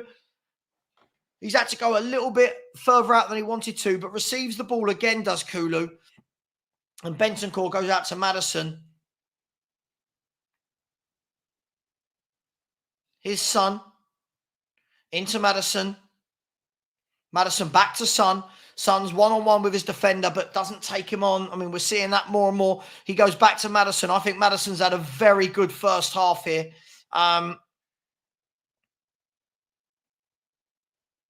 There's a cross into the box. It's beaten everybody, and the defender puts it out. I think that was Christoph Ayer puts it out for a corner kick to Tottenham Hotspur. So Villa losing 1-0, Liverpool winning 3-0, Tottenham winning 2-1. A good opportunity for us to close some of that gap, even after 5 games. It's a corner kick. It's 44 minutes exactly on my app, by the way. 44 minutes, and Spurs have a corner kick from the left-hand side. James Maddison's going to whip this in right-footed.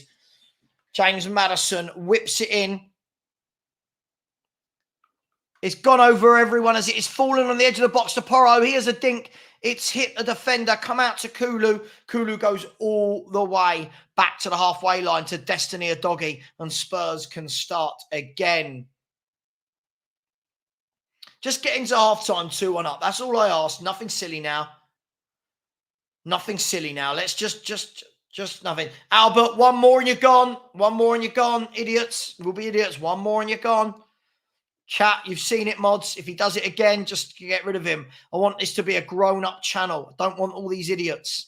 Here's Tottenham. Lovely ball. Out wide onto the left. James Maddison's taking the ball off Son. James Maddison dinks it in. 2, and the keeper's had to claw it away. And Johnson spins and turns with a shot that is blocked, and it's a Tottenham throw-in. James Maddison's had a very, very good first half here. A very good first half. Johnson span, but I mean, there was no way that was ever going to go in. Here's Tottenham again, driving into the box, and Brentford were offside Spurs were offside that time, and it's a Brentford free kick. There's 4 minutes of injury time. We've got 3.5 of those to go.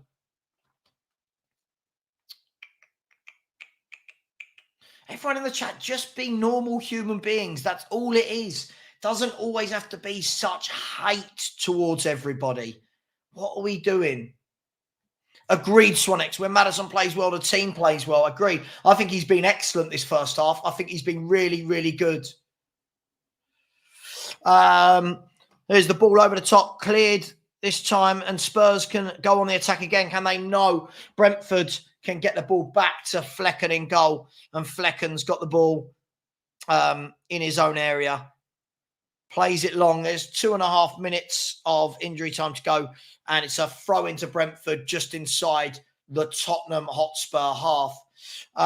So it's been, 90% of this has been Tottenham. Few shaky moments, but on the whole, much better today. Flecken now pumps the ball long. It's gone over the top, and that's gone all the way through to Vicario. Again, one more, this person will go. We're not having kids on the channel anymore. If there's one more, they go. I don't know how I can be muddied when I predicted Spurs to win this game, even though we've not won it yet. What is wrong with these children? Stephanie, grow up, you twat. Whoever you are, grow up. What is wrong with people? No, Stephanie won't get a timeout. She'll be blocked. She'll be blocked. I've got no time for these children. I want to make this a grown-up football channel for people. Matthew, it's one game. It's one game. This is one game. It's got to be like this every game. The corner is going to come in from Umbremo.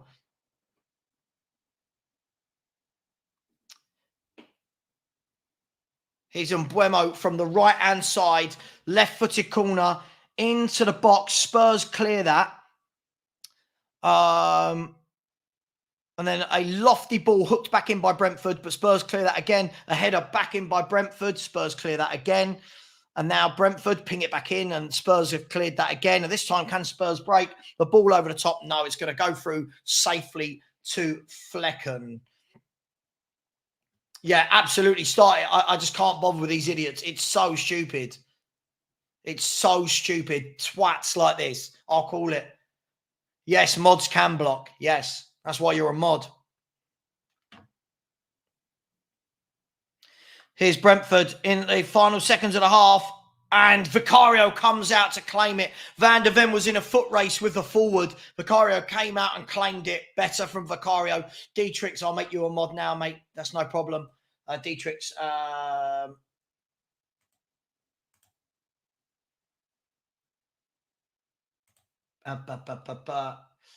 where is Dietrich's? Dietrich's. Yeah, you can be a mod. There you go, Dietrich, you're a mod. Savva, if you dish it out, you need to be able to take it back. What do you mean? Grow the F up, mate. What are you talking about? Jesus, we're Spurs fans. Why is it when Spurs score, the first thing people want to do, you're in the mud. I didn't say we'd lose the game. Grow up. Absolutely grow up. It is half-time now. It is half-time in this game. Tottenham Hotspur. Let me just set that back to... no, let's not do any of that. I didn't need to do any of that. 45. Well, my bet's going terribly. I know that much. 45 minutes. There we go. So 45 minutes gone. Tottenham Hotspur 2, Brentford 1, which was my scoreline for the full time. I might change it a little bit now, but I'll stick with it. But I think we will score more goals. So I don't what based on what. Based on what? I hear this every year. Listen, every manager's got the best chance. Big up. So we know the rules, people. We know the rules. Michelle, it is absolutely crazy. The internet just breeds dickheads. It really does. Like, do you know what? Spurs could win a cup. And the first thing Spurs fans would think to do is have a go at other Spurs fans. That's where we're at. Everybody calm down in the chat. Spurs are winning a game of football. Calm down. Like, Jesus Christ. People are insulting each other. Just relax, please. Please, relax. Anybody who knows my channel knows what I'm going to ask. 5 words to describe that first half. Mine, let me see off the top of my head. Much better. Keep this up. There you go. Much better. Keep this up. They're my 5 words. Absolutely. So Coventry, no, oh, that's a correction. Tottenham 2, Brentford 1. Liverpool are 3-0 up at half-time against Bournemouth. Southampton are 1-0 up against Ipswich. That's a massive game already, those two clubs. Massive game. Southampton 1, Ipswich 0.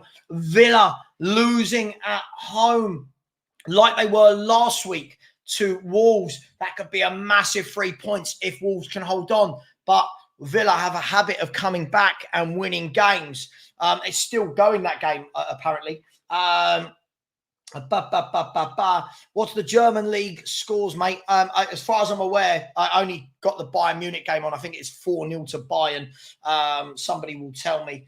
The ACCA, by the way, is out the window.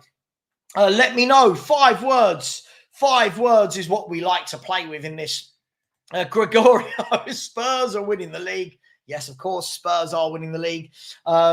My 5 words, fans should back Ange more. When he gives us a reason to, we will, Matthew. If you keep losing more games than you win, then you're not going to, Matthew. It's that simple. Mari, big up, brother. Said 5 words, Johnson is on a purple patch. I mean, look, he's got 2 goals in 2 games. But now, again, everything is so, isn't it? One way or the other, Mari. You know it is. Big up to you, brother. Hope you are well. 5 words, John has said, let's see if this lasts. I fully expect it to last today. I fully expect this to last today. This is a Brentford team we should be beating. They're missing players. We should be beating this. We should be. Where are we? Shaky, but B's were bang average. Well, look, I mean, look, it's the... When a team wants to sit in and counter-attack only, it goes one of 2 ways. It's either brilliant or they don't get the ball. And today they've struggled. I thought in the last 10 minutes of that half, they started to get a little bit more joy. But we look like when we go forward, we're going to score. For me, I want us to come out and bury this game. Let's get the 3rd. Let's get the 4th. Yeah, let's get this game over and done with and get through to Man United next week. Rakesh has said, after ages, I saw Maddison and Bentancur playing football. Kulu is poor again. I don't think anyone's been poor, really, have they? Would you say anyone's been poor in this game? I wouldn't say they have. Rekka says, Savva, who's your Champions League and Europa League winners? Oh, my God, I haven't given it any thought. I haven't given it... come back to me at the end of the game. I haven't given that any thought, if I'm really honest. 5 words. Small change will do wonders. What small change have we made? I don't know what small change. This looks exactly the same, but just they're sitting back and we've got intensity. Regency Bias said, all I got to say on Johnson, bullying works. Listen, I don't condone the bullying for any of our players. Look, his form, by the way, Bayern Munich are 5-0 up. His form deserves criticism. He was awful. Listen, he got the goal midweek. He's got the goal today. That's what he's in the team to do. Long may that continue. If players do that consistently, absolutely. You hold your hands up and you go, not good. You know, I was wrong, whatever. What we can't do is 1 goal, 2 goals. We go, oh, my God, he's brilliant. That's what he's got to do. He's got a 50 million price tag. That's what he's in the team to do. Daniel Turner said some good, some bad today. Let's be honest, it's been mostly good, but it's just at the back, isn't it? Just a little bit at the back where we've got to tighten it up. TGIK said Arteta finished. Oh, God, this Arteta comparison again. This Arteta comparison again is so draining. So draining. I could say, well, let's flip it on its head then. What about Unai Emery? He didn't finish 8th in his first season, did he? In his first full season, he finished 4th. So I don't know what we're doing. Lewis Potter for Brentford looks a crafty player. If he's a left back, I think we should sign him. I think Lewis Potter's more of a winger, isn't he? But look, Brentford have had their moments. We've had a lot of chances. We've had their moments. Just seeing one now. They've had a few very good chances. Carvalho played in Damsgaard, really poor shot. But Tottenham, we've had a bundle of chances in getting into their box. And yes, he should have. Son should have definitely taken that one-on-one. That was really poor from Son. But on the whole, look, 2-1, we're winning. It's really key. For me, what's really key here is that we don't turn into the Spurs we've seen for the last months. We turn into the Spurs now that turn that screw, end this game and make some subs. That's what I think we need to see. Matthew A, he didn't lose Kane. He never had Kane. He didn't lose Kane. He never had Kane. Jesus Christ, our fans. What is wrong with them? Chill said, average. These men were bopping Man City. I don't know what that means. Bopping. Look, they played well last week, but ultimately got beaten 2-1, right? Ultimately got beaten. Mohit said he's so good going forward, but defending. I'm guessing you're talking about Porro. I agree with you. He's not a defender. I don't think he's a defender for me. But listen, at the end of the day, at the moment, it's fine. Games like today, I always feel we're going to win. As I said before the game, I'm not going to judge. It's not going to be about do we beat the Brentfords? Yeah, do we beat the Evertons?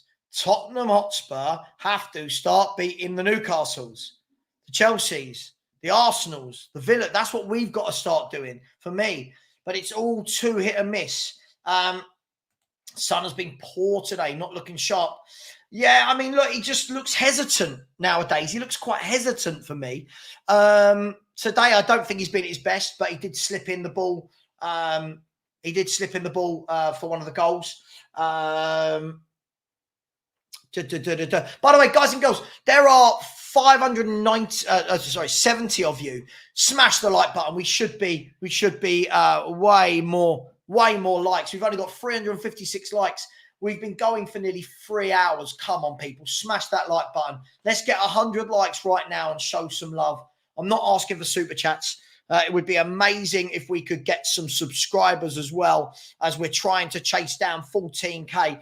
There we are. I don't know if you can see that. Sorry, I can't even see that. There we go. That's where we're at the moment, 13,722. Can we get that to nearer 13,750? If we can, that would be absolutely brilliant. Please do show the love. It takes a lot to do this by myself and to commentate and to put up with dickheads in the chat as well. 5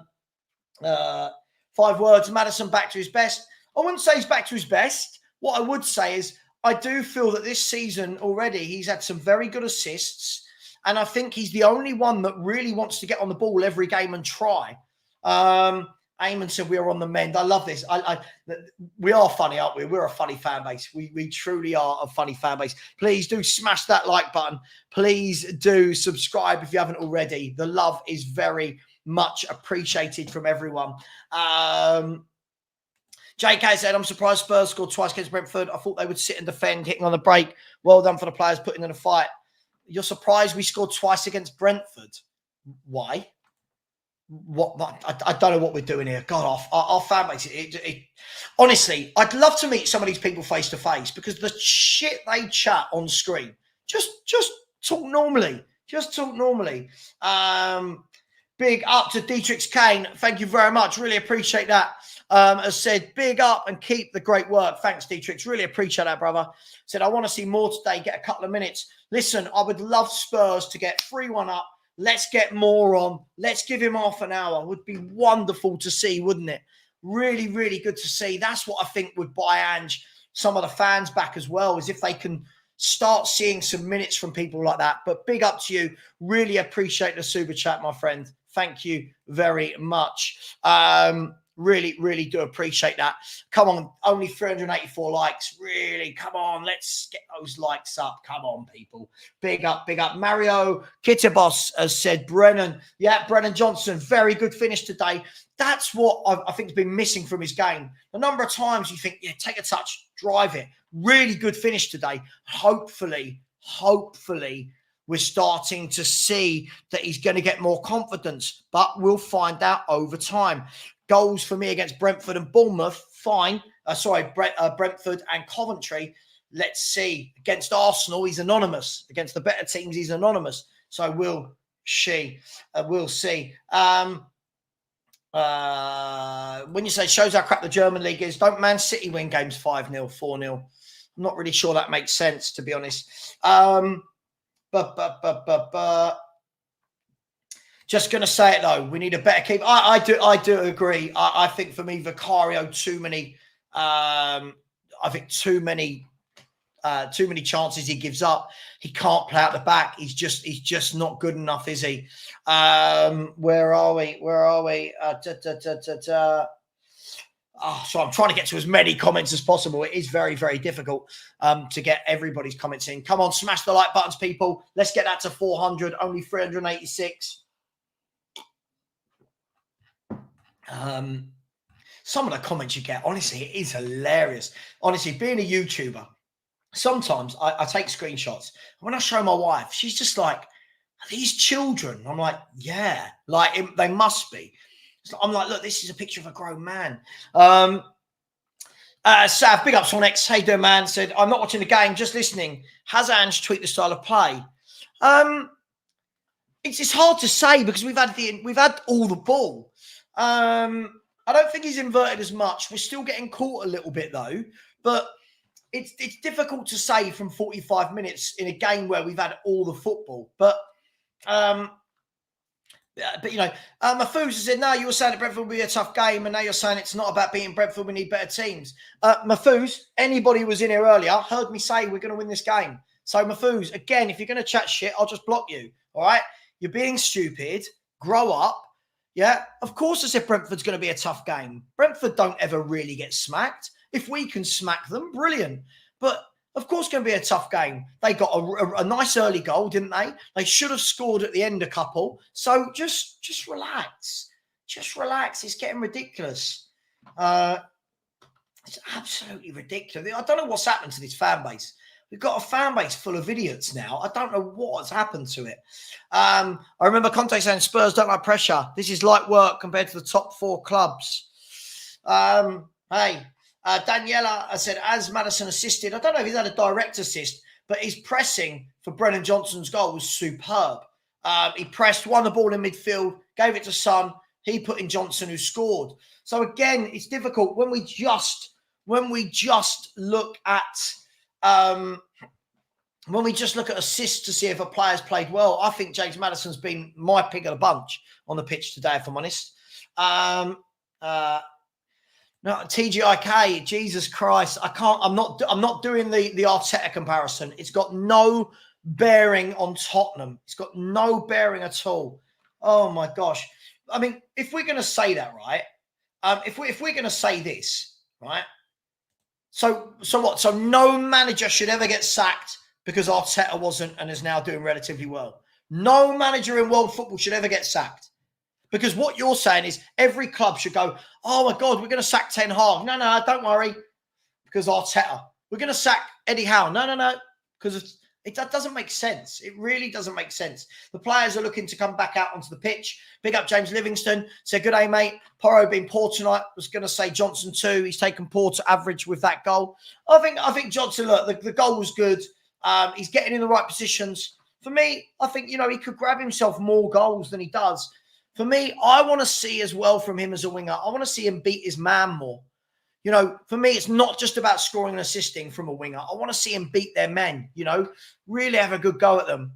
Eamon said, why have you moved out of the wee cozy room? I'm not. I'm in the same room. I'm just on the other side. The other desk. There we go. That desk, that's where I used to stream. Right, that is where I work now every day. That's now my working desk, and this is my streaming desk. So I've got 2 computers in this room, 3 actually. There's one in the other corner. 3 computers in this room. So the players are back out onto the pitch. Big up to Jamie Allen, who said unpopular opinion, but I think Maddison is off to a good start this season. I agree. Hang on, I'm going to try and sort this timer out again. Ignore the timer, people. Ignore this. Ignore the timer. Just ignore it. Ignore the timer. It's probably a bit further on from that by about 30, 40 seconds, but just ignore it. Fulham too. By the way, sorry, I completely agree, Jamie. Thank you so much for the super chat. A much better performance so far. Yet much better. It had to be after the Arsenal performance and the Coventry performance. And now we have to make sure we win. Absolutely agree with you. Absolutely. Get in there, get the 3rd, get the 4th, make some subs, and let's go home. Big up, Jamie. Really appreciate people like you and not the trolls. Where are we? Dan has said the defence still scares him. Yeah, the defence will always scare me. Marvin Scooter says, why are you so disingenuous just to suit your narratives against Ange? He did lose Kane. No, he didn't lose Kane. He didn't lose Kane. Ange said that on day one, Kane told him he was leaving this football club. So he should have planned for life without him. Jesus, Marvin. You can come on after the game and we can debate it. How dumb are people? It's just so... How can you lose Kane when he never had Harry Kane? What are we doing here? What are we doing here? It's not rocket science. So, can Spurs now? Is Dejan Kulusevski, Newcastle, by the way. Marvin, you haven't proved me wrong on anything. Come on after the game, big man. Let's see you after the game. Let's see you come on after the game. I bet you don't.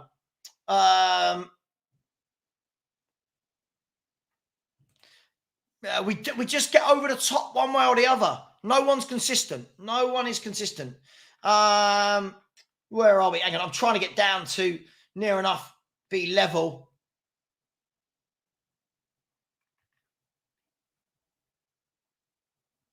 Honestly, Michelle, it's such hard work. It is such hard work. Like the internet just breeds these idiots that don't listen. There's a long ball over the top, brought down well, but great tracking back from Benson Core. And now James Maddison with a ball over the top, straight away to Brennan Johnson. But Brennan Johnson the defender had a 5-yard head start and got there first. By the way, Fulham 2, Newcastle 1. Harvey Barnes has scored again. I think that's Harvey Barnes' third goal in 3 or 4 games, isn't it?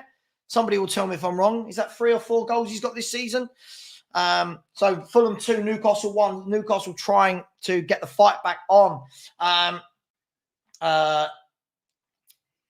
There's the ball over the top, but I mean, Brentford.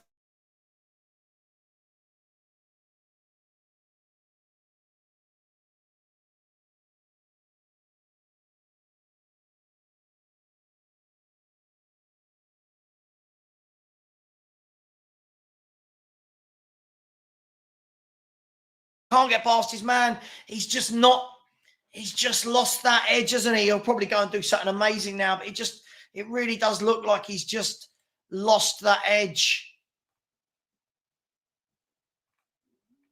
Have I frozen? He's saying, have I frozen? I don't think I've frozen, have I? Let me know.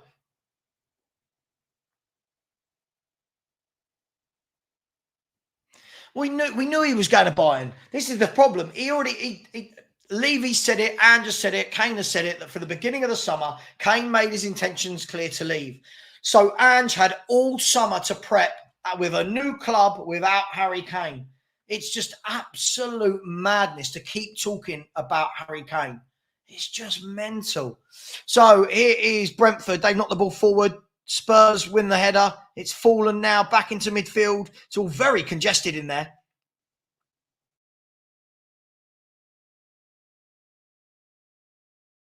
Stockport 1.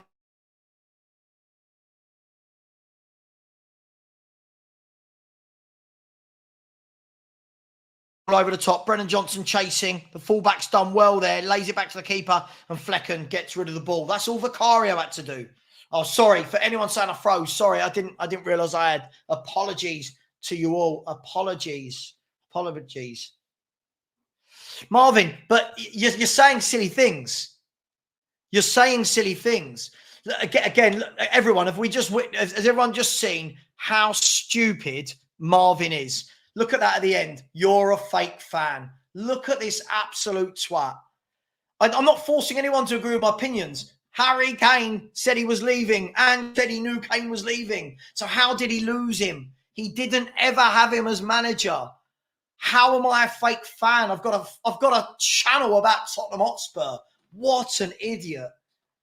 That's it, Carlos, but they'll never come on because they're idiots. They'll never come on. What are we doing here?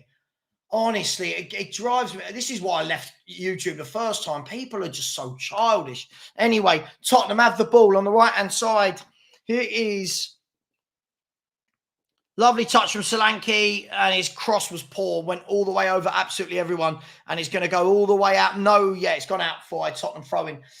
Looks like there was a bit of a delay for the Leicester City game coming back out for the second half. And the rain at Leicester is torrential. They are 1-0 down.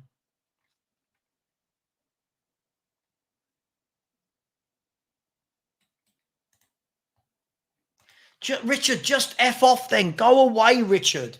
People come on and abuse me. I stick up for myself. And then people like you think it's right. Right, you're getting blocked. What a dickhead. Sorry. I've lost all tolerance of these idiots. Sorry, people. Anyone in the chat who knows me, sorry. I've just lost all tolerance. Right?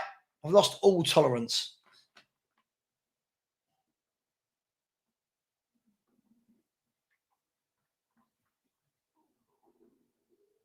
So here is, I can't see who it is. Here it goes back to Flecken. And it's Flecken. He launched it down the line. Oh, the app stopped. Come on.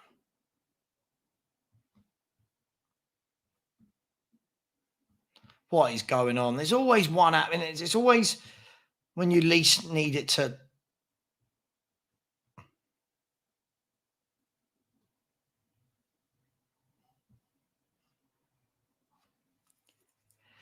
And it looks like I've rejoined. Sorry, my app went down. It looks like it's a corner to Tottenham.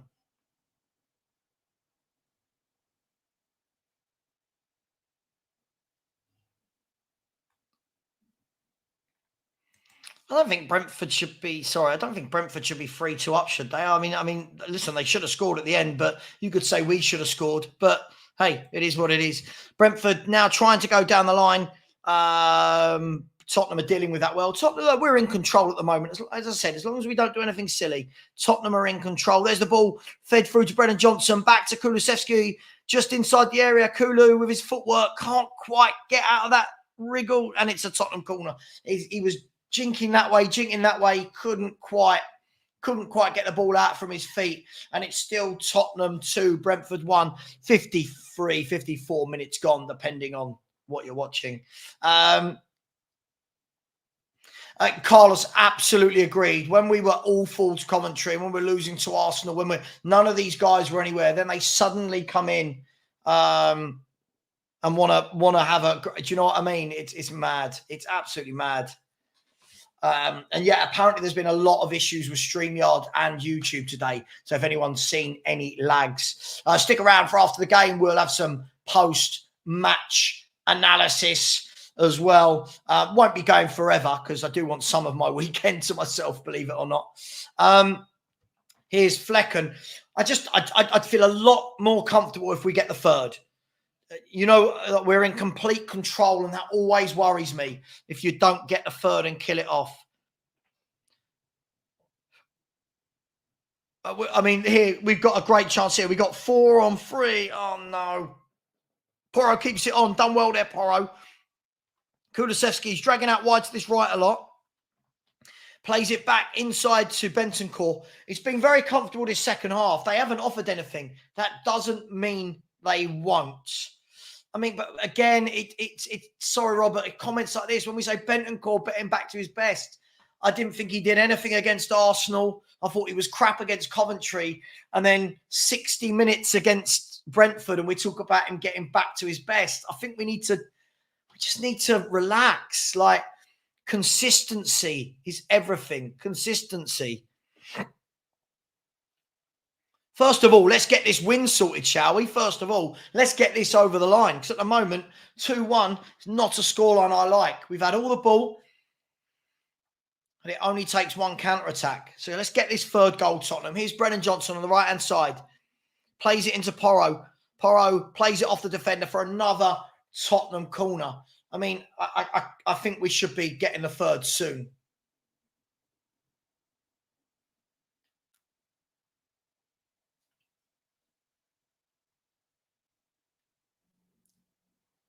Let's get the third. Let's kill this game, shall we?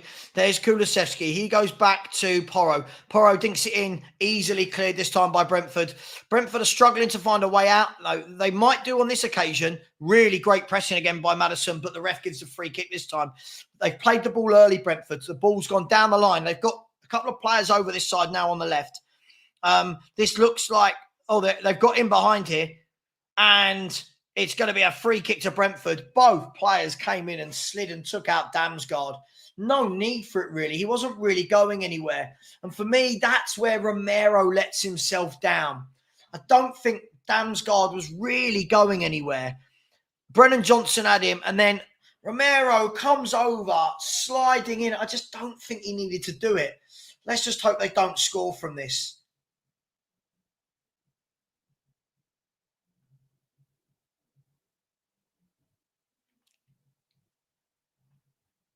For me, he just didn't need to do it. Do you know what I mean, guys? I don't feel like he had to come across and every time throw in oh, I'm wholehearted. Just stay on your feet.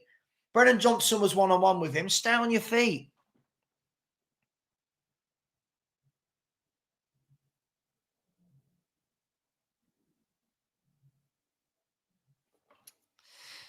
So it's Mbeumo and I think Damsgaard over the ball. The ball is played into the near post. It's cleared, headed out wide. It's going to go out for a throw-in, is it? No.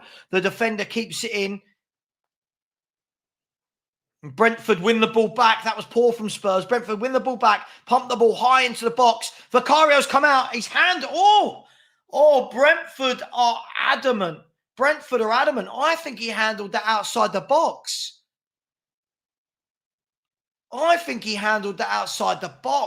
Again, Vicario, what are you doing?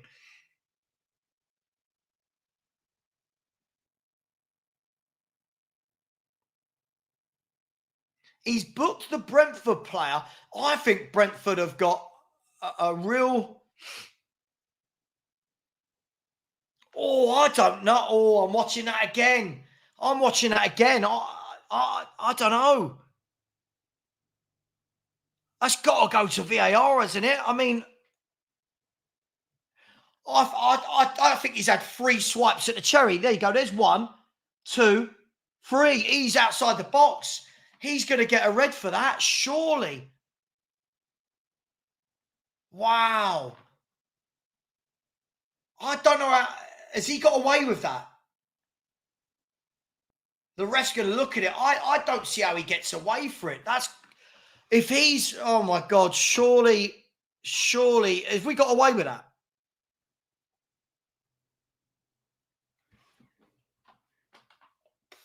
That was very, very lucky. I'll be honest. I truly think that he should have gone there. We have had a mighty let-off. He's clearly touched it outside the box. The third one was definitely out the box. I mean, wow. I tell you what, Spurs have been absolutely given a lifeline there, because that was as clear a red card as you'll ever see. I think it is. A straight red, right?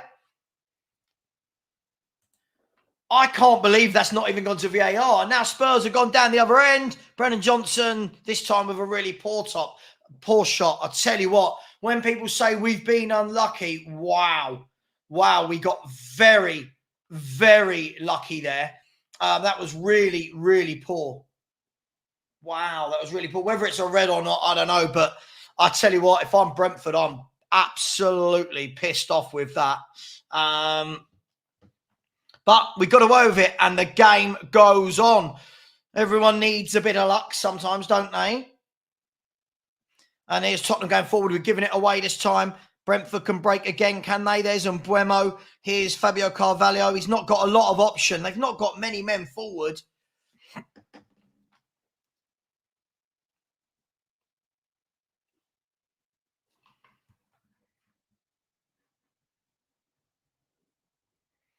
But this is what I mean. 2-1. It worries me. For moments like that, it worries me. West Brom 1, Plymouth 0. Wayne Rooney's Plymouth losing 1-0. Here's Brentford on the attack. They've put the ball out wide left to Damsgaard. Damsgaard now lays it back to whoever number 27 is. I can't see.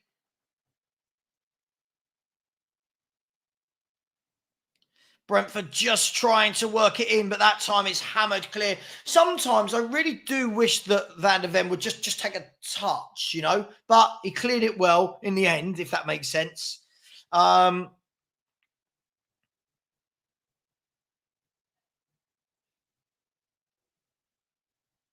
So Brentford now starting to have a tiny bit more of the ball here. Not really posing any real danger, but they're starting to have a little bit more of the ball. And the ball is back with Vicario. He lays it out to Romero. Romero plays it out, and Spurs play it out well down the line. No, we don't. We've given it away. I knew as soon as I said we played it out well that we'd give it away.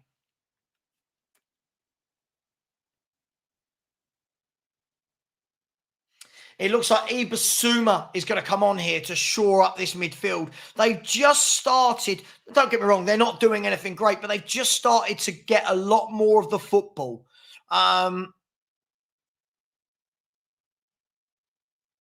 Here's Mbeumo through on goal. Mbeumo through on goal. Good save by Vicario. He's made up for it there. He's made up for it. Mbeumo was through on goal, and just like that, it could have been 2-2. Much better from Vicario there. That we've just seen the good and bad of Vicario all in the space of 3 minutes. Here's Spurs through on goal. His son. He lays it off to Johnson. Oh, and this time he doesn't finish. It just went across the face of goal, and no one was there to touch it in. And again, Son was through, though. For me, I think he's got to do better, Son. He just doesn't look the same, does he? Bentancur is coming off for Yves Bissouma. Bentancur is coming off for Yves Bissouma. This game, it's on a knife edge. We've seen how quickly we can concede. We've seen how quickly it looks like we can score. So far, for those saying I was in the mud, my 2-1 prediction looks bang on. But we'll see. This is the thing. Johnson does some great things, and then he does things like that, and you go, oh, God, consistency for me. Son, again, too many touches. Completely agree, Jamie Git. Too many touches. He just doesn't look the scary forward he was. I'm not having a go at him. Just his time and age. And please don't talk about any other YouTubers in the chat.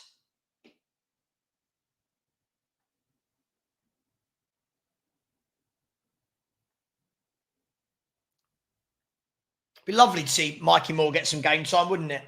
It really would. I can't see it happening. I think it'll be Timo Werner beforehand. So Bournemouth have bought on Sharda, another forward. Bournemouth have bought on Sharda for a midfielder. So, look, is it going to be squeaky bum time for the last 25 minutes? Is it going to be Tottenham scoring a third and we can all relax? We'll see. We'll see. At the moment, it's still Tottenham 2, Brentford 1. There's a ball over the top. Porro's brought that down really well. Puts it into Romero. Gives it to Bissouma. Spurs just playing in those tight spaces. That was well worked. Here's James Maddison. He's beaten the press. Has he? No, he didn't. They got the ball off him well there. And Brentford are going down the right-hand side. And this time, Bissouma, or is that a doggy? A doggy wins the ball back. And now we've given the ball away. Was that Son? I just don't think he's had a good game at all. And Brentford tried to slip in the bloke. And it was overhit. Right idea, wrong execution. And all of a sudden, it's just, you just feel a bit nervy. Just a bit nervy. It was a brilliant first half. Second half, I feel like we've, yeah. Robert said this has 2 written all over it. Look, we need the third. Get the third and the game's done. They're never going to get, if we get the third, they're never going to bring it back to 3-3. But Robert, we're Spurs fans, right? Our go-to default is, oh my God, something bad's going to happen. It would be a travesty to not win this game now. It really would. Yeah, we're just starting to lose the ball a lot in midfield, giving it away. And Brentford are just coming at us a bit more this time. It's a yellow card for Yves Bissouma, has been on the pitch for about 60 seconds and has got a yellow card. Oh, dearie me. Dearie me. 1 minute, yellow card. Go on, Eve.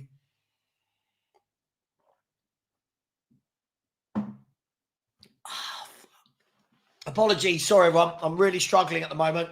Had an operation in my jaw, my teeth up the top there yesterday, and I'm hurting. I'm really hurting. So I haven't been able to eat solid food for nearly 48 hours now. Anyway, goal kick, free kick, launched forward by Flecken, one in the air by the Brentford player, but Spurs can clear it. No, Brentford get the ball back and then they give it away to us, and now we can come forward. Here is Udogie. He's trying to run past his man and he hasn't. Is that a foul? I think the ref's going to give a foul for that. No, the ref has not given a foul for that. He's saying, get up, you've got to be stronger. And here goes Brentford.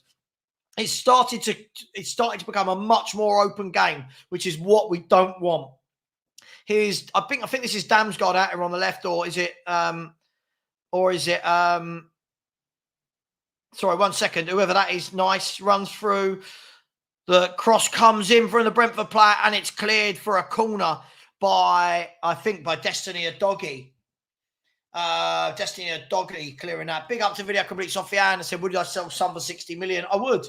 The problem is, we don't buy good players to replace, but in general, I would. I just don't think he's as good. And at some point, you got to cash in. But that's a conversation another day. Brentford are in here. Their player's got a header. Oh, it's a great save from Vicario. Vicario there has just undone his mistake with a superb save. And Brentford now looking more likely to score. Brentford have had some great chances. The ball's dug out again. It's gone all the way over. And Brentford will feel hard done by here. Brentford, what a chance. But big up Video Complete Sofiane for your super chat. Big up to you. We'll talk about this after the game. Absolutely. I'll save this and we'll talk about this after the game, all right? Vicario with a wonderful save. We have seen Jekyll and Hyde performance from Vicario here. He's done some terrible things and made some brilliant saves. The ball was dinked into the box and Fabio Carvalho, about 6 yards out, jumped. No one went with him. Again, two players ball watching. I didn't see. Let's have a look who was ball watching. Bear with me. Basuma and Solanke just ball watching. Fabio Carvalho has headed it down and great save. But Brentford starting to get some chances in this game. The cross comes in. Vicario, again, all a bit flappy, but it goes out for a corner kick, does it? This is a very erratic goalkeeper, isn't it? The ball was swung in and Vicario can beat everyone in the air. You never know what you're going to get from him. But it is a corner kick. And Buemo, Tottenham have really, really got to wrestle this back, because at the moment we've started to turn into that team that look like we're going to concede again. Brilliant first half. Second half has not been the same. But one goal on the break for us kills this. It's all it takes for us to go 3-1 up. And Buemo whips the corner in. It's gone all the way over. Vicario grabs it at the second attempt. Now he launches it over to... Oh, that's poor, really. Hang on. Can Sonny put off their goalkeeper? Their goalkeeper hacks it long to Fabio Carvalho. And he's offside. So we can all take a breather. Woo! Yeah, Tottenham have just started to do that thing, haven't they, where we're starting to look a little bit slow. Off comes Brennan Johnson. Ange must be worried because Johnson's come off and Papa Sarr's gone on. So in the last 5 minutes, he's brought on two box-to-box stroke defensive midfielders. So this is going to be interesting to see how this plays out. Sarr is in for Brennan Johnson. There's a ball over the top. Spurs have just stopped playing now. None of the passes are connecting. Who's at my front door? None of the passes are connecting at all. And we just don't look like creating anything. But as it stands, we've got the 3 points in the bag as it stands.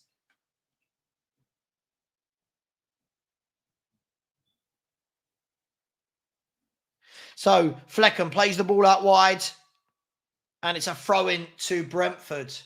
Apparently, Chiesa on for Liverpool now. I think Liverpool still 3-0. They're cruising still. He does. This is the problem, isn't it? This is the problem. He does sell a lot of football shirts. And he sells a lot of tickets as well. So we'll see what happens. Tottenham win the ball in midfield. Son lays it off to Sarr, gives it to Kulu. Too many passes there for me, but we've won it back with Basuma. He goes in, the ball's flicked round the corner, and Brentford have dealt with that one a little bit easier. This is squeaky bum, isn't it? This is the Tottenham we know and love. Brilliant first half, and not quite the same in the second half. Liverpool still 3-0 up. Still 3-0 up. I think the Wolves must still be 1-0 up at Villa. So Villa dropping points as it stands. Still 20 minutes to go plus injury time. Is Spurs. A doggy gets in, pulls the ball back, and rescued by the Brentford defender. A doggy thought he was getting a corner, but it was rescued and hacked clear for a throw-in. Yeah, it's not really. Again, Look, there are times when we've got to dig in, and we're digging in now. This is what we've got to see. This myth that we can play Ange ball, high intense pressing for 90 minutes. We know it's not true. We all know it's not true. But hang on for the win. That's all we've got to do. And a free kick to Tottenham on the left-hand side. Solanke, I know he got the goal. He's been very quiet again. We've struggled to really get him into it. I don't know if anyone else feels the same. I think we've really struggled to get him into it. He works hard, he's industrious, but haven't really created anything for him and got him into this game. Please do keep smashing that like button as we just go over the 400 mark.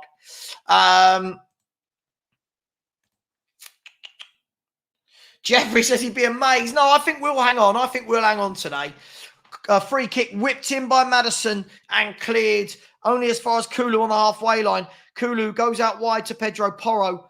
Pedro Porro tries to beat his man, whips in a cross. It's not the worst cross, but it's beaten everybody and flicked away by the Brentford player. Here's James Maddison on the left-hand side. Lays off a lovely ball to Basuma. Basuma, good ball into Van de Ven. Van de Ven tried to lay it back and plays it out. Tottenham, the Tottenham attack coming to nothing there.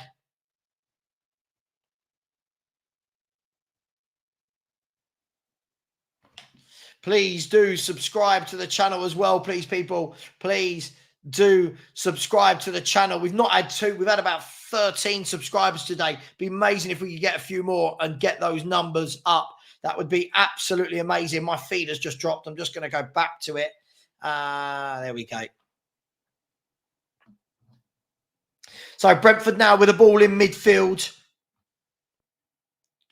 The Brentford player thinks he's fouled. The ref says play on. Oh, really poor from Son again. Son's been really poor again today, giving the ball away.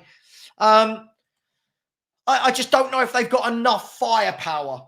Listen, I think they're dangerous on the counter-attack. I don't know if they've got the firepower. Simon, I thought excellent first half. Second half's been a bit shaky. We've done some good things. I think we need to score again. There's the ball over the top. Cut out this time by Van de Ven. And Tottenham have got the ball in the left-back position with Adogi. Adogi pings it down the line to Solanke. He holds the ball up. Solanke then gives it away. It's one back by Adogi. And then the Brentford player gets the tackle in. And I think it's going to get the throw-in or the free kick, one of the two. Miss Barney thinks we're going to score again. Let's hope so. We need another goal. Daniel Levy. They're panning to Daniel Levy. He's looking like Daniel Levy does, a bit non-plus. Morton Barley says, if this ends up 2-0, I'm leaning more to Ange out. Look, I think at this stage, it's just important to get the 3 points, right? We've had a lot of the football again.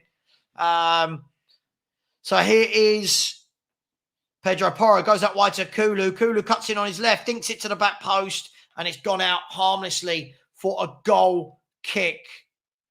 I can't see what harm it would do. I don't think Son's had a productive game at all. I know that the Son cult won't allow this to be said, but for me, I think he's been the weak link today. They'll say, oh, he got an assist, but I think he's been weak today.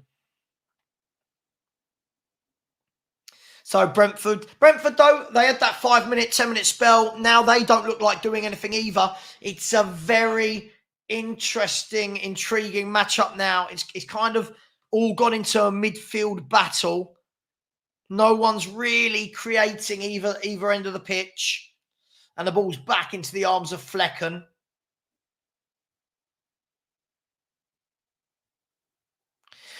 Brentford going to bring the ball out from the back now.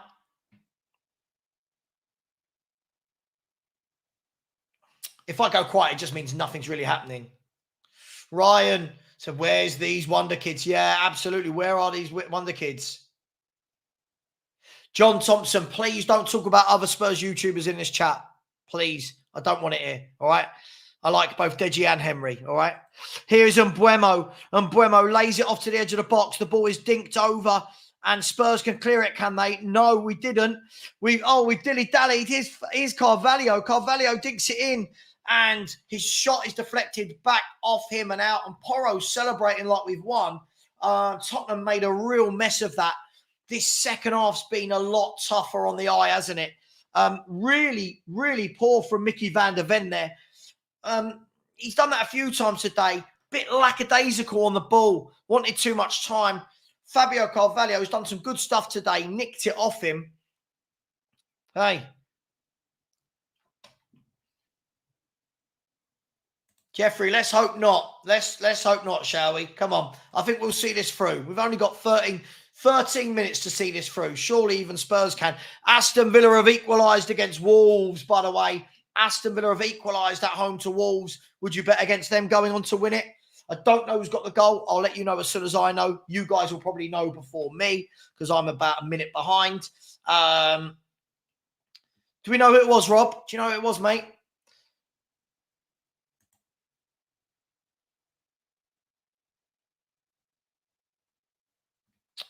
Just Fusion, red and free kick. What does that mean? Sorry, mate. Scott. Scott, I love you so much, man. It's not been... I thought it was a brilliant first half. Just the second half's just tough. And I think this is the thing. When people just go a little bit over the top in the first half, like this is handball, it's not sustainable. So I get it why it's changed this half. Maddison's had a belter, I have to say. I think he's done really well today. Ollie Watkins with a goal. I should have guessed that, really, shouldn't I? Ollie Watkins. Who would put it past them to go on and win the game? Maybe John Duran with the goal. Aston Villa, though, their good start to the season at the moment looks like it's going to carry on.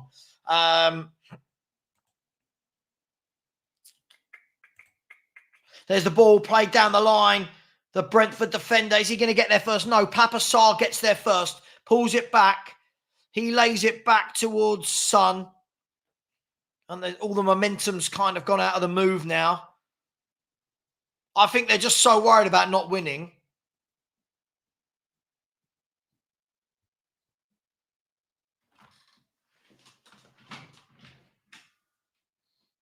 Hello, mate. Hello. Sorry, we've got a pug that's come to see us. Leicester have equalised as well. Leicester 1, Everton 1. Everton. They cannot keep a lead, can they, at all? Aris, the game's still going on. The game hasn't finished.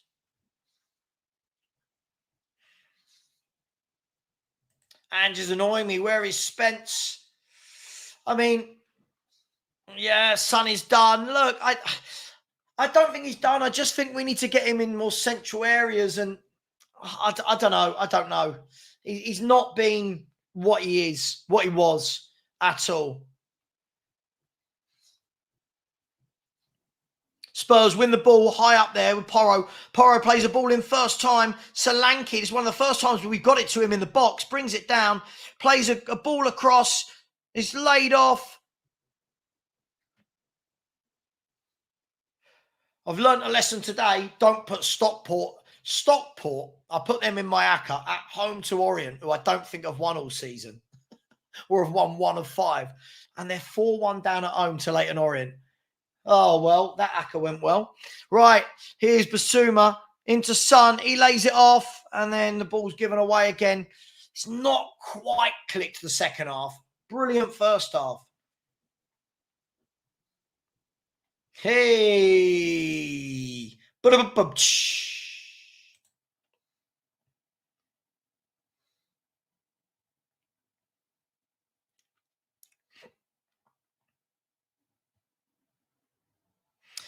So it's all kind of slowed down a bit. It's still Tottenham 2, Brentford 1. Looks like we're going to grind this out. Am I going to be right? 2 games in a row with my 2-1 prediction. Hopefully. I mean, I would say big up the Orient, but they've ruined my ACCA. But other than that, oh, mate, I thought he was poor in the first half as well. I just don't know what he does anymore. Yeah, listen, 4-1 the Orient away at Stockport. Fair play to them. Fair play to them. It's looking like it. Is this going to be 5 defeats? Well, actually, they're drawing, aren't they? I can just see them conceding, though. So there's 8 minutes plus stoppage time. 8 minutes plus stoppage time. It's been a fairly dull last 10 minutes, really, since all of the Vicario stuff. Here we are driving through, and it's out for a corner. I think that was, I want to say that was Solanke.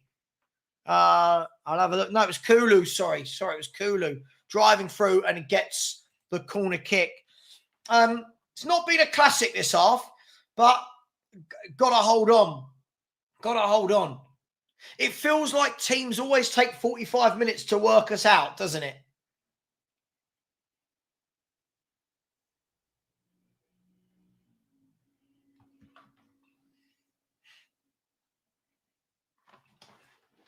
So a corner kick for Tottenham, left-hand side. It's going to be swung in by James Maddison with his right foot. James Maddison whips that into the 6-yard box. And, it just kind of hit the Brentford defender, and then the goalkeeper got down and collected it. No one was in there, really, trying to get that. Yeah, there was no forward in there looking to attack that. A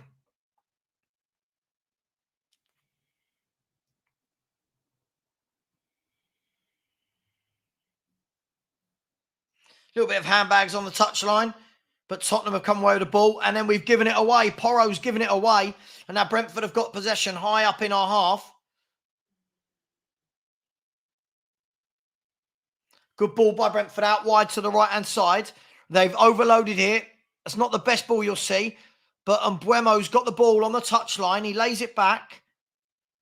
Come on, Spurs. Nothing silly now. Nothing silly. Just see out this last 6-7 minutes. Come on. We cannot be dropping points here. This is, no, come on. Keep hold of this. And Brentford, luckily, the through ball was really poor. But Tottenham trying to play it out again, lose the ball, and then Kulusevski wins it back.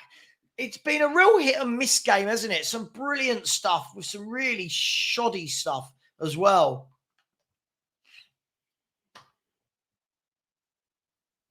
Guys, can everyone in the chat just keep it clean? Come on, guys. Come on, guys and girls. Keep it clean.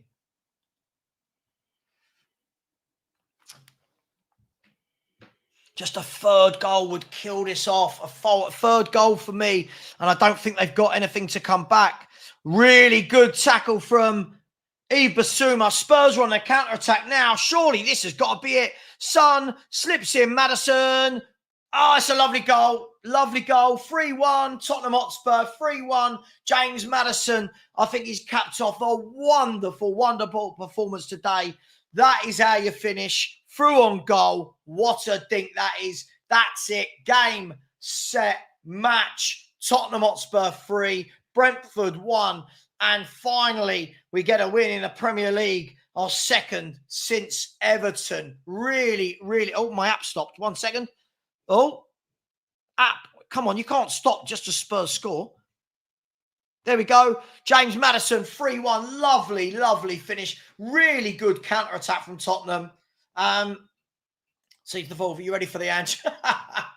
Mate, listen, these are the games we've got to win. You've got to be winning these games. We have won this game. We've deserved to win this game.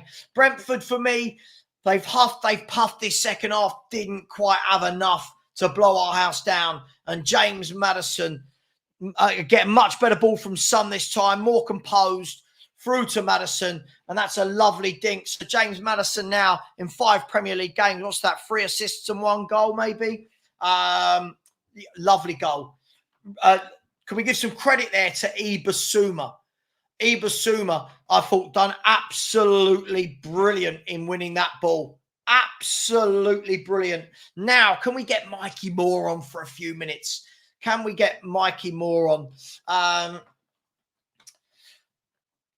Come on, let's see him on. But well done, James Maddison. I think he's been one of our best players all season. I think he's taken a lot of stick. I don't know why. He does. Other people don't. But I think he's been really good today.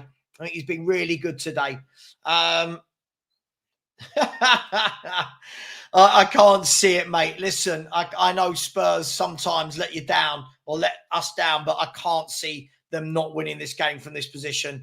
I just don't think Brentford have got enough in them going forward. 2 goals in the last 4 minutes.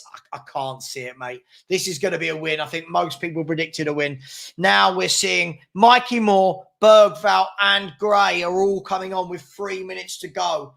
Mikey Moore, Bergvall and Gray are going to get 3 minutes in this game. A very, very big very big 3 points. Lee has said, I get all your recent comments, Savva, but it's refreshing. I mean, listen, when something's positive, I'll say it. Listen, I thought we'd win today. We have won today. None of this surprises me. I think second half's been a bit hit and miss, but get the third, punish them, finish the game off.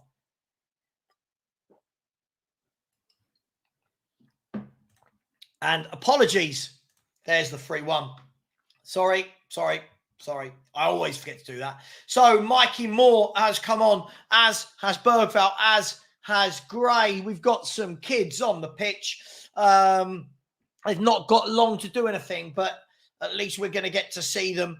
And it's better to see Mikey Moore than Timo Werner. For me, I just wouldn't have bought in Werner and let Mikey Moore get minutes all season. So Brentford play the ball back to their keeper. I think they know the gig is up now. I don't think they look like a team that have got belief that they can get 1 back, let alone 2. Maybe we can push up and get a 4th and have a really good day at the office. Has been a good day at the office. You've got to win these games, though. We don't beat the better teams, so we've got to win these games. And we've got another idiot in the chat. Just apologise to Mr. Ange. What? Because we beat Brentford at home. Jesus Christ. What is going on? What is going on? Cardiff 0, Leeds United 2. Joel Pyro with a goal. And Luton 2, Sheffield Wednesday 1. This game, I think, is going to fizzle out to a 3-1 win. I can't see that we're going to have any real desire to push forward unless they give us any opportunities at the back.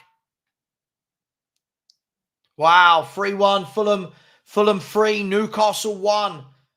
3-1. So Newcastle's good start to the season has come to an end. I think that's their first defeat, isn't it?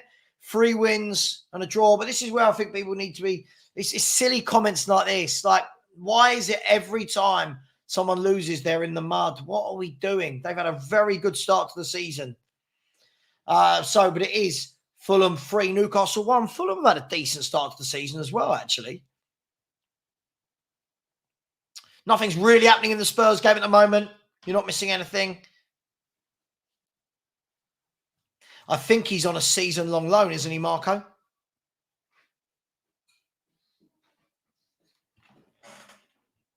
Hello, mate. Sorry, the dogs have come in to see me. Nelson, 90 plus 2. 90 plus 2. There's 5 minutes of injury time here at Tottenham Hotspur. 5 minutes of injury time. I mean, we won't mind, but I'm guessing Brentford will just want to get on that coach and get back to their side of London. I thought they puffed. Just not got enough in them, have they, to win this sort of game?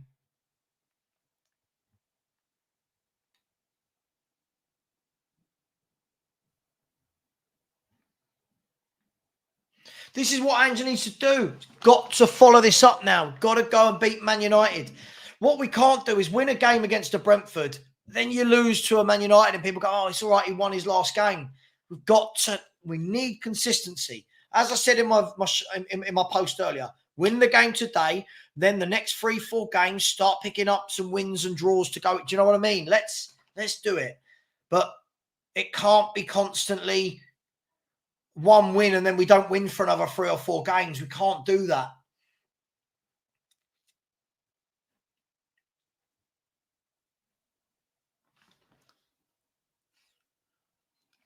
You're not missing anything. Nothing's really happening in this game.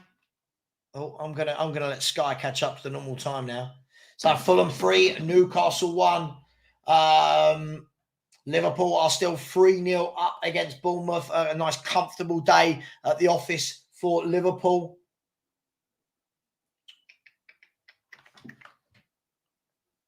And there's Basuma with a nice ball played out wide to Archie Gray. Archie Gray is driving forward with a ball. He didn't pass it. He's still got it.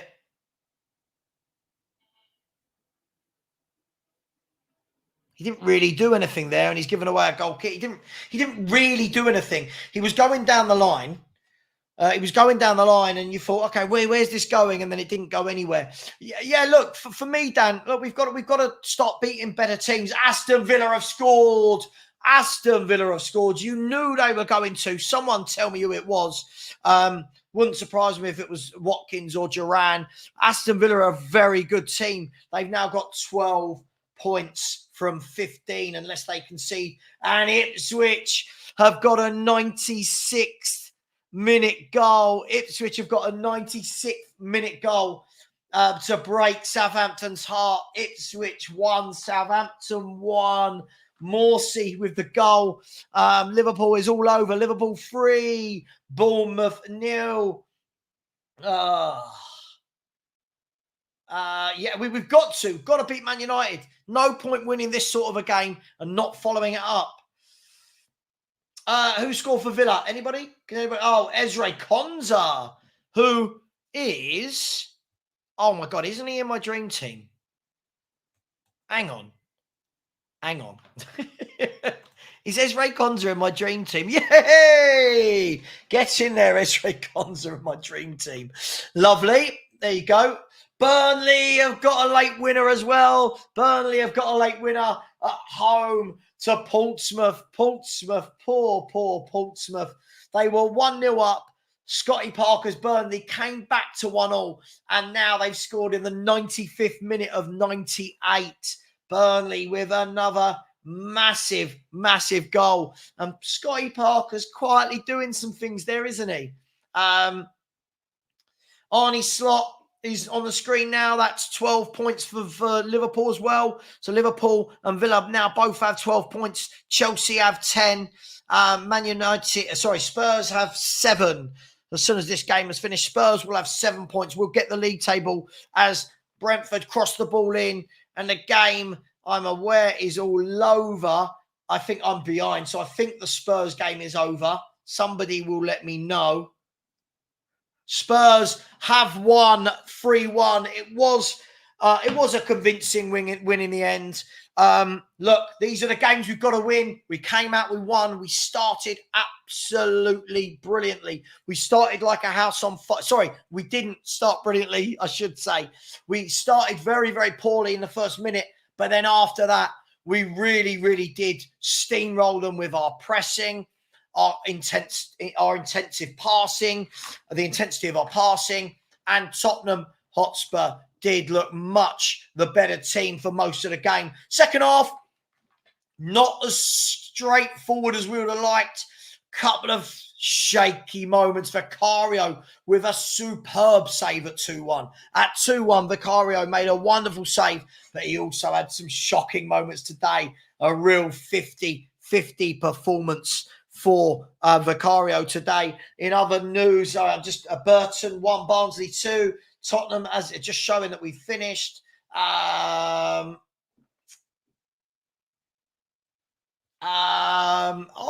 a nonce. Thank you very much. Fuming with the result. Yeah, I hate it when my team wins. Yeah, It's not his fault. It's not his fault. His parents didn't love him, whoever did this. And by the way, this is not Stell. By the way, this is not Stell. Please don't think that it is. Yeah, Vicario, some wonderful things today. Some terrible things today. In the end, the save he made, though, will be the standout point. Got down. It was a really good save from the Fabio Carvalho header. Good little player, Fabio Carvalho. But Tottenham then with the counter-attack. Basuma, brilliant tackle. Really, really good tackle from Basuma. Gave it to Romero. Through ball to Son. He put in Maddison. Maddison, cool, calm and collected. Maddison started off the second goal. Won that, scored the third goal. I thought he was excellent, Dave. He'll be my man of the match, if I'm brutally honest. I thought James Maddison was very, very good. The players look unhappy, absolutely no energy. I haven't seen the players, I don't know. Jason said, Ange proves the doubters wrong. Badly needed win, but nowhere near convinced. Yeah, absolutely, Jason. Look, for me, look, these are the games we've got to win. Yeah, these are the games we've got to win. And we did win. Now, can we move on to Man United? You can't win games like that. Then we lose the next one. We've got to start getting some consistency. And for me, the form has been poor. But it was a good win today, a much-needed win today. That's what I'll say. Give me 5-word answers. I won't be able to get to every comment, by the way, because there are a lot of people coming into the chat now. Give me 5-word answers on today. Mine would be, let's see, much more improved. Much more improved. Scoring goals. No, that's rubbish. I can do better than that. 5 off the top of my head. Much needed win. Go again. That's what I would say. Good win. Gotta follow it up. And by the way, it won't be me saying that. All the managers will be saying that. We've got to go again. We've got to go again. We've got to do that. Where is Jed Spence? People are asking. Yeah, Jed Spence was Jed Spence on the bench? He was, wasn't he? Was Jed Spence on the bench? Let's have a look. Yeah, Jed Spence on the bench, not needed today, not coming on. I felt a little bit sorry, if I'm honest. Bergvall, Graham, Moore getting like 2 minutes at the end. We don't really get a chance to see them again. But hey, Bing guys said Ange's getting sacked soon. I don't think he's going to get sacked. Aston Villa 3, Wolves 1. They're a good team, Aston Villa. Every year, everyone doubts Villa. Everyone doubts Unai Emery, but they keep plodding along. And it is Duran. I said Duran would score. This guy's a really good player, isn't he? He keeps scoring. Cameron said Ange stays the same, win, lose or draw. Okay, I don't know what that means, but okay. Where are we? Spurs rule, sack Ange now. Come on, it's a bit hard. We just had a very good wing. Deji has just announced his club is winning the league. Big up, Deji, wherever you are. Hope you're well, my man. John Top says, sure, I'm muddy because my team won. It's honestly the internet brings out some very, very strange characters, doesn't it? It really, really does. Look, we'll go for about another 20, 25 minutes. Then I must go and eat. I've got to eat for a straw at the moment, but I must go and eat. It's been 4 hours now. I'm actually starving. We'll go for another 20 minutes or so. Lots of people. Ange is a magician. I love this fan base. Vic needs to be calmer. There's 5 words for you. Sack Ange for Cantinelli.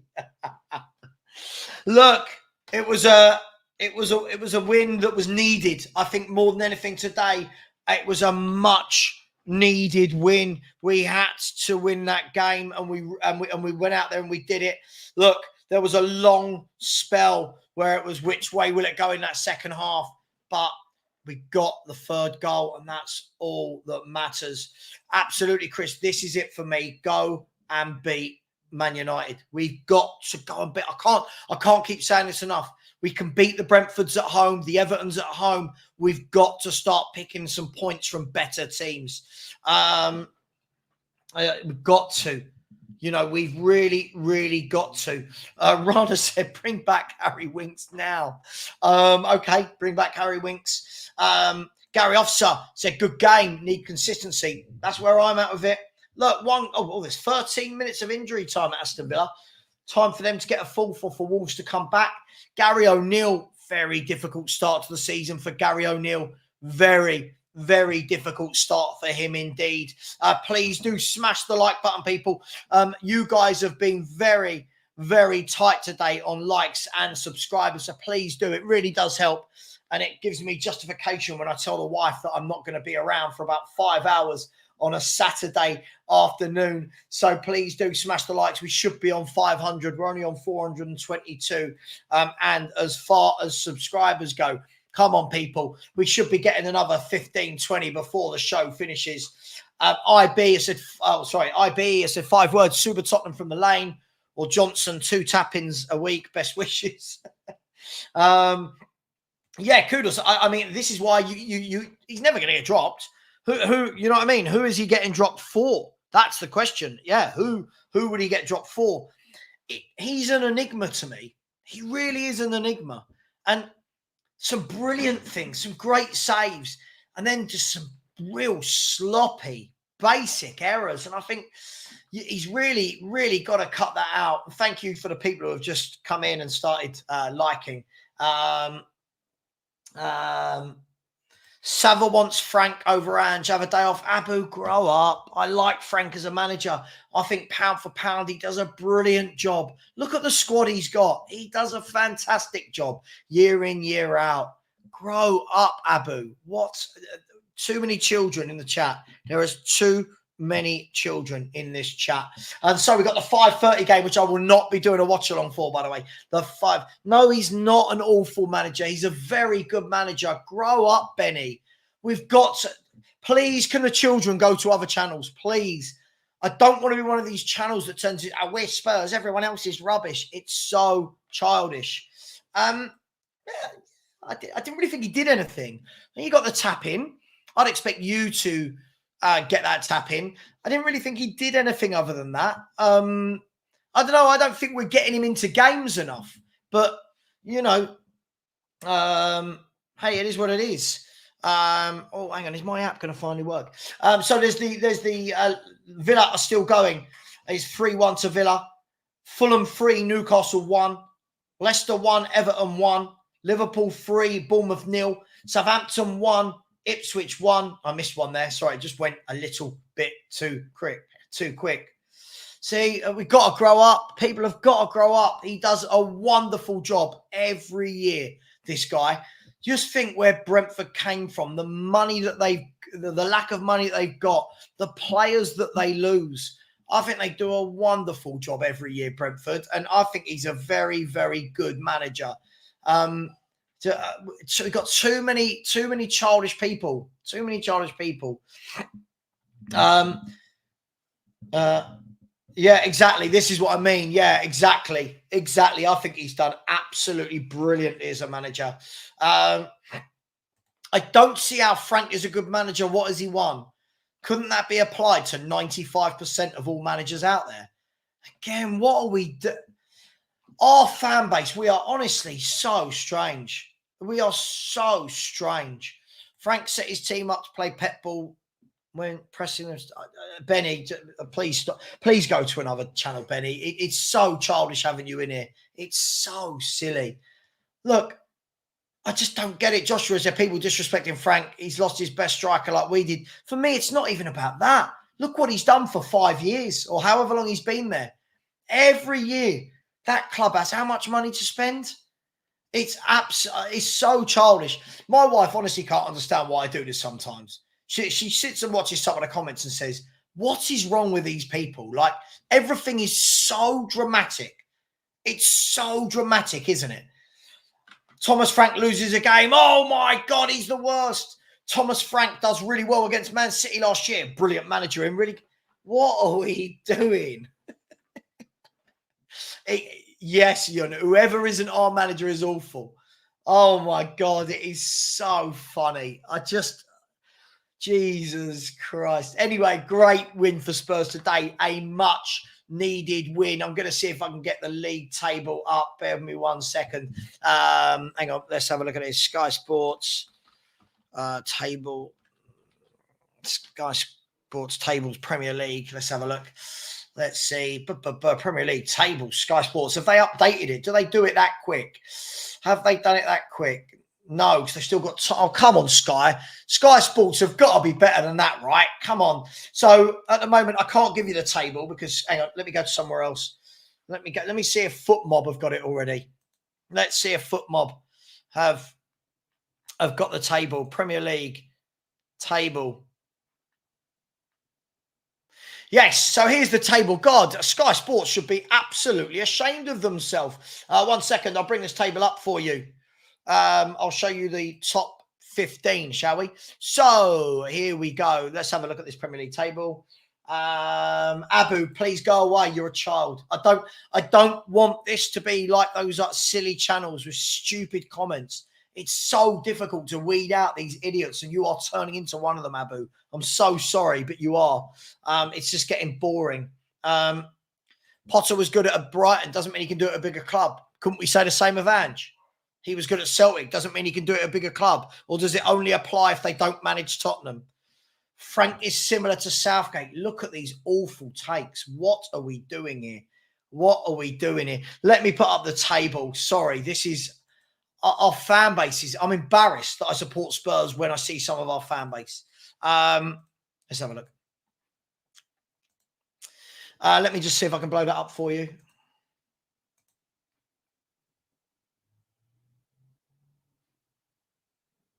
There we go.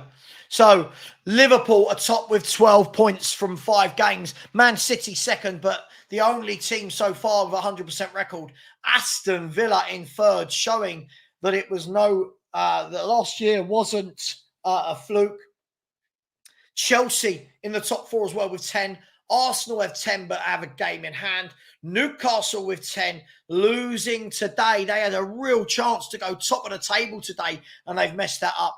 Brighton with 8 but with a game in hand. Fulham with 8 points and Nottingham Forest with 8 points and a game in hand. So Tottenham Hotspur sitting in there and we're in the top half. We've managed to get into the top half.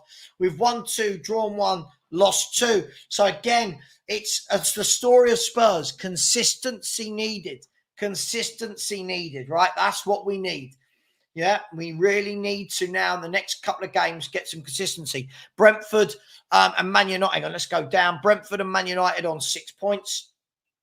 Bournemouth on 5 points. West Ham on 4. Leicester and Ipswich on 3. Palace on 2. Wolves on 1. And Everton picking up their first point of the season. So Everton, Wolves and Southampton all with 1 point inside the bottom 3. Crystal Palace on 2 points. They play Man United. That's going to be very interesting. Does anyone know? Here's the team. Man U, Palace, Henderson, Munoz, Richards, Guehi, Lacroix and Mitchell, Wharton, Kamade and Eze, Nketiah and Mateta. And I'll give you the Man United team in just a second. The Man United team is this. Onana in goal, Mazraoui, De Ligt, Martinez, and Fernandez. Who's that? With Xerxes, Eriksson, Ahmad, Garnacho, Dallo, and Mainu. Oh, why do they do the teams backwards like that? Just put them in position. Sorry, Bruno Fernandes, of course, in midfield. Yeah, I'm surprised Ugarte wasn't starting and Rashford's not starting either. But Man United, Abu, go away. Stop it. Stop shouting. Stop with the caps locks. Grow up. Yeah? Where are we? 3-1 Villa. Said they'd finish it off. Yep. Aston Villa 3-1.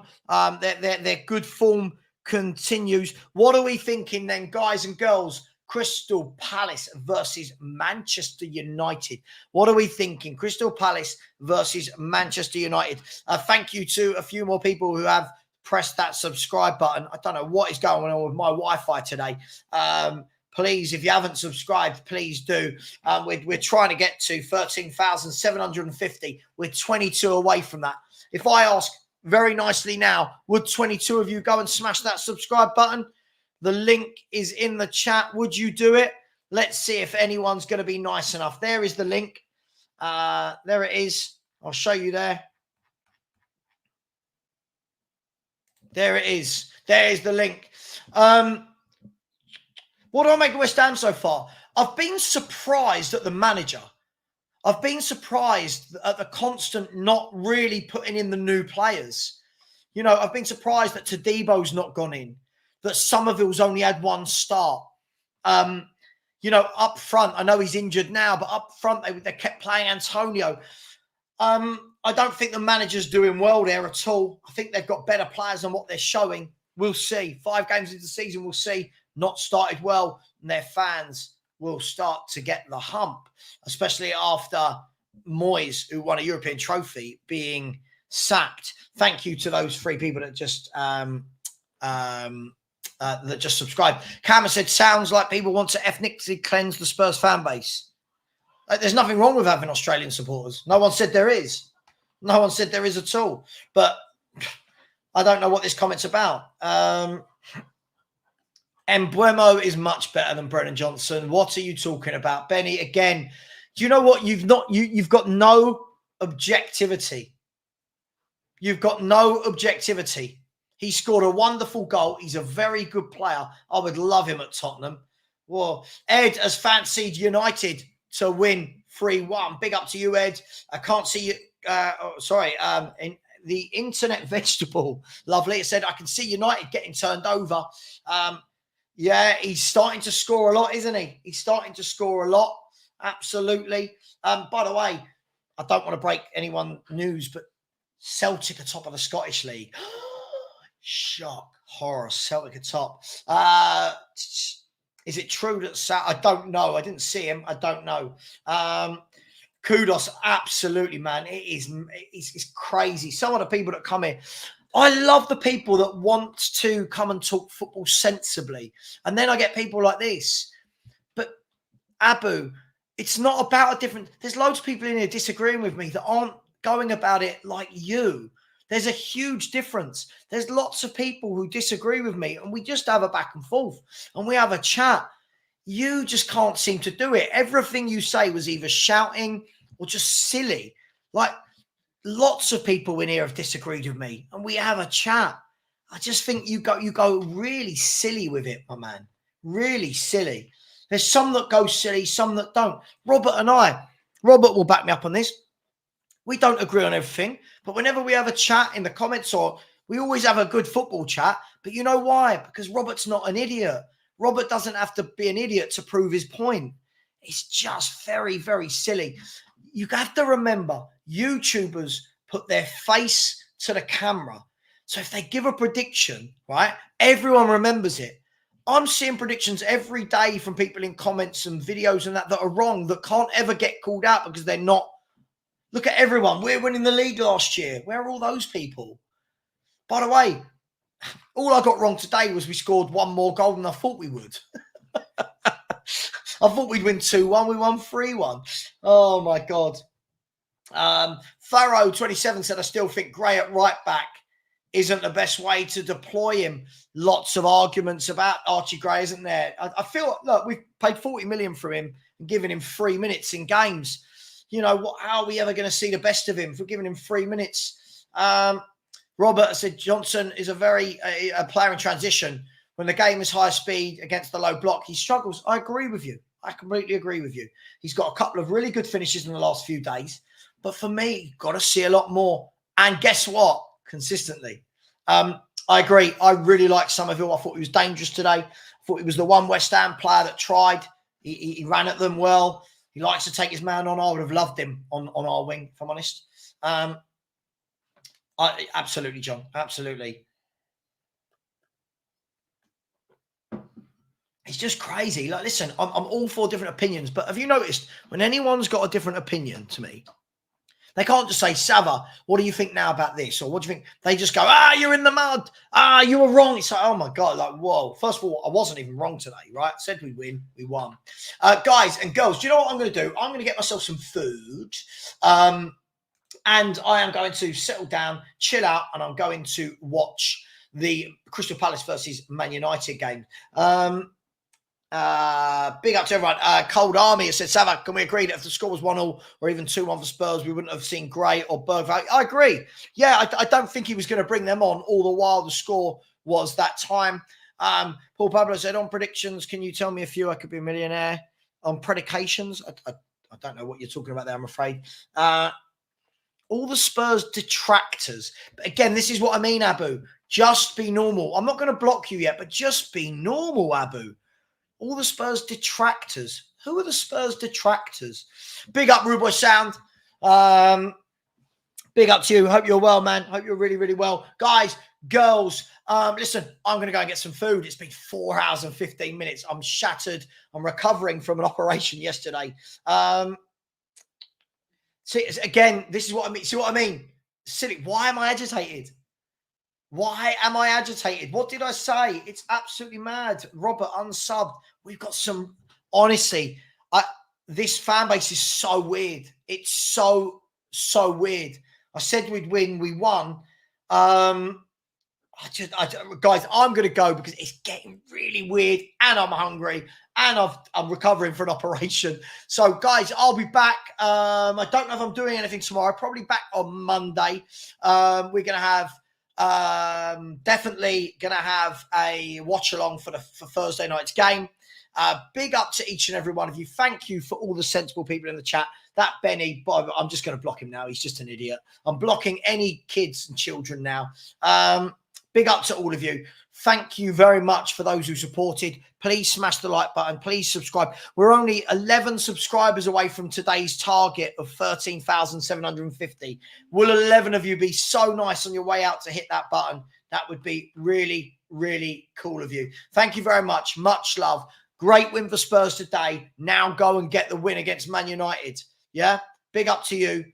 Look, again, in case you're not sure, Savva, you witnessed Ange Ball. I mean, second half, did you watch it? What was Ange Ball?